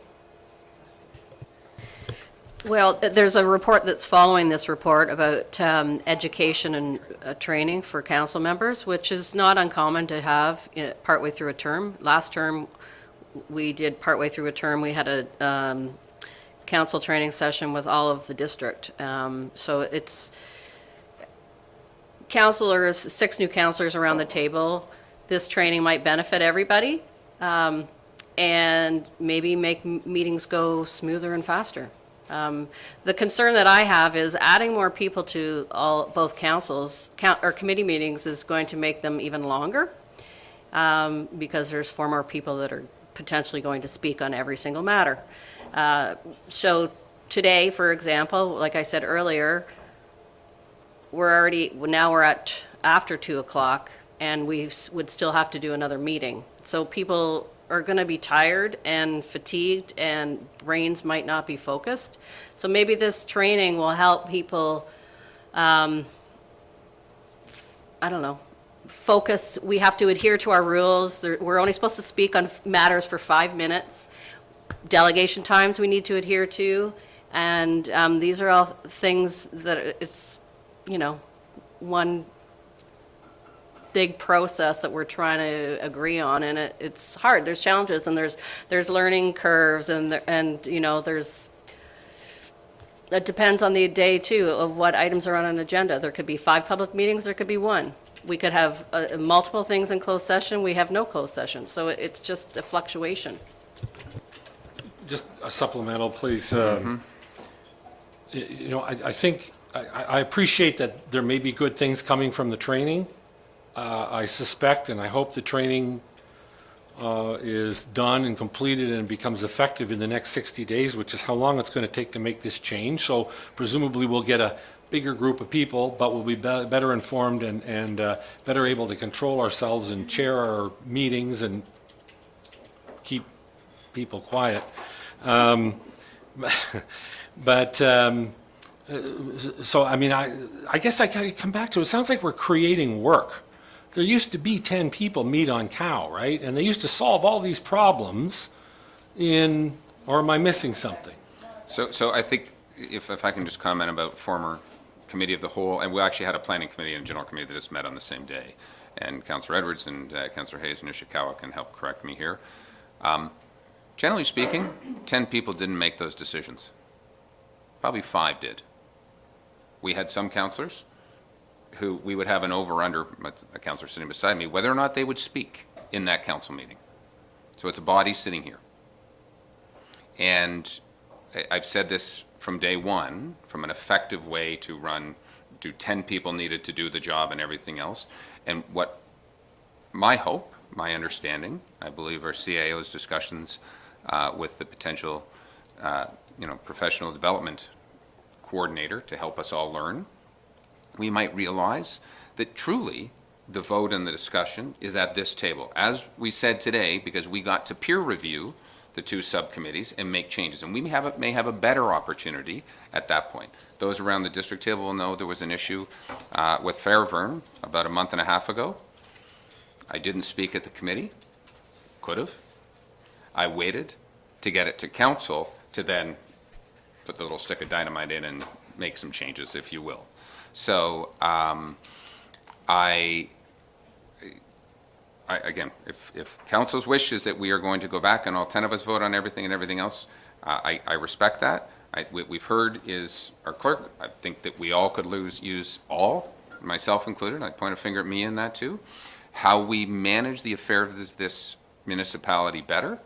What I do appreciate is that sometimes the 3-day schedule, in particular on Councillor Edwards, because he's got a 4th meeting this week with Committee of Adjustment, it's a lot of meetings. And if we can condense that into 2 days, and that change theoretically could happen, that change right now could happen as of March. We can go to it 2 days next month, and just slow for a brief moment, everybody can attend. It doesn't give everybody voting rights in March, and then we can reconsider potentially after some training, see where we're at with strategic plan. Again, we got 10 people around here who aren't happy with their strategic plan. How are we going to get it forward? We may need a subset to make a recommendation, a subset to where we need to go, because 10 people is 11 opinions. I've said that many times. Councillor Edwards? Yes. I like it going back to the 2 days. For the last 8 years before this, and that we had planning and committee of whole on the 1 day, it worked very well. There was no things. Yes, the odd time you would have a long meeting. I think maybe council should be in that separate day, because you bring, And you had said that council should be before that. I don't have a problem with that. If you'd have it on the Wednesday, I think you still could run the general finance and the planning on the same day and that. And I think that it has worked before. It would work again and that. And I don't have a problem with that and that because you have people, some people come for the meetings where they can't vote. We've heard from the Friends of Muskoka. We've heard from the MLA. And that they said, you know, they basically elected us to vote on everything, so we should be getting back to that as soon as possible. Okay. Who haven't I heard from who wants to chime in right now? Councillor Hayes. I'm going to be a bit contrarian here. I think our goal is to get back to everybody voting on council and the two standing committees. We've decided to do that. The best way to do it from the only person who's been here for any long period of time and who's probably seen everything, her recommendation is to do it a step at a time. So we'll set the meeting schedule for 2 days in March, then we'll try and get 10 people on for April or May, and go after the subcommittees structure at some point after we've all had a chance to kind of see how many committees we're going to have, to see how we can spread the work around evenly. And I think I'm going to go with Cheryl's suggestion, because that's probably the best one that's out there to keep us going smoothly and not pile up staff with a whole bunch of work that they're going to have to do in the background in order to accommodate us rushing.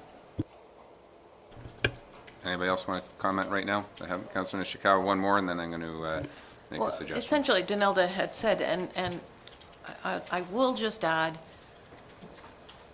I'm okay with a smaller committee structure from a voting perspective, because realistically, I have faith in my fellow councillors and the decisions that they make at the committee, and I have the option to speak at council if I don't, and we've seen that come out. So I just don't know that we've really experienced it long enough, so I like Cheryl's recommendations at this point. Okay, so, Councillor Bridgman? I'm going to be a good counselor and say nothing more because all my views have been expressed.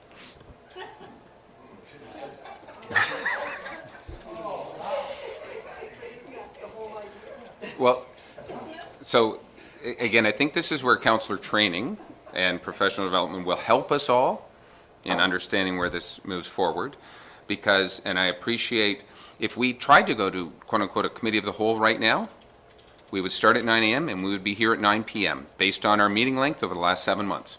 That's a fact.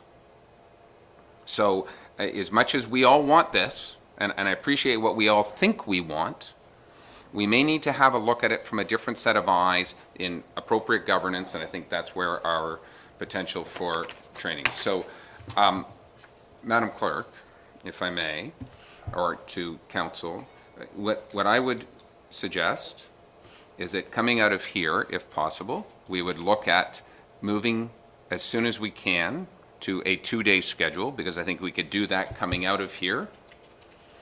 Move a general committee right now to a Wednesday morning. And I know it's out of order to council, but just to see how we do from timing. Move a council meeting to 1 o'clock on the Wednesday. Not affecting planning committee, we could go to the Friday next month of planning committee. And we also bring staff, request that staff bring back some potential amending bylaws to look at 10-member committees to be considered potentially at the next round. Is that a fair discussion at this point? I think it has us walk slowly and gets us to a little bit more efficient 2-day schedule versus a 3-day schedule. Not following me. Councillor Kelly. Yeah, you know, I haven't had the training, so maybe I'm just not following, because it sounds a lot like you're supporting moving forward as quickly as we can anyhow. I was going to ask for the same thing, that the clerk come back or staff come back with recommended language to implement the 10-person committee, you know, at the next meeting. And So I think that's what you're saying. again, what I'm hearing from council is that we want to look at that next council. maybe we have staff training between now and next council meeting and committee council meeting, we say, you know what, let's just pause on this for a little bit more. I'm just saying to get the ball moving, to understand this. We haven't voted on it yet. We can't vote on until we get that bylaw in front of us of how we might make those amendments, but it gives some 10-person committee options for staff, and I think that's more of a direction than a, we're not voting on a bylaw today. The only thing we could vote on is moving to a 2-day schedule. Madam Clerk, does that, we're trying to make some modifications to these resolutions. Well, the motion that was, the main motion that I put up there with the 2-day schedule and the standing committee, I've got variations of that, but it does include the 10-member, and that would be, a motion will be passed at the next council meeting. None of these things are going to come in effect until next council meeting because we have to pass the appropriate policy amendment and resolutions. So this is just to put it forward to the next meeting. So I'm kind of getting confused with what the changing in March and the changing in April. I think the only thing was, as opposed to... Would change in April. Right, but is there an ability for us to move to a 2-day schedule in March if we leave the planning committee meeting on the Friday? Mr. Pink, I think, wants to comment on that. Just to clarify one really minor point, I heard you mention that we can't change it in March because meeting notices have been gone out. We haven't yet. It will be difficult, 1 day less, and next week's a short week with Family Day. But we can aim for March if that's your desire. Just trying to keep it simple instead of changing it again in March for April. We will work diligently to get planning notices out. So you're suggesting we could Thursday. move the planning to Thursday for next month? If that's council's wish, we will do our best to accommodate. Madam Clerk? Well, the motion to adjourn sets the next meeting. So at this planning committee, if that is what planning committee wishes, they could reschedule it. But I was just cautioned about that we had discussed that the circulations, we would be able to accommodate for April schedule if changes were made. So if David's saying it can be accommodated, then planning could be on Thursday. Councillor Bridgman? Thank you, Your Worship. If we can accommodate that, David, thank you. I would prefer not to have 1 month where we're still apart. I prefer fine. to just move it and have it set that way to Okay. Wednesday and Thursday. So if I may, at this particular point, we would recommend to move the schedule of meetings to a general committee right now at 9 a.m. on Wednesday, March the whatever, for council to move to 1 p.m. on that Wednesday, and for planning committee to move to Thursday at 9 a.m., and that staff prepare a bylaw for council consideration next month, a policy, to amend the number of people on each committee.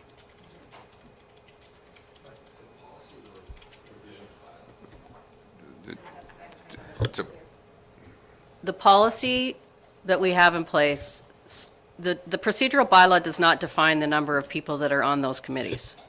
We passed a motion that defined the number of people on the standing committees. So we would pass a motion at the next council meeting to reflect that all 10 members of council will be on each of the standing committees. The policies are the ones that set out the days of the week, the times, the start times, et cetera, and those are the policies that would be amended. I just need direction today for what you guys want to do so that we can have a clear understanding for next time. So I have a resolution that's ready that does say that. It's not the one that's in exactly the one that's in the staff report, but it's a variation with the Wednesday, Thursday. I would just need a mover and a seconder to sign that if that is the direction. So we have people over here who are happy to sign that. Thank you.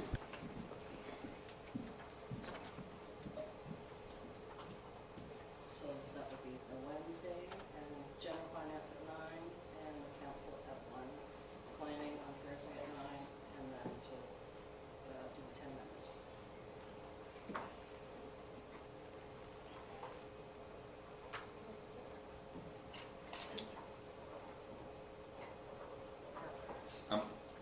May I ask a procedural question, Madam Clerk?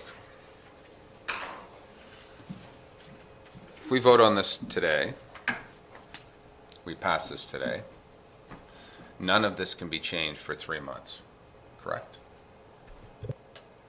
Sorry. Correct. So it'd be the third month that it could be changed, I believe it is.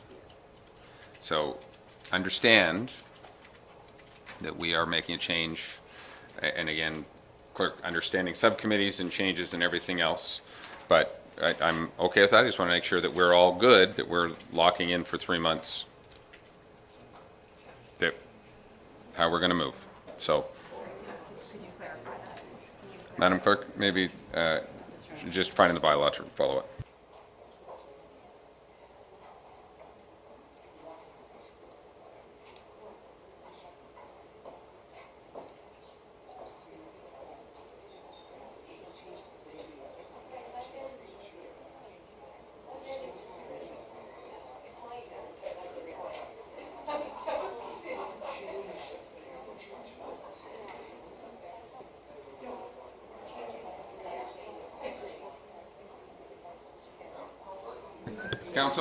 Council, can I get your attention? Okay, so Section 8.6 provides that following the passage of the confirming bylaw by Township Council, decisions of Township Council shall not be reopened for a period of 2 months from the date of the passage of the applicable confirming bylaw. So this would be, you were directing me to do this today. I will implement it at council, and then in April, we're go. So it's a 2 month, 2 months that you can't reopen something? So this would be May before any changes. And again, if this schedule didn't work by passing this bylaw, we're locked into this, I believe, are we not? So is there another approach, and I'll just ask the clerk, for us to change a schedule of meetings without amending the policy at this particular point to come out of here and have verbal direction to bring this forward? Is what what I'm concerned about us making are decisions that have lasting impacts without the ability to change. So that we get locked into. So my question to the clerk is, at the end of this meeting, if we change the next meeting dates to reflect this concept, we could change them again in whatever, the only thing, and we verbally direct the clerk to bring back a policy and bylaw in 30 days, which I think gets us to the exact same finish line, but doesn't necessarily handcuff us for the next 3 months. Madam Clerk? If this motion is passed today, the policies and the resolution to define that all members of council are on both standing committees will be before council in March. When that is passed, then we can't reopen it for 2 sessions. So April and May, so it couldn't be reopened until June. But every meeting adjourns with a resolution saying that when the next meeting is, so it can be accommodated that way.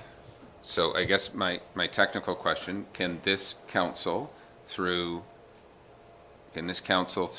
a direction to staff request that you bring a bylaw to our next council that moves, or a new policy that moves us to 10, as a direction to staff, not a resolution, just as a note in the minutes?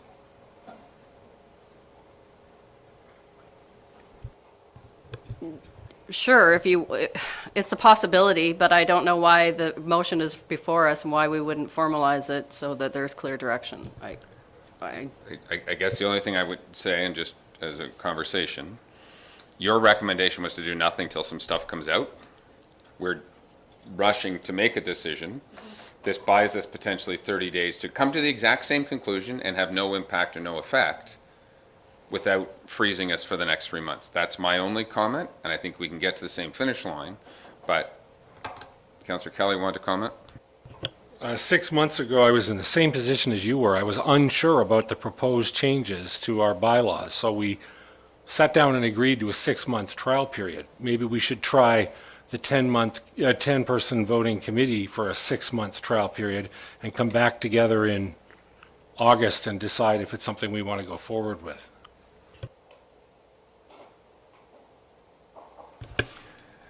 I'm getting a sense everyone just wants to read this going forward. And at any given time, we can reconsider this if a councillor wants to bring this forward and look at it. So we are going to lock ourselves in. We have a mover and seconder, if I may. Moved by Councillor Mazan, seconded by Councillor Zavitz. Be it resolved that Policy C, GG 14, Council and Standing Committee meeting schedule, and Policy C, GG 15, Council and Standing Committee meeting agendas be amended to reflect the Council and General Finance Committee meetings be held on the same day, Wednesday of the meeting week. General Finance Committee meetings commencing at 9 a.m., Council meetings commencing at 1 p.m. Planning Committee meetings be held on Thursday of the meeting week commencing at 9 a.m., and that Standing Committee composition set at 10 members of Council, with each member having full voting privileges and being counted for the purposes of quorum. Any comments? All those in favor? Anyone opposed? Okay. Thank you. That is carried. Mr. Chair, may I make a small comment? I'm not opposed to that change. I'm opposed to it being midweek rather than closer to the weekend. That's the reason I voted against it. But I'm in favor of the main motion. Okay.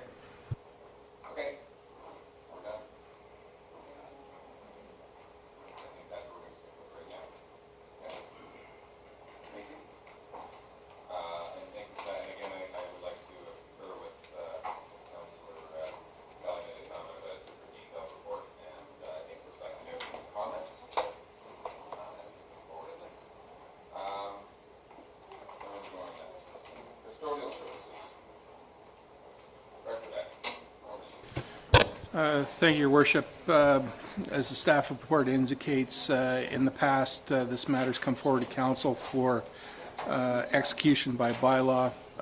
It really is not a necessary step. Frankly, it's within staff's authority under the procurement bylaw. I'm just touching base with the Council first to get your approval for me to execute these agreements rather than having to bring them forward formally all the time. Agreed. Any comments from Council at this time? Councillor Hayes? Through you to Mr. Becking, you said that the three contracts that you're signing range in costs from, what, 13,000 to? It's 15 to the 23. 15 to 23. Like that, yes. So could I ask, what is the contract cost for custodian services for Foots Bay?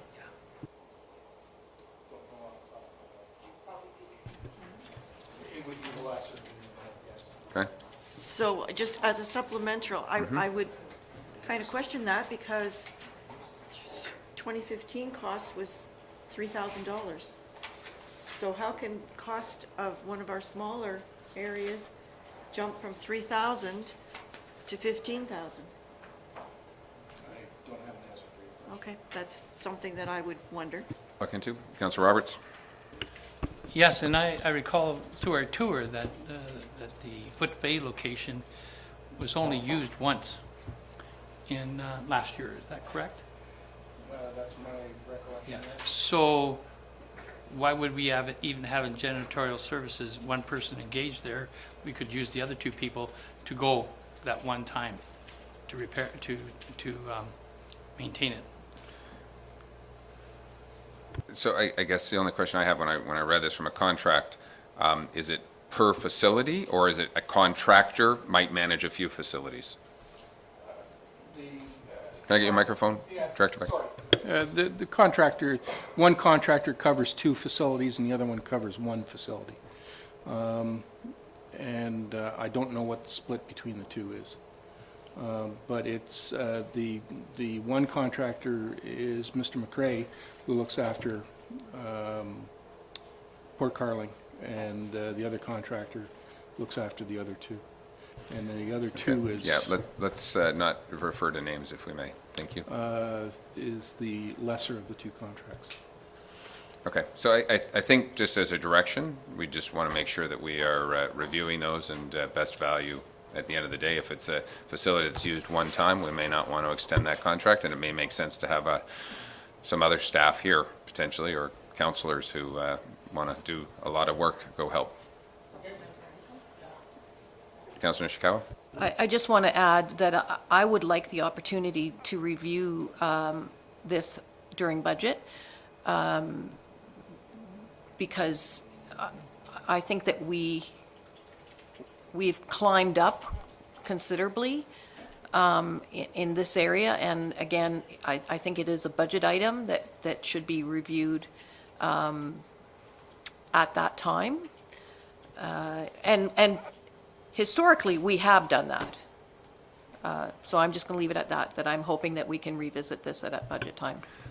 So the resolution is to allow our Director of Public Works to be able to negotiate the contracts in particular, and I believe that whatever the number is appropriately, you are accommodating for that in your budget, and we will have some other budget discussions coming forward.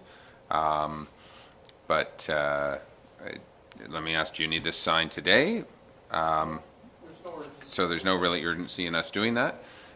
It could come back at another time, I guess maybe with a little bit more detail so that we fully understand. But I do respect that Director Becking would be doing the best job to provide the best value to our township. So I don't have an issue signing this today and leaving it in your hands, because we're not agreeing to anything. We're just saying we're giving you delegated authority to make sure we can execute this. Councillor Jaglowitz? Well, I have a couple of issues, and one is that questions were not able to be answered, so I don't know that we should be giving authority till we understand it. And secondly, we have a committee system. Why did this not come forward to the general committee? Why is it coming direct to council when there's no urgency? So I would think this should be deferred until we have more information, and possibly referred to the general committee. Okay. Why don't, I'm getting a sense we should refer this back to general committee for further discussion? Generally, over here? Generally? The chair's got his eyes wide open. I want it. I want it. It's mine. I figured, Director Becking just wanted all 10 people to vote on it. Madam Clerk, are we okay to defer this? Okay. You never read it. I never read it. So we will defer that. Don't have to lay it on the table. Thank you. There we go. Custodial service. Mr. CAO. Thanks, Your Worship. This report stems back to the last council meeting where council identified a desire to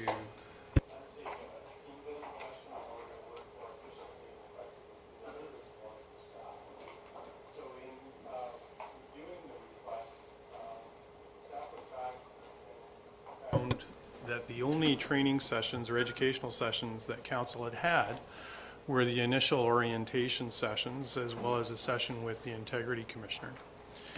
So, given that being an elected official is a learned trade or craft, if you will, and as with most trades or professions, there's always opportunity for improvement, we viewed this as a request for professional development. And it's interesting that a number of municipalities now are moving towards a couple of offerings a year as it relates to professional development.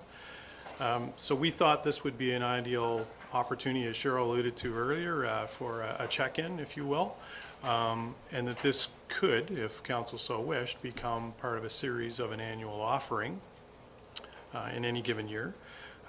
We approached a few firms and found that the proposal of John Matheson and Michael Fenn to be a good initial investment in council's professional development.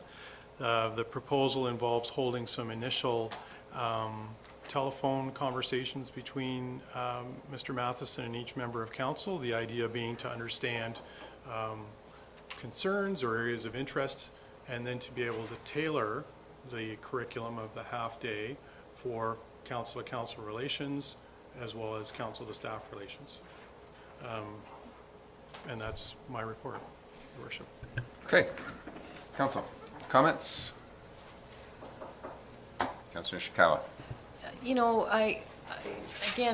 Historically, I've been in this room. I haven't done it anywhere in this room where we have had, I suppose, just a general discussion of where we thought we wanted to go as individual counselors and why we were here and what we were hoping to bring forward. And I think that's what I was hearing, that we haven't actually had those conversations, because we know we're all not supposed to talk to each other outside of the office or outside of this chamber kind of thing, right? And so that's what I had heard, that we just wanted an opportunity to have a jab fest, if you want to call it that, but basically get some ideas out on the table. I'm not sure that we were looking to hire someone for direction. I think we just wanted the opportunity to have a committee, the whole meeting, where we could have just open discussions. So that's just my feeling. I'm not sure that I want to spend taxpayers' dollars on, I don't know how far this goes, I'll just say. But that's all I was looking for, was the opportunity to find out what Barb wanted out of this. Like, what's happening up in Manette? You know, those kind of discussions. Councillor Bridgman? I'm kidding you. Just through you, Your Worship, I read this as a training session for all of us, and I go to things like the interaction between councillor and staff, and what are the proper processes and procedures, and how do we make those far more efficient? Because I look at, I mean, our senior leadership team is wonderful. They have time for all of us. Well, there's 10 of us, and I don't, it makes it hard to get your other part of your job done. So I was thinking that that's sort of where we're going with this kind of a training session. It was more that kind of a thing. Am I right on that? I believe our CAO has said yes. So, Councillor Mazan? Thank you, and through you. In a similar vein, I mean, I'm not opposed to any level of training. I think it just is a helpful thing, as long as we have a clear goal. In my mind, is it to help us be more effective and efficient as a group, to lead and manage our day-to-day business. Then I'm signing up for that, because I think we can all look to improve. As I reread your report, it seems to me it's a focus on operating principles, like how the roles and responsibilities. We've been talking about that quite a bit, whether it's in the advisory committees, just making sure we understand the role of a township, the role of our council, the role of the staff. It continues to come up. So as I reread it, I think that was the direction that you were headed. And embedded in that, I would just ask that we are also considering, you know, the lines of communication. Like how does that all work? So as far as the format, and what I mean by that, and I guess I will defer to your leadership as our CAO, the one-on-one and then the 2 half-day meetings, I think that's how that looks and feels. I think you know, maybe that's me micromanaging, but just want to have a better comfort with what that looks like. And again, if it comes back to whatever the goal is, if it's delivering better results ultimately, then I think it's time we just get to business and start making good decisions around this table, which I think we are. But we have so many things on the go right now that as long as that helps us deliver better service, then I'm okay with it. Anyone else? Councillor Kelly?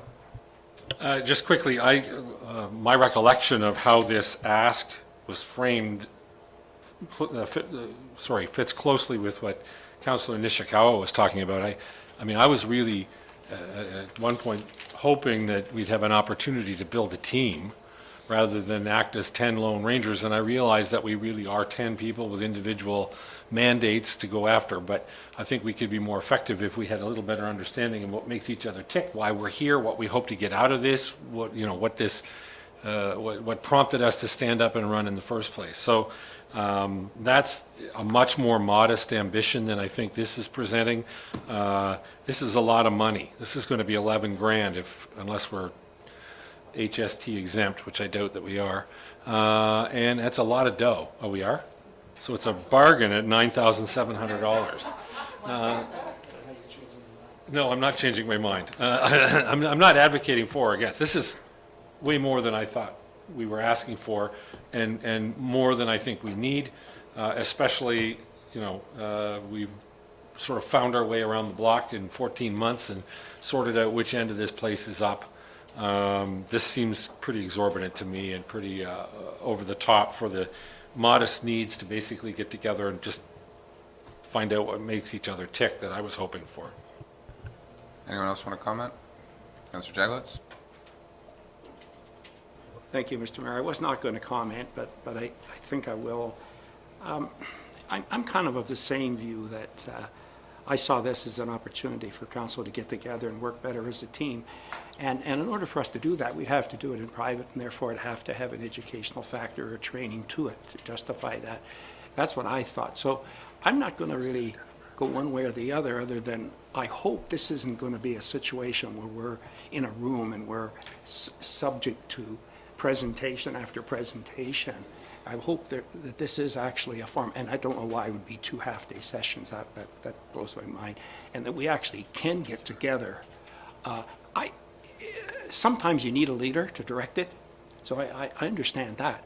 But it might be more helpful if we had some better idea of how those days would be structured, as was suggested, before we just go off and do it. That's my take on it anyway.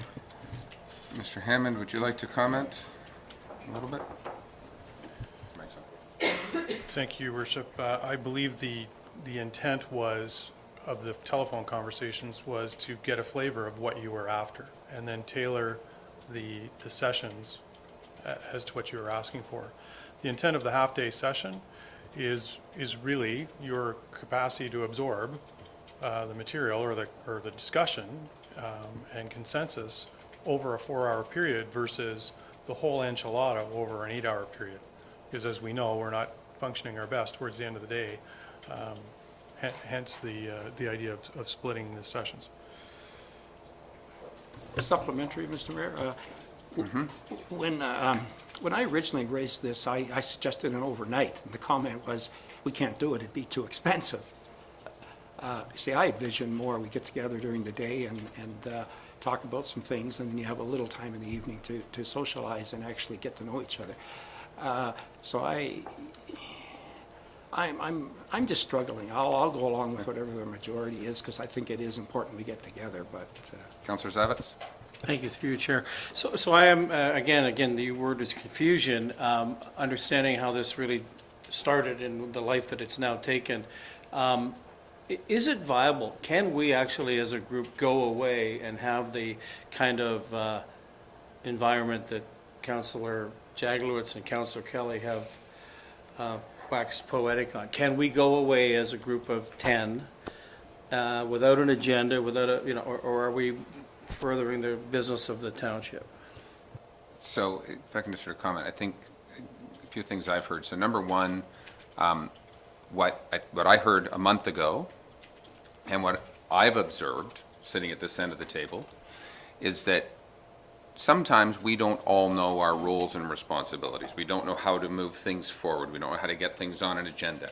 Councillor Nishik, we can't talk about things outside. Well, actually, we can talk about things outside of this council chamber, but we can't talk about them as 10 people sitting around a table.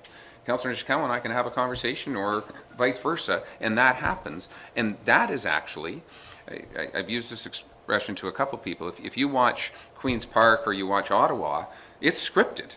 Like, all the work is done outside. Here's the question. We're not going to that realm. But my experience, and tell me I'm wrong, when we really don't have a clear yes or no, we don't make decisions around this table.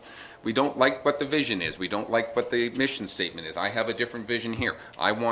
So we need some true help.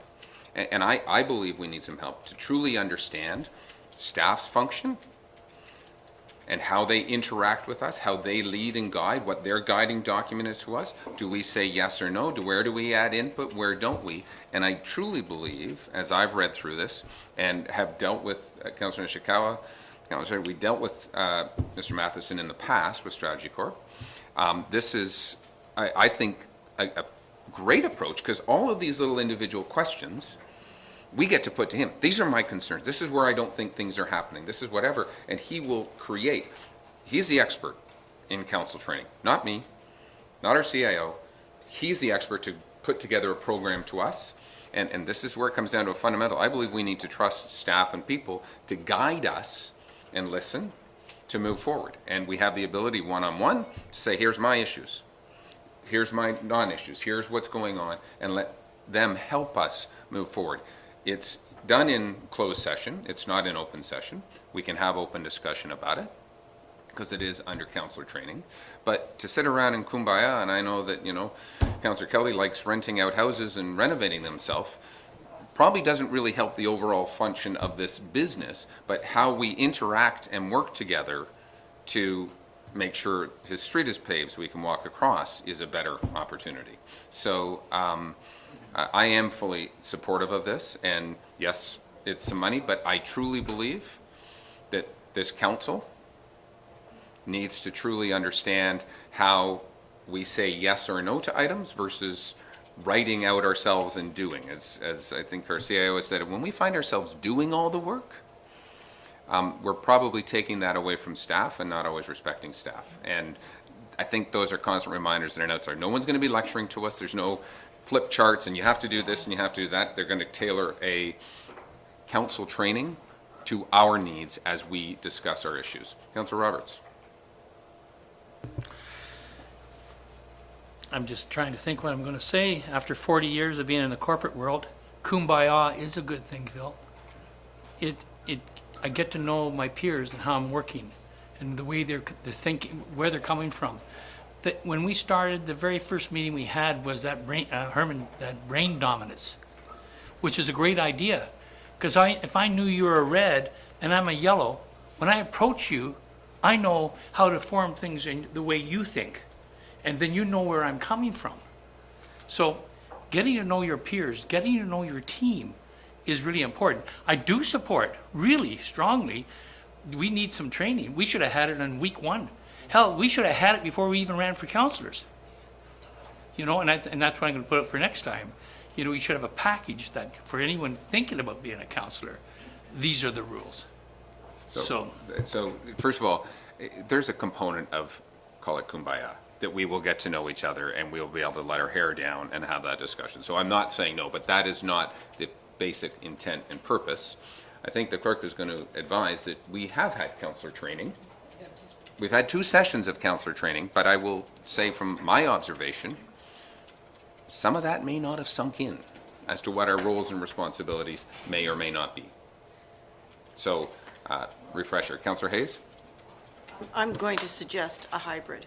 We're having 2 half-day sessions, have the training in the morning, have a lunch brought in, we'll all sit together and have lunch, and maybe discuss things, the state of the nation, each other, or what we're hoping to accomplish in the 4 years for a couple of hours. Then you get the best of both worlds. So let me just, I'll make a comment here because we've asked an expert how we should best be trained, and that is a policy that, or an idea before us.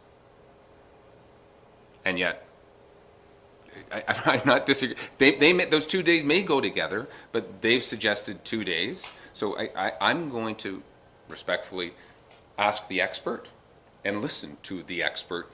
If we don't buy into training, then let's turn down a resolution. But in your comments, if you interact with them, when you speak with them, these are my issues, these are my problems, I think it should be this way. Voice that. They may have a different opinion because based on experience. I don't have that experience. I don't want to comment on that today, is my perspective. No, I wasn't suggesting that you run the 2 meetings concurrent. I was suggesting that you have your training session in the morning and then have the group get together and stay for an extra hour or so and just chat. So, again, I think that's a great opportunity to bring up in discussion. So, I'll let Councillor Evers first. As you said, we've had two training sessions now. I've had them before. I think this is a lot of money to be spending on something like that, and that because these experts can't come in and say, well, you should vote this way on planning and this way on something else. So, you know, it amazes me how many experts are around there in that, but you give them the input and they'll tell you what you want. I'll go along with it, but I think it's money that could be saved. Councillor Bridgman? Thank you, Your Worship. Well, I haven't been around council table as long as you have. So I think for people who've been around a long time, you do get that. And I guess I'm sitting back here saying, everybody wants to change this. I don't even know what it is until I've been through it. So I'm not going to try to guess and change what the agenda is. I'm going to let our CEO, who's guided us really well since he's been here, think that this is good for us, then I'm in full support of it. Okay. So I'm going to read this resolution moved by, oh, sorry, Councillor Zavitz, I apologize. Thank you.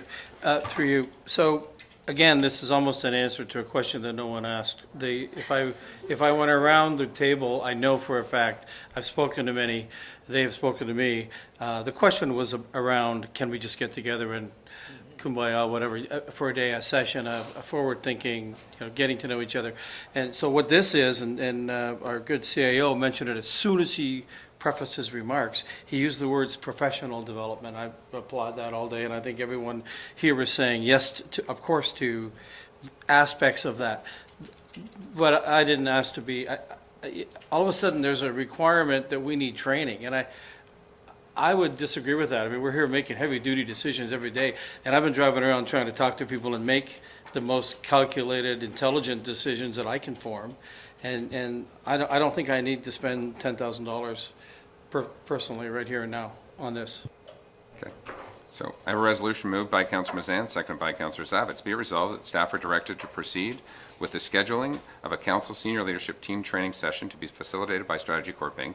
and the council grant relief for the town's procurement policy CCAO 13 for the non-competitive purchase, and further, the council authorize the use of resources from the working capital reserve account to fund the project at a cost not to exceed $9,700 plus applicable taxes. And if I just, before I call for the vote, the $9,700, we were given money from the province for modernization, for training, for help, and that's where this money is specifically coming from and can be used from. So, any further comments? I'll call the question. All those in favor?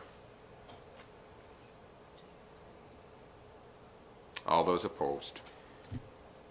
That motion is defeated. Here we go. Councillor Ishikawa. May we either add it to an agenda item on general, whatever committee you want to put it on, or council, that we can actually have,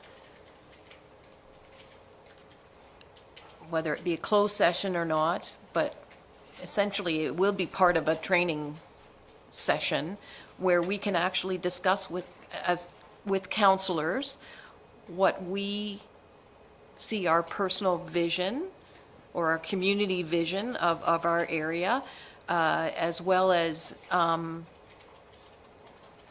even an opportunity to discuss some of the shortfalls that we have noticed or brought forward. And I would like to see that type of a meeting established, and just wanting to know if we can at least bring it back in a report in the future. If I may, Councillor Ishikawa, the January 28th, we had a strategic plan meeting where we were putting our ideas and our personal visions as to what we wanted and what we saw and what we felt people wanted together with facilitator. And so I'm... That's not how that meeting went. So I'm going to suggest that in the absence of someone standing at a podium and somebody leading this council right now, because clearly, I can say it, we have 10 opinions. And we have 10 directions, and we are going to go in 10 directions going forward. And I'll be honest, I'll express my disappointment. I do believe that we needed to understand how we should be operating and how we should be moving forward, and we needed a consultant to come here and help us do that. But it hasn't happened. So any other comments? Should I mine was a request, and so should I form it in a resolution? Is that how I can move this forward? Because mine was a request, and I would like to hear from other councillors if that is the type of session that they would like to see moving forward. It's Okay. not, I didn't So- want, it wasn't a comment, mine was a request. So again, I will comment. We asked our CAO We had a discussion around this table. We had a request for some training to understand some roles and responsibilities. Our CAO brought back a resolution to this council.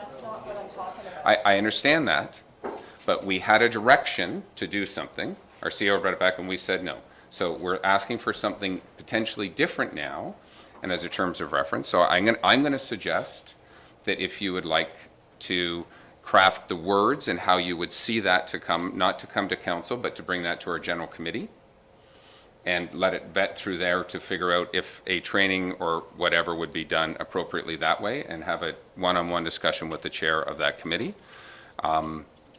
Because for us to try and craft a resolution and what it is, the disappointment is we had a resolution to do something a month ago, and we said no, which is absolutely the prerogative of this council. So, if that's okay with you, Councillor Nishikawa, and I think the Chair Zavitz says that's okay to work that forward coming through your committee. Okay? Any other comments? If I might, through you, Chair, I wouldn't have the optics on, certainly as the chair, and it's bigger than me, I wouldn't have the optics in terms of what the words were just here around council was about what many thought was the ask, if you will. Clearly we're not communicating the right ask for it to get this far where we've just turned something down to the chagrin of some. The point of the matter is that I don't understand if we can actually go away as 10 and have a get together. No one ever answered that question, because I guess that's a hard one to answer. That's fine. And the other thing I'd potentially like the clerk to do is put the words that we approved in our prior council meeting and the direction we gave to staff regarding this, but on the screen. I'm just trying to find it myself, but go ahead. First of all, you can't advance the business of the municipality, so you can't get together as a group of 10 and advance the business, period. You could have the only exception is you can have an education and training session in closed session. However, you cannot advance the business of the municipality. So like the strategic plan session has to be an open session. Supplemental? If I might, then, could council request of the CAO to lead a session, an informational session on the inadequacies, the shortcomings that are clearly viewed by some as what we possess at this point? Mr. CIO, do you want to comment?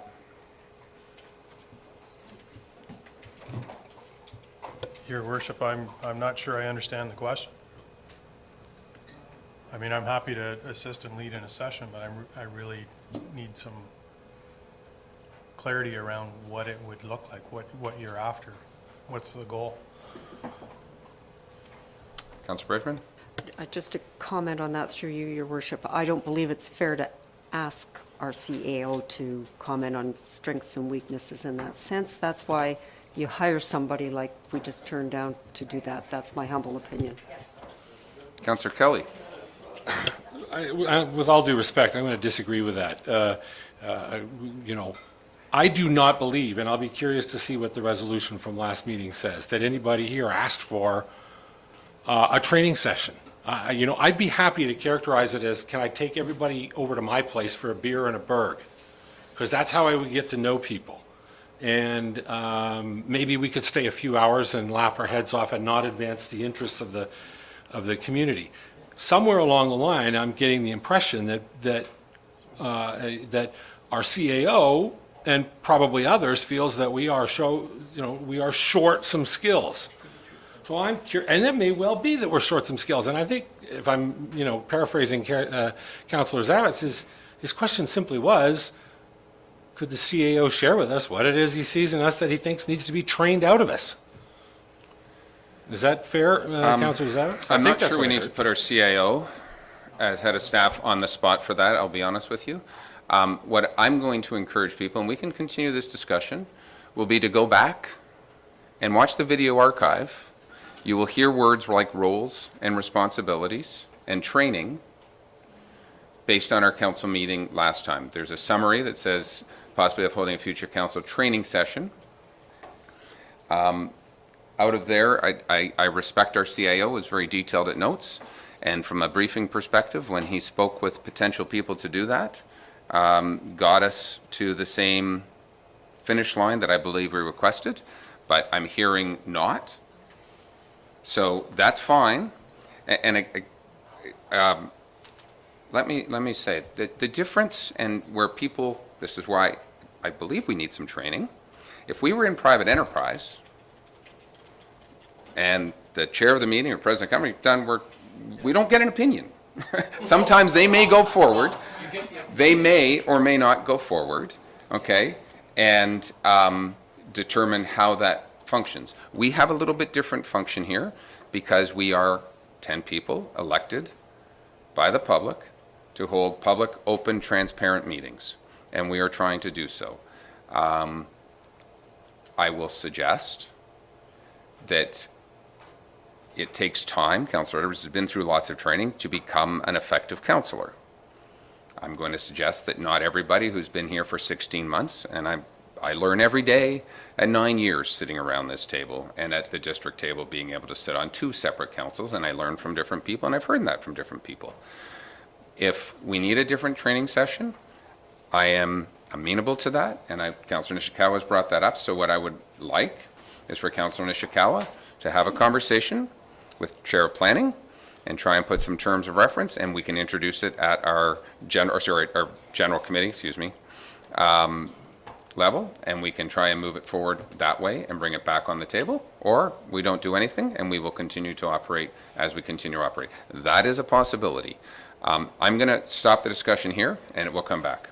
Madam Clerk, I am going to cut off the discussion here, Councillor Jagowitz, and we are going to continue moving on. Madam Clerk, where am I going? I'm happy to have a sidebar discussion afterwards, and I know the CIO would as well. We've got a couple bylaws for some deeming bylaws, site plan. Moved by Councillor Edwards, seconded by Councillor Mazan. Be it resolved, the following bylaws be read a first, second, and third time and finally passed. Bylaw 2017 to amend Bylaw 2006-100 to designate lands as being subject to site plan control, Little, Rule 413-2601. Bylaw 2020-22 to deem Lot 18 on Plan 36 Medora as no longer a lot on a plan of subdivision, Nella, Rule 411-84. Any comments, questions? All those in favor? That is carried. Moved by Councillor Edwards, seconded by Councillor Zavitz. Be it resolved that Bylaw 2019 to appoint a treasurer for the Township of Muskoka Lakes be read a first, second, and third time and finally passed, and that I believe appoints our CIO as acting treasurer. Any comments? All those in favor? Pardon me? Other duties as assigned. Correct. Okay. Where else are we going? I think that's it. We're going to close session, and we will announce we're going to close and have a quick break. Councillor Jagowitz, you have a question? Yes, just before we go into closed session, I'd just like to make an observation, and it's now 3:15, and we have very lengthy meetings. And I think that an education session is important, and there should be a facilitator. And I think, let me give you an example of one of the things that I think should be. Okay, I'm going to actually cut off the conversation, Councillor Jagowitz. I think that the you have, Councillor Jagowitz, I'm going to cut off the conversation, and I will state again, this conversation and the way it's going is why we probably should have had a training session. So that's why I can we raised read it, a Mr. resolution Chair. to go into close? Thank you. And we will have a break and do so. Moved by Councillor Mazan, second by Councillor Zavitz.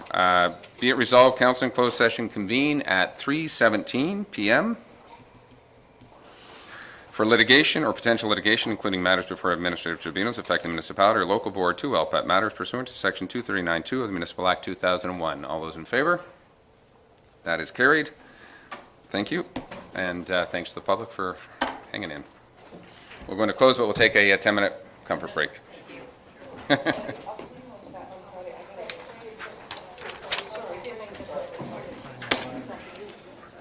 Can you go into my closet or my cupboard?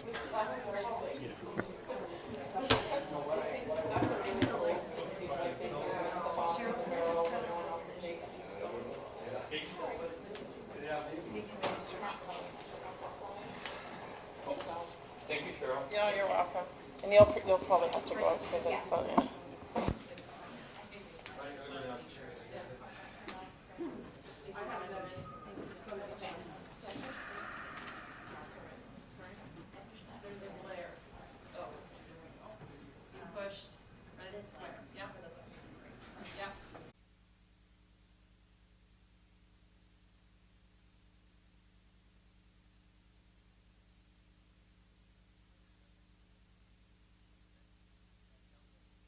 If I may, welcome back. So, welcome back from closed session. There's nothing to report from closed session. I have a resolution moved by Councillor Hayes, second by Councillor Roberts. Be it resolved that bylaw 20-2025 to confirm the proceeding of council be read a first, second, third time and finally passed. All those in favor? That is carried. I have one more resolution moved by Councillor Jaglowitz, seconded by Councillor Mazan. Be it resolved that council adjourn at 4:26 p.m. And the next regular meeting of council will be on Wednesday, March 11th, 2020 at 1 p.m. in the council chambers, municipal offices of Port Carling, Ontario. All those in favor? Carried. That needs to get initialed before anybody We have to, leaves. so Councillor Mazan, I need you to initial that. And just as a preparation, expect dinner. From 1 o'clock till, so 8 hours. We'll be here till 8 o'clock at night.